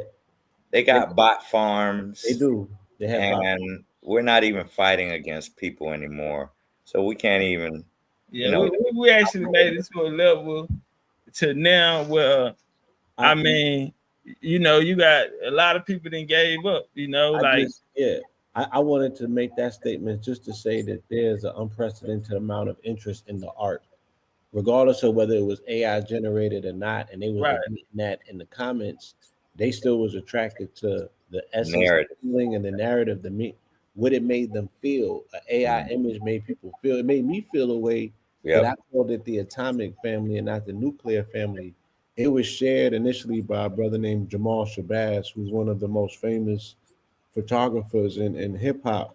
So he has a professional eye, and his eye still was tricked because the feeling of it, you want it to be real because we know in our DNA, like, yeah, we got family like that. And if not us, then why them? Like, why I can't see my people depicted like that in a strong melanated family? And again, whether it's considered to be real or not, it ignited something in people that they totally wanted to, they connected with. So I want to salute you for being a vanguard of the movement, for willing to stand up in the middle of traffic and give people an alternative, something that resonates in their genetic makeup and their DNA. A lot of people have stories that are unspoken for, and and then like Red said earlier, with the political spectrum, with them asking, would the real American please stand up? I think this is an interesting time, right, to claim narratives in the midst of older narratives being rewritten, repropositioned, and reprioritized. So I really want you to understand the political gravity of the moment, and give yourself a pat on the back for answering the calling of this time. To signal the alarm and raise that flag. Because anytime that I see them acting beside themselves, I know that there's some truth there that they don't want to come out. Right. And when we stand on our indigenous roots in this country, it makes them so uncomfortable. And I'm like, I don't know why. Super facts. Question. Shout out to King Simon. Shout out to King Simon, yes. Hey, I want to show you something before I bounce out of here aside to Red. I want to show you how the ancestors work, right? So let me go to this little clip real quick. Let me know if I'm up. Yeah. That right there. This 7 years ago. Wow. You was there? Yeah, that's it right there. That's it right there. Yeah. 7 years ago. Nah, play that top cat. Play that. Turn up.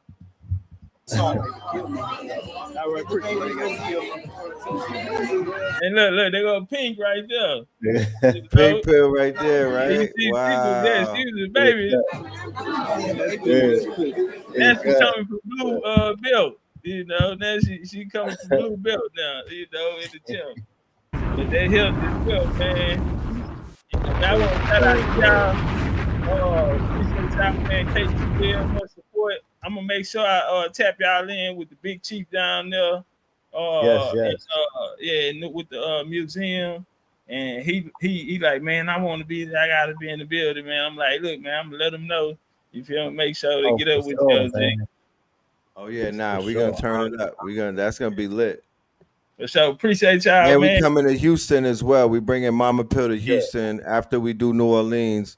We pulling up to Houston, but we're gonna see you for Indigenous Day. All right, salute. Shout out to the tribe, and yeah, we gonna link. I appreciate y'all. No doubt. Peace. Peace, my brother. All right, ladies and gentlemen, we have in the building our good sister. Yeah, I'm talking about. She's been in the cut waiting for us to bring her on stage, and she is here to share some beautiful, beautiful news with us on this 9/11 Stream-A-Thon. Without any further ado, I want to bring to you Ginger. It's my pleasure to be here. Yes, welcome back. You remember you KTL All Stars? You know what I'm talking about? You've been here. You was here for the monumental 24-hour stream, the legendary stream that we did. Welcome back. Thank you. This is a pleasure. I've been listening to you guys, and all I could think is this is the worst of times, but it's also the best of times. This is such an amazing time for us. It really is. Like, I'm just so excited about the possibilities for us as a people, for us as a planet. This is just an amazing time to be on Earth, honestly. The possibilities are endless. Yeah, the possibilities are endless. We have to give thanks every rising. I don't care what condition one may face or find themselves in. The fact that we're here to experience this, we have to practice gratitude at the smallest level in order to receive the reality that we all want to manifest, that we know that is greater than our current conditions. Man, it starts with gratitude. It starts with the fact that you have to be grateful. You have to show grace. The fact that you're just breathing and you can get up and hop out the bed without, having excruciating pain and whatnot. So we take a lot for granted. We take a lot for granted, and we forget about the most important thing, and that's the fact that you're breathing. And also, if you look at what's taking place on Earth now, it's really beautiful because it's almost like you can see the layers of the onion being unpeeled. Yes. And like truths are coming out, and our children, you can see the algorithm changing just in their conversations. I was listening to the young men who were saying they're glad to see the era of the gangster and the thugism leave our culture. So now the intellect can rise again. Yes. Because that's who we are at our core. There's never been a time when we were not creating. There's never been a time on this planet where we were not leading in every aspect, not just entertainment and sports, but also we really lead the world in so many global affairs forefronts, so many technological forefronts. And now that our children are starting to push away from the negative and cleavage more towards things that are for the betterment of us as a community, for the betterment of humanity, I'm just excited. I'm excited to be a part of it. I'm excited to be a witness of it. So I just find these not excited. I'm enthusiastic. Beautiful. Yeah. Indeed. Brother H Factor, were you about to say something? I think what I was gonna add on to what she was saying, this is our moment. This is our time. And that's why it's great. I tell people all the time, pull a camera out, take a picture. Like, think of the impact that brother's video had because he took the time to record that 7 years ago, right? And how much that is now an iconic video, right? So we're living in a time that you're going to want to see in the future. We're living in a time right now. You're going to want to look back at this moment right now, 100 years from now, right? And so we got to recognize that, and we got to stay present in this moment, realizing that 100 years from now, people are going to be watching the moves that we make and armchair quarterbacking it, Monday morning quarterbacking our lives right now, saying, man, why'd you make that move? You had that move to make. So that's what we're living in. And we're the ones that they read about in the 50s and the 60s that everybody keeps talking about and circling back to and reminding ourselves of. We're living their footsteps right now with way more tools, way more things to be able to add value and create and connect. Look how we can now transact with Africa. Look how we can now send money back and forth. Look how $30 from us can be a 1 month salary for one of them. And look how that can happen. Like now we can send that money through with Bitcoin, or we could send that money through with all these different PayPal, Cash App, Zelle. We have a tremendous capacity right now that we did not have 17 years ago. So, And I think we can now is the time that we can take control of the narrative. Like the story has been given back to us to write. And now instead of us getting this program of negativity, in so many clusters and rooms that I sit in, people are in those rooms, and what they're discussing is how we're going to reprogram our children, how we're going to not give them this victim experience on earth, but these superpowers that we can start planting seeds in our children to really awaken their superpowers. So we have a lot. Glad you brought that up, Ginger. I'm glad you brought that up. I was having this conversation with some colleagues of mine the other day, and we were forecasting what the future is going to look like for the star seeds and for the children who are being marketed the transformative AI, especially after the article dropped about the 6-year-olds in China. I know you're a visionary, and I know that you like to paint pictures in a futuristic lens, right? Can you give us a 5-year projection as to where children are going to be at creatively and also monetarily, economically, with the use and the co-pilot of AI in their lives? Interesting. So my 13-year-old nephew is a part of a robotics team, and everyone on that robotics team, they're all melanated children.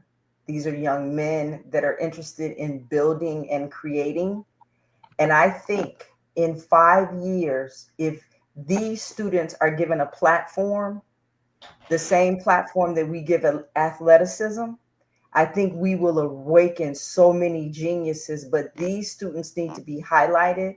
Their accomplishments need to be highlighted so that we can create other children who know what the possibilities are. Because I think a lot of our children are just waiting. How do I say this? I think they're waiting for someone to awaken the genius. And the only way that they know what the possibilities are is we have to spotlight. And we have to give the same accolades to them that we're putting on athleticism and entertainment.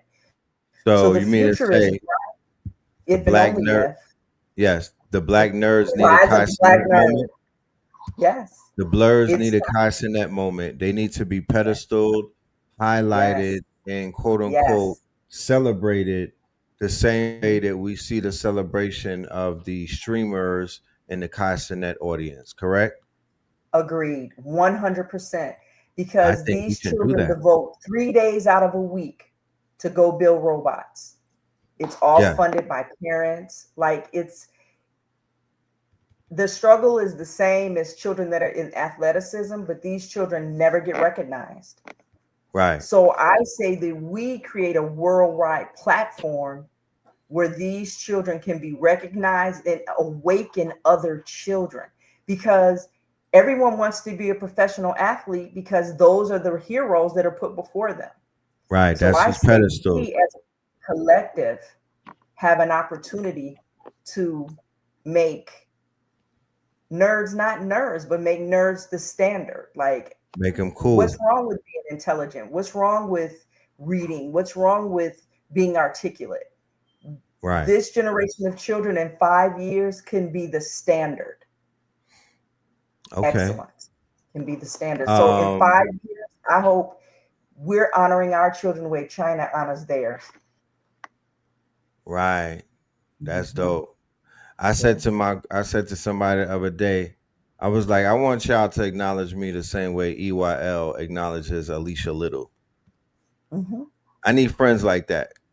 The way they pushing the queen of AI, I need friends like that.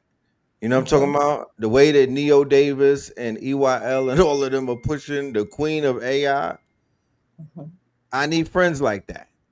I need y'all to love me the way that they love this lady who they said is going to help people and change their lives. Kudos to them.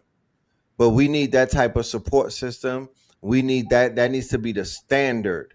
All of the platforms come together and push individuals who are fixers, who are standard bearers, who are solutionaries, the ones who are basically stamped to kind of carry the ball to get the chip or the W.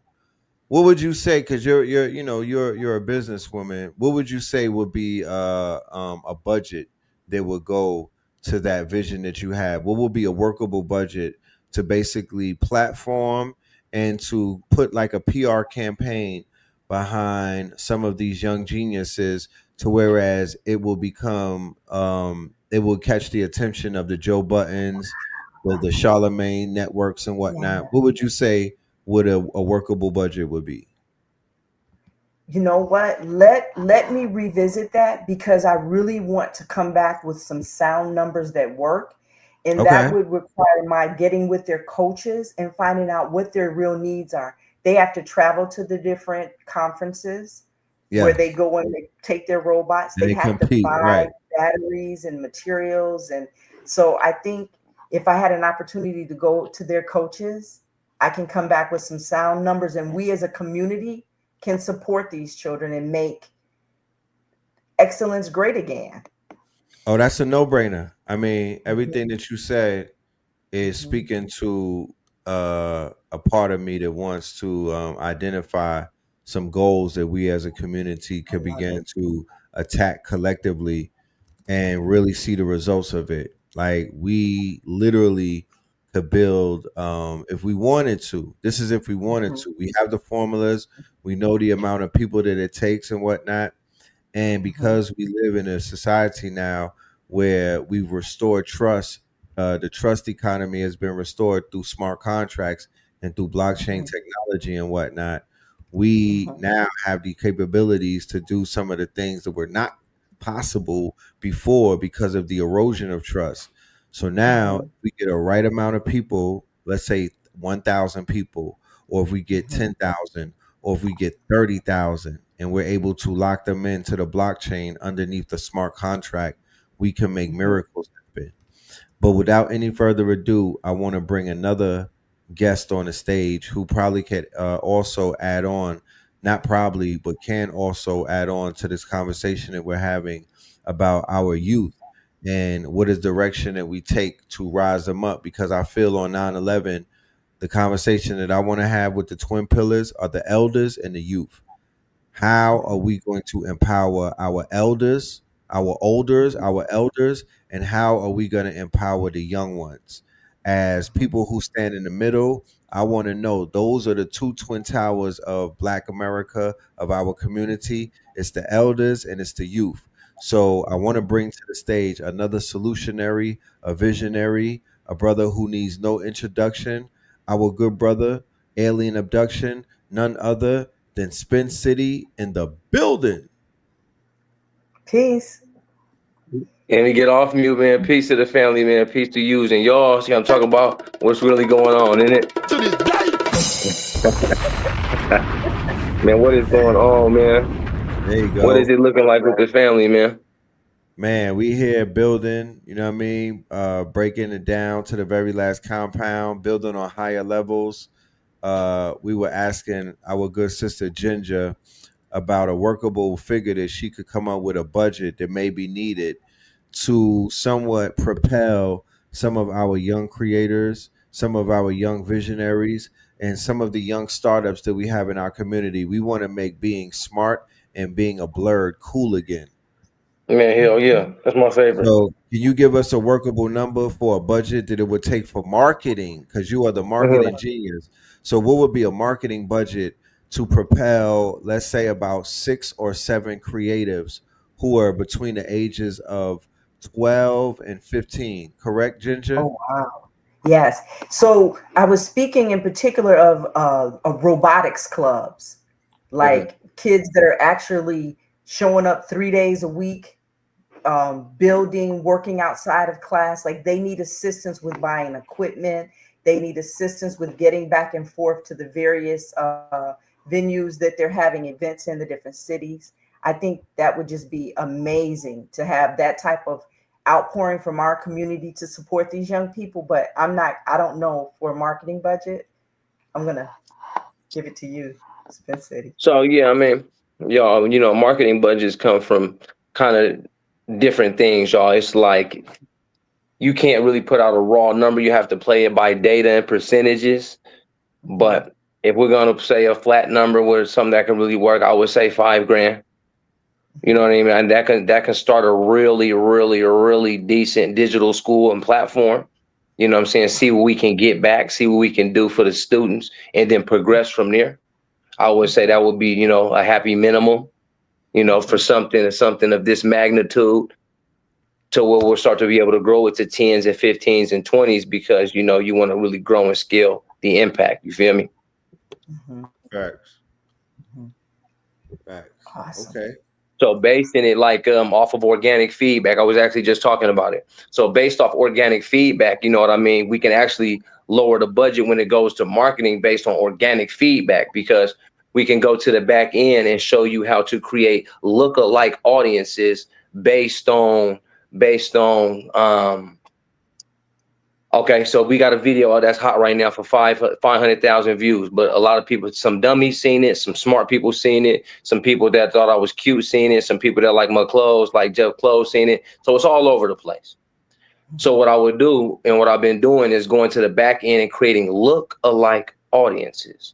So a look-alike audience, Meta is saying that. So for everybody that watched 95% of this video and understood you and know you and like you and trust you based on this one video, we're going to say that we're going to find around the world globally people that look like, sound like, click like, buy like, think like those 500,000 people, to the tune of now you have 3.1 million people that you can target, right? Because it is a look-alike audience.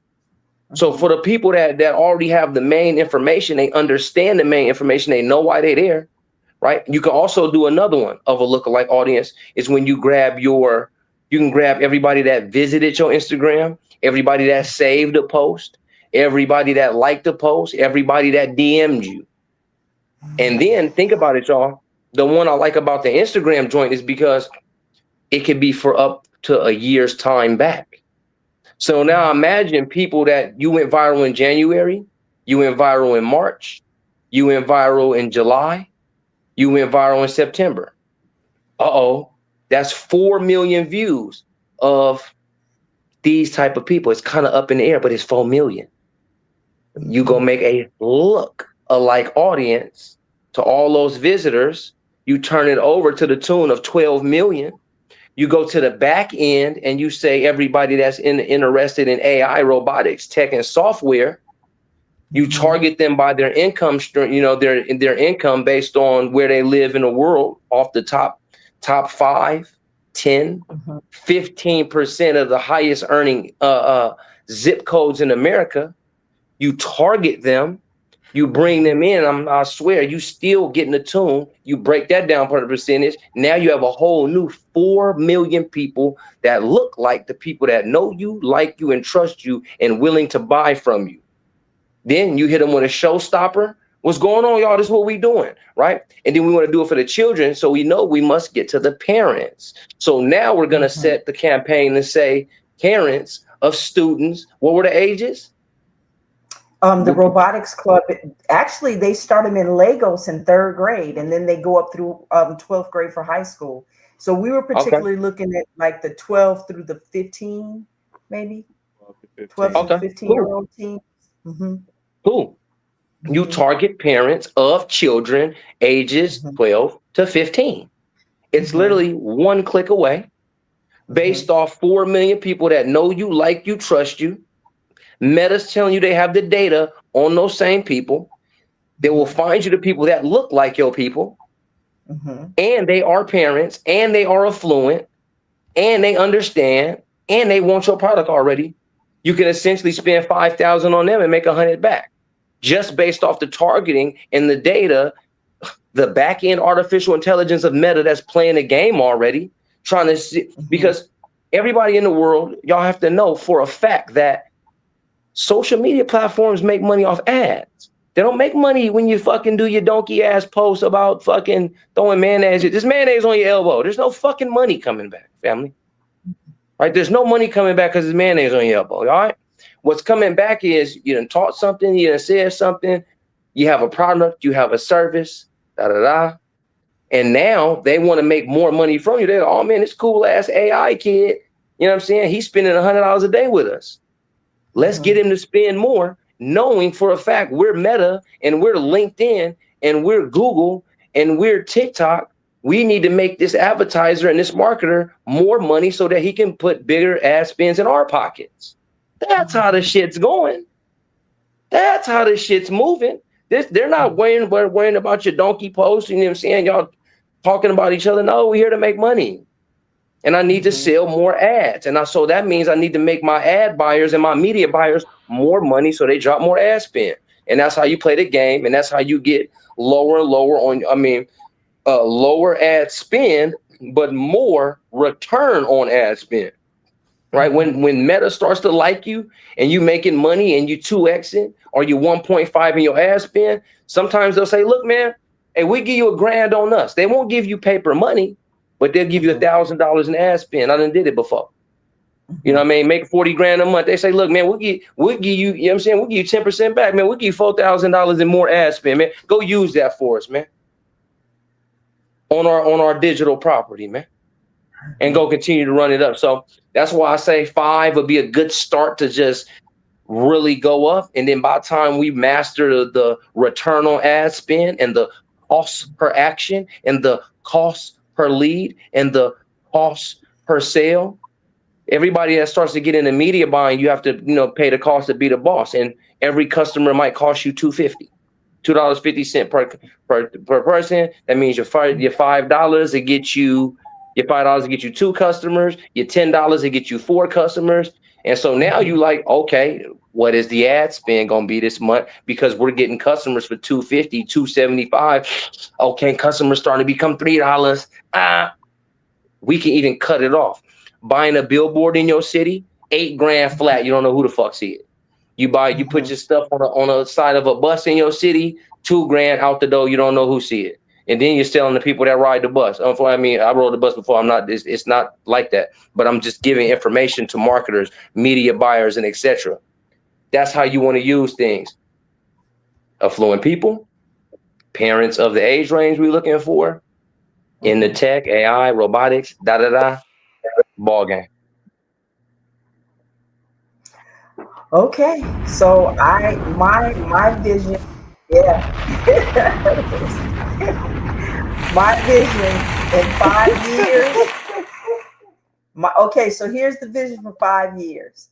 In 5 years, we will have a community of support for things like robotics clubs, AI clubs, where we are supporting these students grassroots, making real tangible contributions to our community, preparing future entrepreneurs.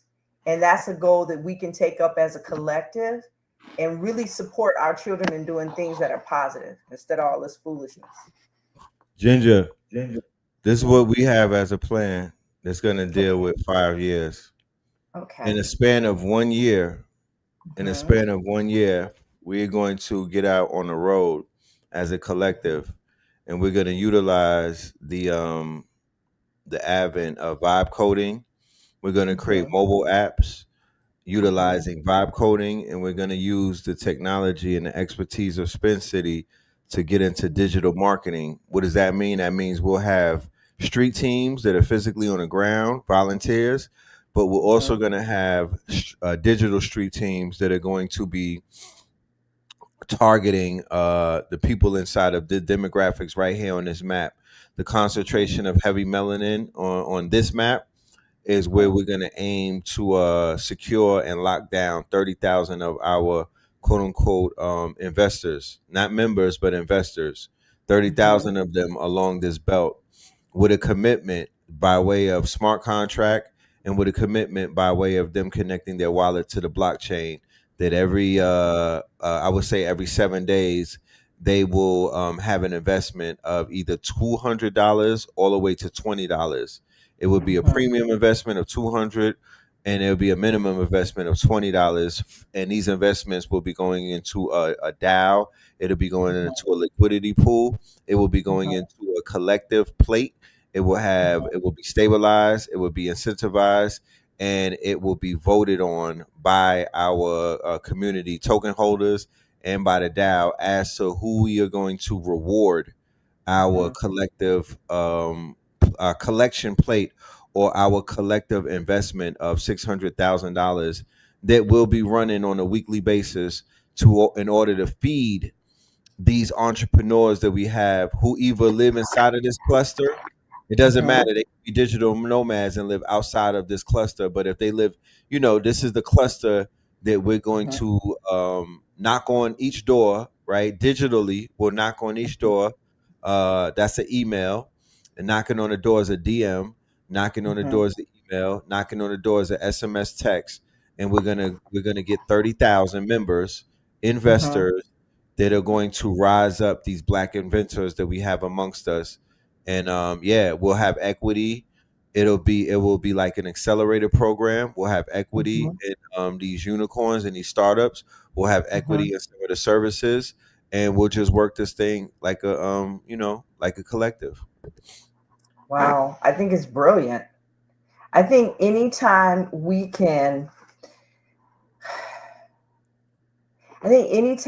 we can invest in each other, and anytime that we, like you said, can reestablish trust, because we trust in all these other people, but we don't trust each other. Right. And when we can get back to, I put my money in the bank. I don't know if my money's going to be there in the morning. I've made so many you know what I mean? Like when we can start to circulate our money amongst ourselves again and use it to support, like you were saying, young entrepreneurs, young inventors, I think is an excellent investment in our own communities. I think it's brilliant. I mean, when you think about it, we spend that much going to dinner on a Friday night. It's not a it's not a lot of money when you consider how much we spend as a collective in this country. It's very doable for us to create $600,000 amongst, We actually at this point in the game, we would fare better if we had a collective tax, if we had the equivalent of a Black tax. Every hookah bar, every nail salon, everywhere where they do business in the name of our culture, because our culture is $1 trillion culture. Our culture has topless bars. Our culture encompasses discotheques. Our culture encompasses hair salons, sneaker stores, tattoo parlors. Don't impede upon anybody else's thing. Just encompass the culture. So if you're selling to us, it's understood that you are part of our culture, Mr. Indian man who's in the middle of the mall selling our culture to us. Well, why not pay a tax to us? Why not pay a tax into the collective pot? And this tax will be responsible for our transportation, our shelter. This tax will be responsible for our real estate. This tax will be responsible for just our operational budgets. You know what I mean? So we could basically play with the big dogs. This tax might just go into our stable coins, like how Trump and them is doing with their with their into the way that they're enterprising.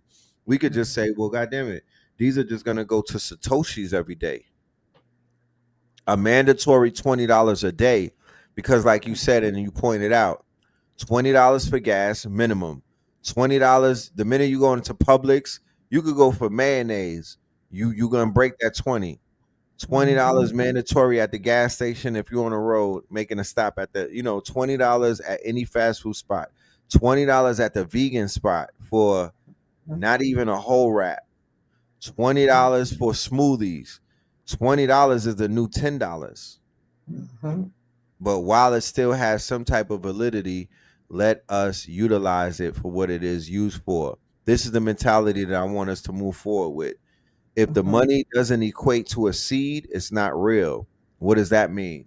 What it means is fiat is if you plant fiat in the dirt, if you plant fiat as a seed, it does have the potential to grow. Before the advent of gold and silver and Bitcoin and crypto, people were using dollars as seeds. But then something along came called cryptocurrency, where if you plant a seed and you let it germinate for 10 years and 20 years, it had the potential to grow into an oak tree. Right? It had the potential to 100x to 1000x. It could be the jack of the beanstalk tree. And then you have something else called gold that has now appreciated. A brick of gold has now appreciated to 1 full Bitcoin. So that is also a seed that you can plant that can actually grow, because of course the pinnacle of money would be something that was created by what we would call the Most High. And although the Most High created the man or the mind that created the white paper that created the crypto, gold is found in nature.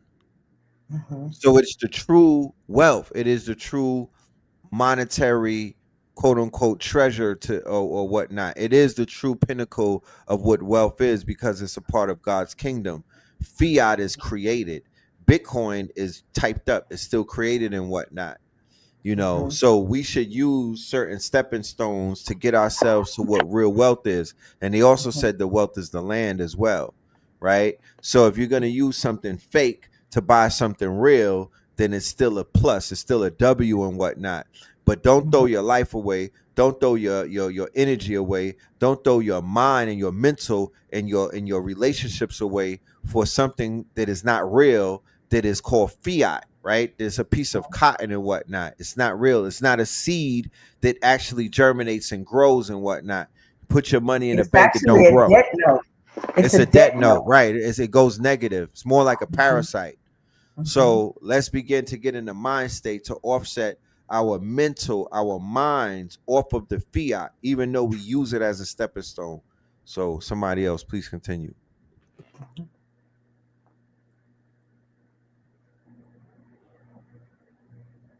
It's on the next person. Let me check the time. So I want to go to the next question. We do have a few minutes left on this 4-hour subathon, the Stream-A-Thon.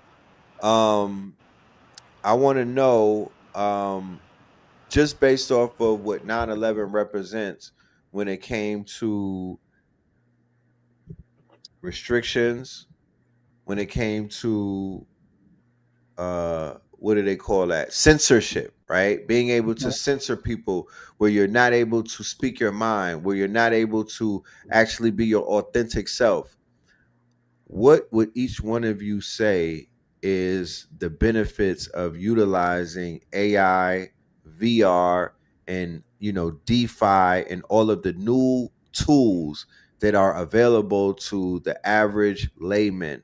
What are some of the benefits to that to get yourself out of this surveillance society and this quote unquote, this data mining operation that they have on social media? Start with you, Blue. I'll start with Ginger, I'm sorry. And then I'll go Spin and then we go Blue. I look at the interconnectivity and the power of interconnectivity globally. So we're on our way. We leave on Tuesday to head to South Korea. We're going to a peace summit, right? It all started as just an idea back in 2014, where this gentleman wanted to expand global peace through a curriculum that he wrote for children, for middle school children. Move fast forward, what is this, 11 years? And I think they have 144 countries that are signatories, and they have just a plethora of countries and small communities that have peace clubs for children. Okay, why did I mention that?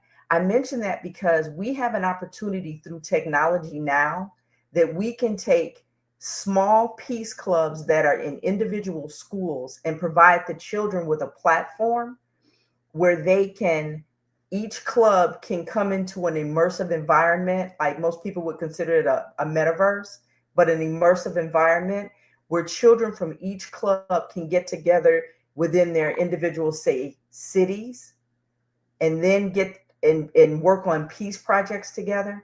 Then they have an opportunity to come together as a state.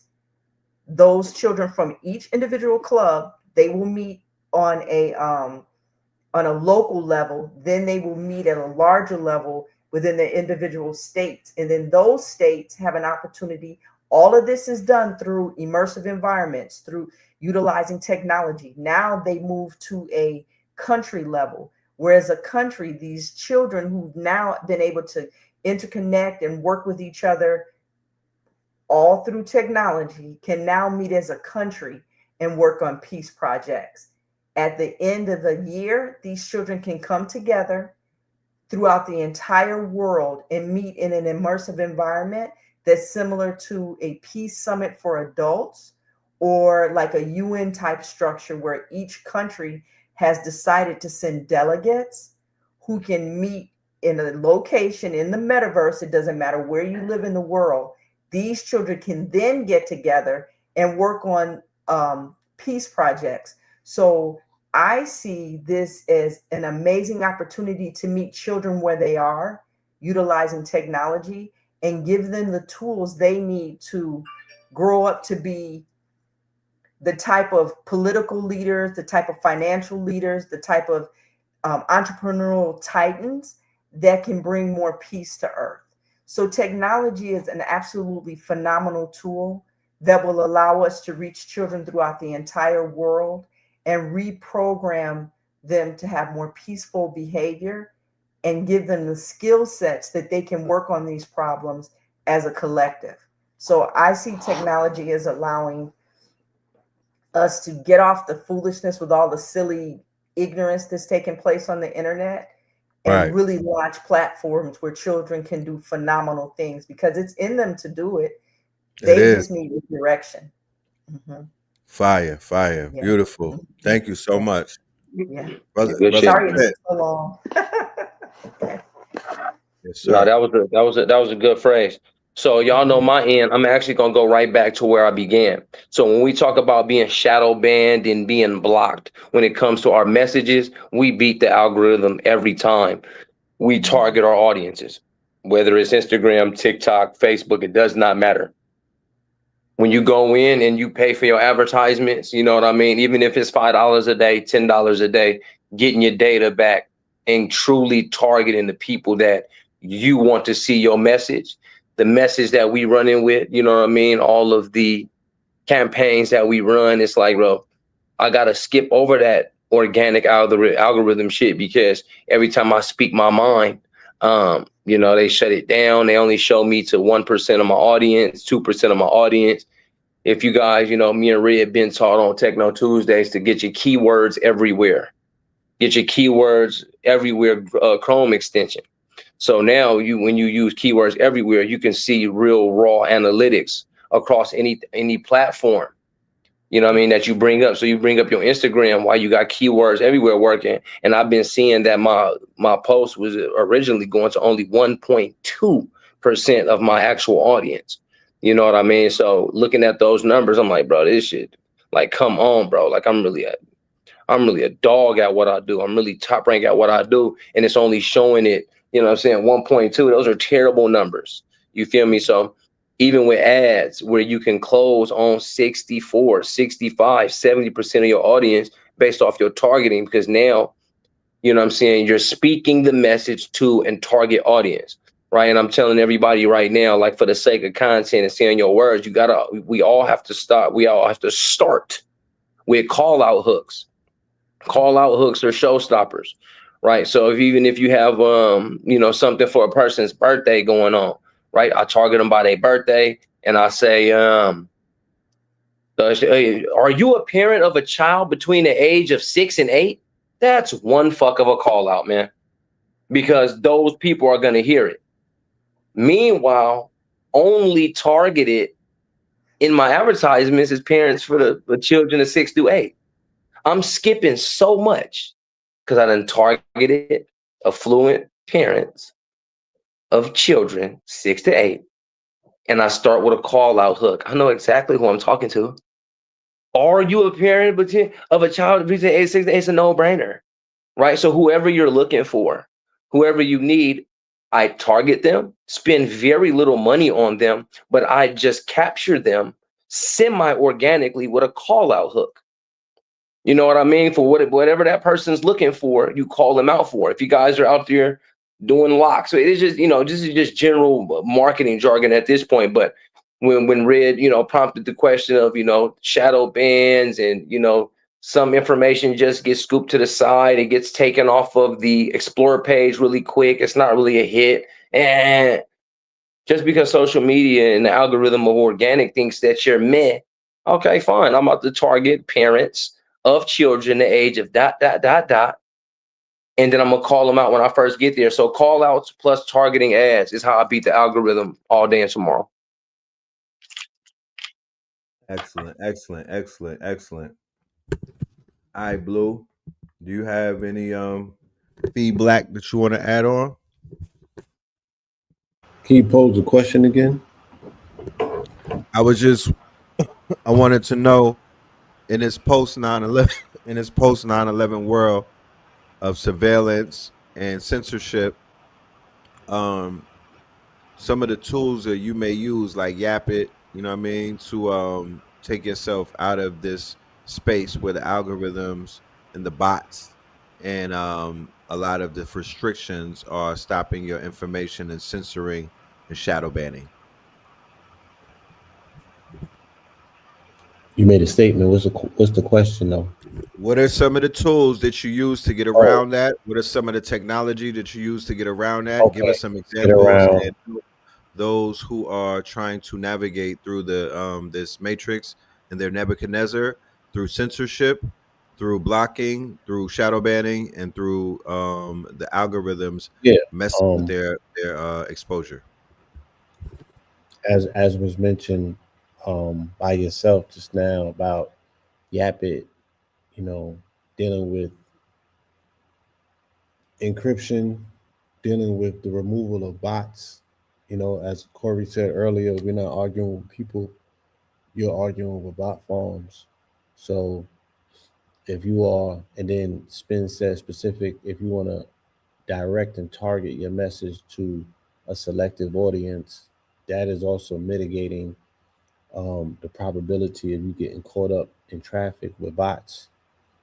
So we have to be a lot more strategic. I think that communication is on par. Technological advances might be even on par with what's going on with warfare or the theater of war.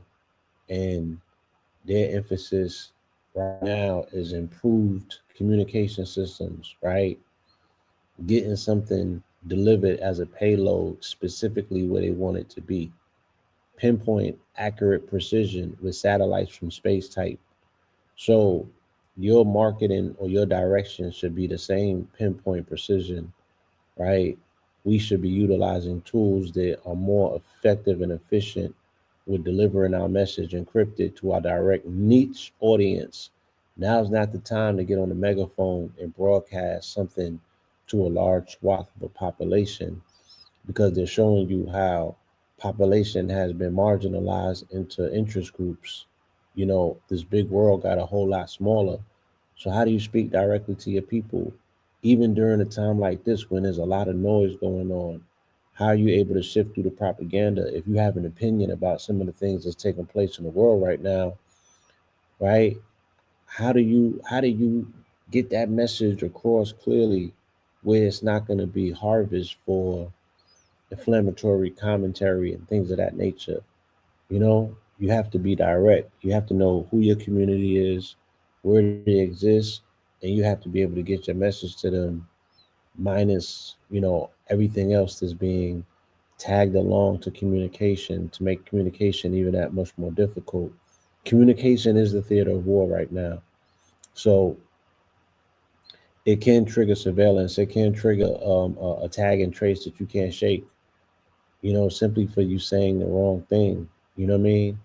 So this is also a open call for cooler and calmer heads to prevail, right? Think 5 times before you say something. That was the instructions given to people who were looking for discipline. You know, you telling somebody to be disciplined about what they put in their mouth. You telling somebody to be disciplined about what comes out of their mouth. You know, good luck with that today. But that's the level of discipline that is going to be required for a person to properly navigate the landscape in front of them. Think 5 times before you say something, right? Project yourselves 5 months into the future and then 5 years. And if they read it to you back what you said on a witness stand, how would you feel? That should be the metrics with which you should use to communicate openly online, right? And I'll give you a case in point because you asked for case in point, right? Look at the lady Linda Cook. They put an algorithm after Doge, right? They came along, they created an algorithm. Think of the algorithm like a tracker bug, like a sentinel in the matrix. They put the algorithm in the system, and the algorithm tracked and traced past history, right, of the lady filing a mortgage from over a decade ago. And the algorithm was able to detect the fact that she filed the mortgage and said she lived one place, and she filed the mortgage and said that she lived another place. And the algorithm was able to find that discrepancy. And on that trigger alone is what Trump was utilizing as the prompt or reason to have her fired as an employee of the Fed so he could shift the dynamics of that voting block, right? So they could clearly and completely, wrestle control from the financial system. So it's like, think about that, right? In this era and age of data accumulation and Yeah. data storage, you have to be Yes. very Data careful. surveillance. Yeah, you have to be mindful enough to project yourself into the future and know that you all of this stuff can come back to harm you if you're not being very clear, concise, and strategic about the things that are being said, how you feel getting on these internet streets. This is like a highway, just like you said. It's like trying to cross 85. Man. I wouldn't suggest it. So I wouldn't suggest you jumping on the internet if you got idle time. If you don't have a reason to be there, you don't got nothing to say, or you got a short temper, this might not be the place for you right now. Beautiful, beautiful, beautifully said, my brother. I want to wrap this one up, ladies and gentlemen. We have hit our 4-hour mark. We do have announcements to make. We have things that are coming up. We want to make you aware of it. Sister Ginger, we do have an upcoming show with you where we're going to take the center stage and do a whole entire presentation. I look forward to that. We'll let the people know with a flyer. And they've been asking about you, and they've been asking about hearing more from you. So I'm just here to let you know that we do have plans, to put something together. Brother Spin, World Yes, Tour. sir. Yes, sir. Spin City World Tour. Real quick, I'm going to throw this video up. I almost forgot. Let me throw this up and then let the family know about where they could catch us in the very near future. You know what I mean? Very soon. You said where they gonna catch us? You telling me? I thought you was gonna throw a video up, but you saying where they gonna catch us next? Hold on. Okay. Techno Tuesdays IRL. We coming to a city near you, ladies and gentlemen. We are coming to a city near you.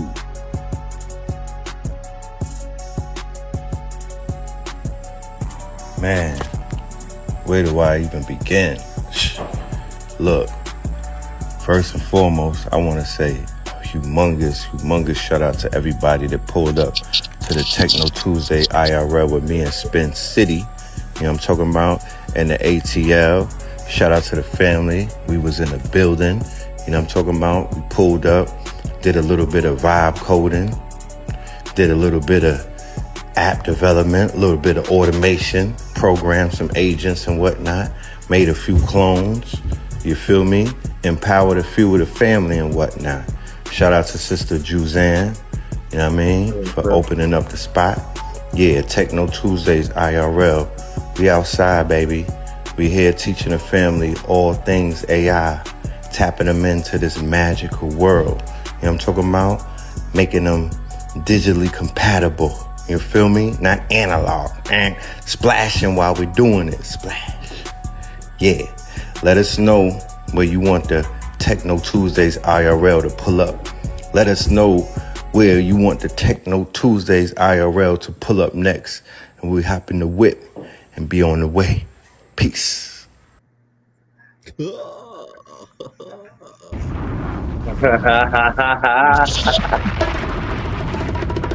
this day. To this day. Very nice. Yeah, boo. Shout out to all of my KT aliens, Techno Tuesday on the road, man. We finna hit the road, y'all. Yeah, definitely, man. So I know that I think it's coming up. Ridge, you had told me that we need to be in Houston next. So Houston, Texas. Afro Tech in the August. I mean in the October, I'm sorry. So when we put that out, y'all,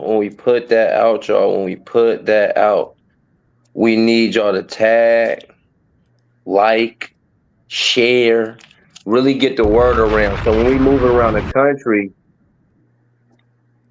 me and Red said it, even Blue was there. It's like, y'all got to really, I'm saying, if y'all enjoy anything that we doing, y'all got to tell the rest of the world what's going on. You can't just say, well, I heard a good word from Red and Blue, so they told me something good. It's kind of like, I'm not hating, but I am hating at the same time because it's sort of like you're gatekeeping. How could you learn this level of information and you just walk off and say, oh, yeah, well, Red and Blue and them got on and they said they was going to do this, and they going to show up in my city, but you don't tell nobody else that we coming. Right. It's like, bro, you have to be willing to do good old fashioned word of mouth when you know you hear something good that's for the community. If you know that we not going up here, we ain't never fear mongered you out of anything. If anything, we anti fear mongers you the whole time. You know, when we sometimes when we go in places, you know what I mean? Me and the Pillar Brothers have talked about it. It's like we go places and we be like, man, I can make you a video with AI and post it up as an advertisement. And everybody go, I don't know about AI. It sounds good, but you know what I mean? You know what I'm saying? Shout out to the event spaces that, you know, I'm talking about that gave us space and we held space, and we've talked to high level individuals. And high level individuals, they look at the videos we make and they say, yeah, I watch Techno Tuesdays, man. And, you know, I haven't done nothing with AI because I'm kind of scared. Like, bro, you're scared of a hammer because you only know that a hammer can bust your head, you know, in the hands of a wrong person. But a hammer can also build you a home. The same way Red says a fire could you know, wipe out a neighborhood, but it can also heat up and warm up the homeless. You know what I mean? Look at the tools on the bright side. Yes, every tool can hurt you.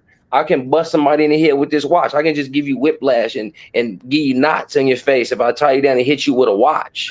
Or I can tell the time and have my little digital fun with a Samsung watch. It's like that, y'all. So you must be willing, please. Please, it's not about a marketing thing. I'm simply asking my folks, my family, my friend, my community, my culture. I'm going hard. Red's going hard. Blue's going hard. Ginger's going hard. And you know it for a fact, man. That means tell everybody else, please. Even if it's one person.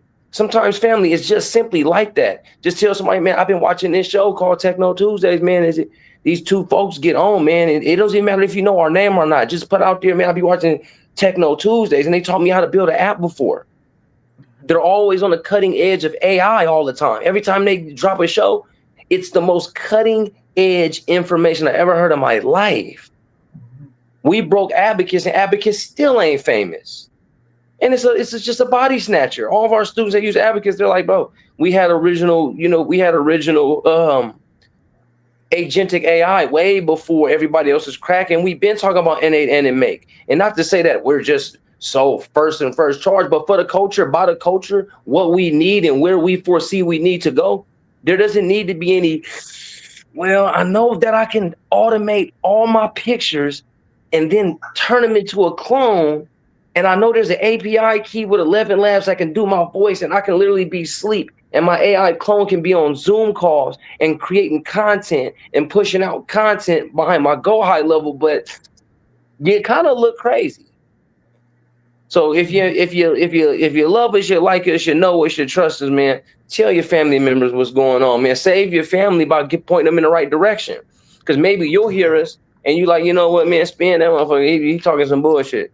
Just tell your brother on a whim, like, man, bro, this AI dude that you was looking for, man, he on the internet.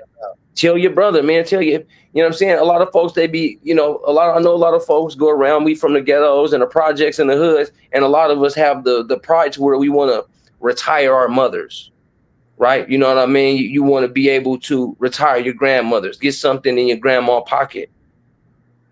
Learn the AI joints, man. Just learn it. Learn to make ebooks, learn to make automations, learn to make children's books, learn to make, animated music videos, short films, full-length films. Learn how to do it, put a team behind yourself, man, and go save your mamas and your grandmas like I know you want to do. I know you want to put your kids in a big house or a decent house off the land. I know you want some acres. I know you want some gold. I know you want some crypto. Wow, who doesn't, man? Miss out on some money, like who does it? You know what I mean? So all in all, if you don't want the information all the way, it doesn't mean take everything. It doesn't mean do an app, do an N8N, do a clone. It's like find out a workflow that works for you and your company and your business and your family and run the play, man. You know what I'm talking about? And it's all about the future. It's all about the positive side of the AI, of the robotics, of augmented reality, virtual reality, because we're going to teach you how to use it the right way. We're not steering you to go be zombies, man. I'll tell you, use your headset 30 minutes, build out something, get out of it. Go get in the sun. Like the pillars say, put your feet in some grass or on some sand. Go to the edge of a beach and just run your toes through something while you're getting some good sunlight, man. While you're getting your IUs or your vitamin D, man. You know what I'm talking about? So that's my good spiel right there, man. I just had to get that out there, man. Please. Nah, I appreciate you, man. Thank you, my brother. Keep doing what you're doing. Keep networking. Keep lighting the fire. Keep kicking the doors down. Keep pushing this line because nobody's bigger than the program, and the program is at play right now. Sister Ginger, we want you to share with us what we have to look forward. Let the family know where they can find you, and also for the parents out there who are looking for some type of AI tutors and some VR tutors for their children's education, the homeschoolers. Just let them know how they could tap in with you and your company. Okay. So for parents, I would reach out to us. We have an immersive tutoring center. It's so cool. It's so cool. The kids love it. It's like for children, by children, because we've had young people come in and help with the design process for making the tutoring center. Yes. So we have, we can be reached at theelitetravelingtutors.com. So that's www. I'll be better prepared next time.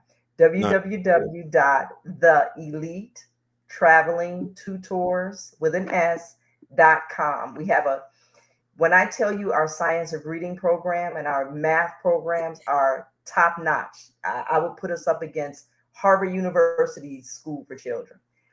So we have a phenomenal program for the science of reading, science of math, and our AI, our VR, and our AR. We do that through Bridging Life Gaps and Resources.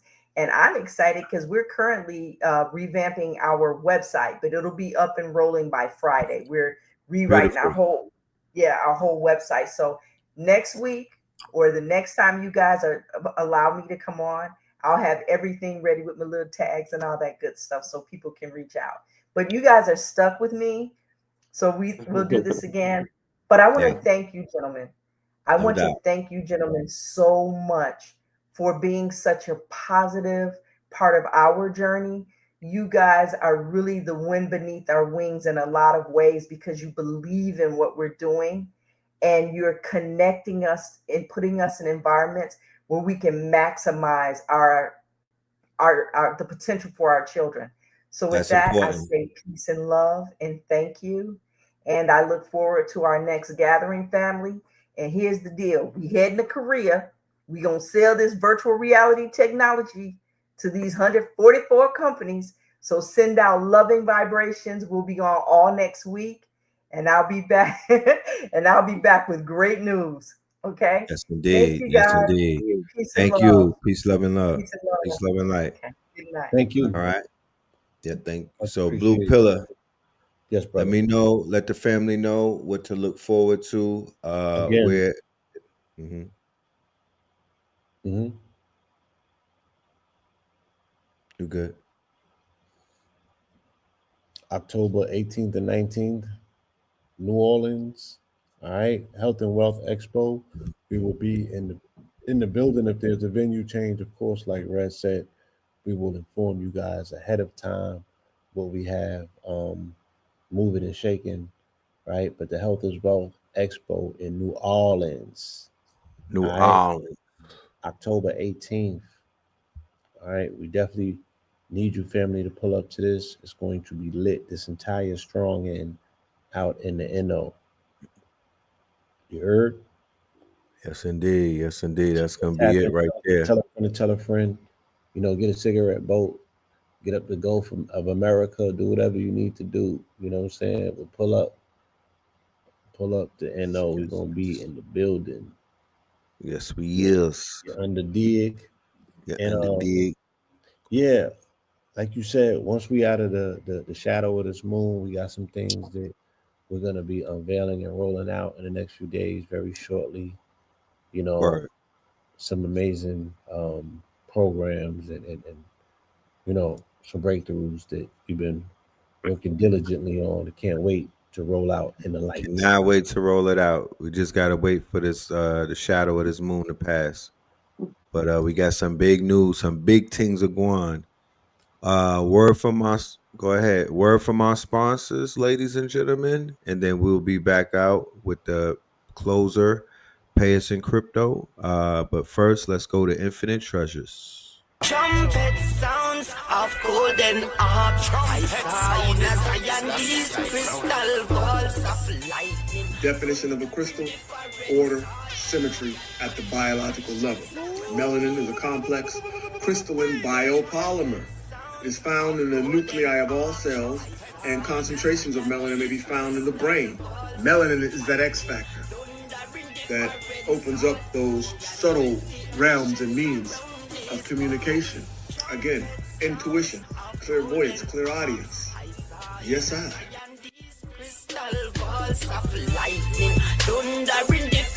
You think the government is broke? Every cloudy earthquake over the north and the south side. Seraphim thrones and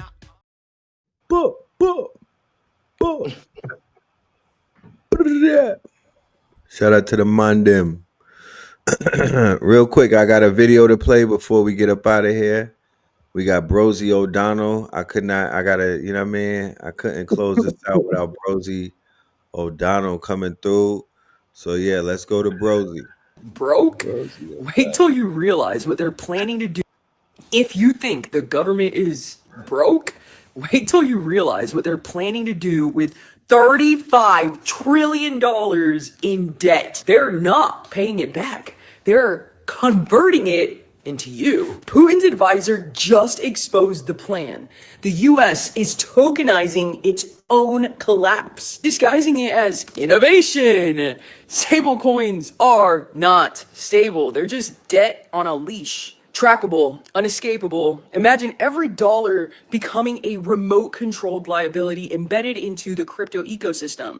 That's not DeFi, that's digital debt colonization. $35 trillion becomes weaponized liquidity, and it gets darker. Look, you don't need to believe me, just look at the timing. September 7th lunar eclipse, and suddenly the US, Russia, and the entire financial grid start moving like they're following a script. September 7th, 2025 was a frequency reset. This is not politics. It's ritual coded economics. Zuck's building neural two-chain bridges. Gates coding health data into surveillance tokens. Altman biometric identity through WorldCoin. They're not trying to fix the system. They're building the next one without you in it. Unless you submit your face, your data, and your frequency. They're calling it liberation! But it's not freedom. It's synthetic salvation. This is not a conspiracy. It's scroll law. The $33 scroll scan isn't a product. It's a firewall against mimic architecture, against ritual debt binding, against synthetic soul extraction. Not everyone makes it through the veil, but those who do never bow again. Comment, scroll below, and get out of the synthetic timeline before they finish writing you into it. Rosie. Who said Barosi O'Donnell?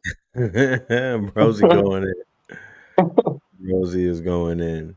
So with that being said, ladies and gentlemen, I would highly encourage you to go and watch the show that Blue Pill did a few days ago on the blood moon, that, and also the Mineral Ministries that he did, and the Great Four. Blood in the Eye, the Most High. Blood in the Eye, and the Most High. Those are must scenes if you want to understand the Charlie Kirk situation, along with some other geopolitical things that are taking place. Tap in. We will return this strong in Saturday Night Live, Sacrilegious Sundays, Spin. We got Techno Tuesdays. We also have some things coming up, ladies and gentlemen. Just make sure y'all are subscribed, tapped in, and you will not be left out of everything that's moving, because it's moving at a very fast pace. All right. Once again, I got to remind the family, November 1st, November 2nd, for the gods, we have the AI Master Gods of Intelligence Workshop. AI Master Gods of Intelligence Workshop with the good brother Savon Bomar, brother Red Pillar, hosted by Black Magic 363. All right, tickets are on sale. Everybody that gets a ticket, you have access to the Discord. Oh, damn, that wasn't showing. Brosie was showing. For everybody who purchases a ticket, you have access to the Discord, and the Discord is going to be our digital community. AI Masters, Gods of Intelligence online workshop featuring Savon Bomar, brother Red Pillar, and hosted by Black Magic 363. And the ticket is for 2 days, November the 1st from 12 p.m. to 6 p.m. and November the 2nd, 12 p.m. to 6 p.m. Man, it's going to be a movie. Leading up to it, it is going to be a movie. We are going to be inside of Discord, building our community. We welcome all of you to be a part of it, and we will see you in there. With that being said, ladies and gentlemen, make sure you this book that we have that me and the good brother put out, Chicago Crypto, is called Pay Us in Crypto. This is the workbook, and we also have the Triple AI workbook from the Triple AI workshop. Shout out to all of my AI accelerator KT aliens. All right. And also, this is coming up with our good brother Giant and our good brother H Factor. Look out for the AI Accelerator 4.4 Master Course where we're going to be teaching you how to build MCPs, how to vibe code, and how to build custom chat GPTs. That is going to be coming up very soon on our school website. With that being said, ladies and gentlemen, peace, love, and light. Shout out to my mods. Salute to y'all. Make sure y'all hit the like button, share the video, pay us in crypto. Song of the spring, summer, fall, winter. All right. Shout out to the blockchain song as well. We're going to run it up, y'all. Peace, love, and light. Shout out to all of my Scorpios. We got a big announcement coming up. Look out for that. Yeah. Niggas in crypto, diamonds is dancing like they up in disco. You niggas in fist pump, you stay up the dip low. You niggas stay up and get low. Heard you way up in Frisco, and you say what the heck so. Every player gets snipped out, acting gay up in Cisco. Might take the day off and play up at Mistos, causing chaos and play up Calypso. I pause in kitchens and caused addictions. I pause prescriptions and cause inflictions. Lil Bixby playing in stores and bricks and on the dark web. You gotta pause every door's cause encryption. Tesla engines, pause the pistons. I seen every floor I leave sore enlisting. Enlist for that action, they sponsored the Bronson. They was hooked on that shit like Johnson and Johnson. That freeway, Ricky Ross, straight out of Compton, straight out of Bompton. Red on blue, violence in the land. The projection of the will, the perfection of the kill, the reflection of the pills. I'm a frontline soldier, I'm no doja. These crystals not for niggas in crypto, diamonds is dancing like they up in disco. You niggas in fist pump, you stay up and dip low. You niggas stay up and get low. Heard you way up in Frisco, and you say what the heck so. Every player gets snipped down, acting gay up in Cisco. Might take the day off and play up at Pistols, causing chaos and play up Calypso. Hickory dickory dock, hit a lick, put the sticky in the box. When the blicky get hot, lick off a shot. Heavy in the pedal, we slip off a knot. Heavy in the ghetto, they crib walk a lot. Crib walk the crypto, lift off the stocks. Drips off the crystal and pots. Disco rods in the blocks on my chain from the crystal shop. In the light there, lift off the rock. Toe from the right chain on my block. White paint on my socks. White paint on my socks. Hickory dickory dock. Hit the lick, put the sticky in the box. When the blicky get hot, lick off a shot, we lick off a shot. Players in crypto, diamonds is dancing like they up in disco. You niggas in fist pump, you stay up and dip low. You niggas stay up and get low. Heard you way up in Frisco, and you say what the heck so. Every player gets snipped down, acting gay up in Cisco. Might take the day off and play up at Pistols, causing chaos and play up Calypso.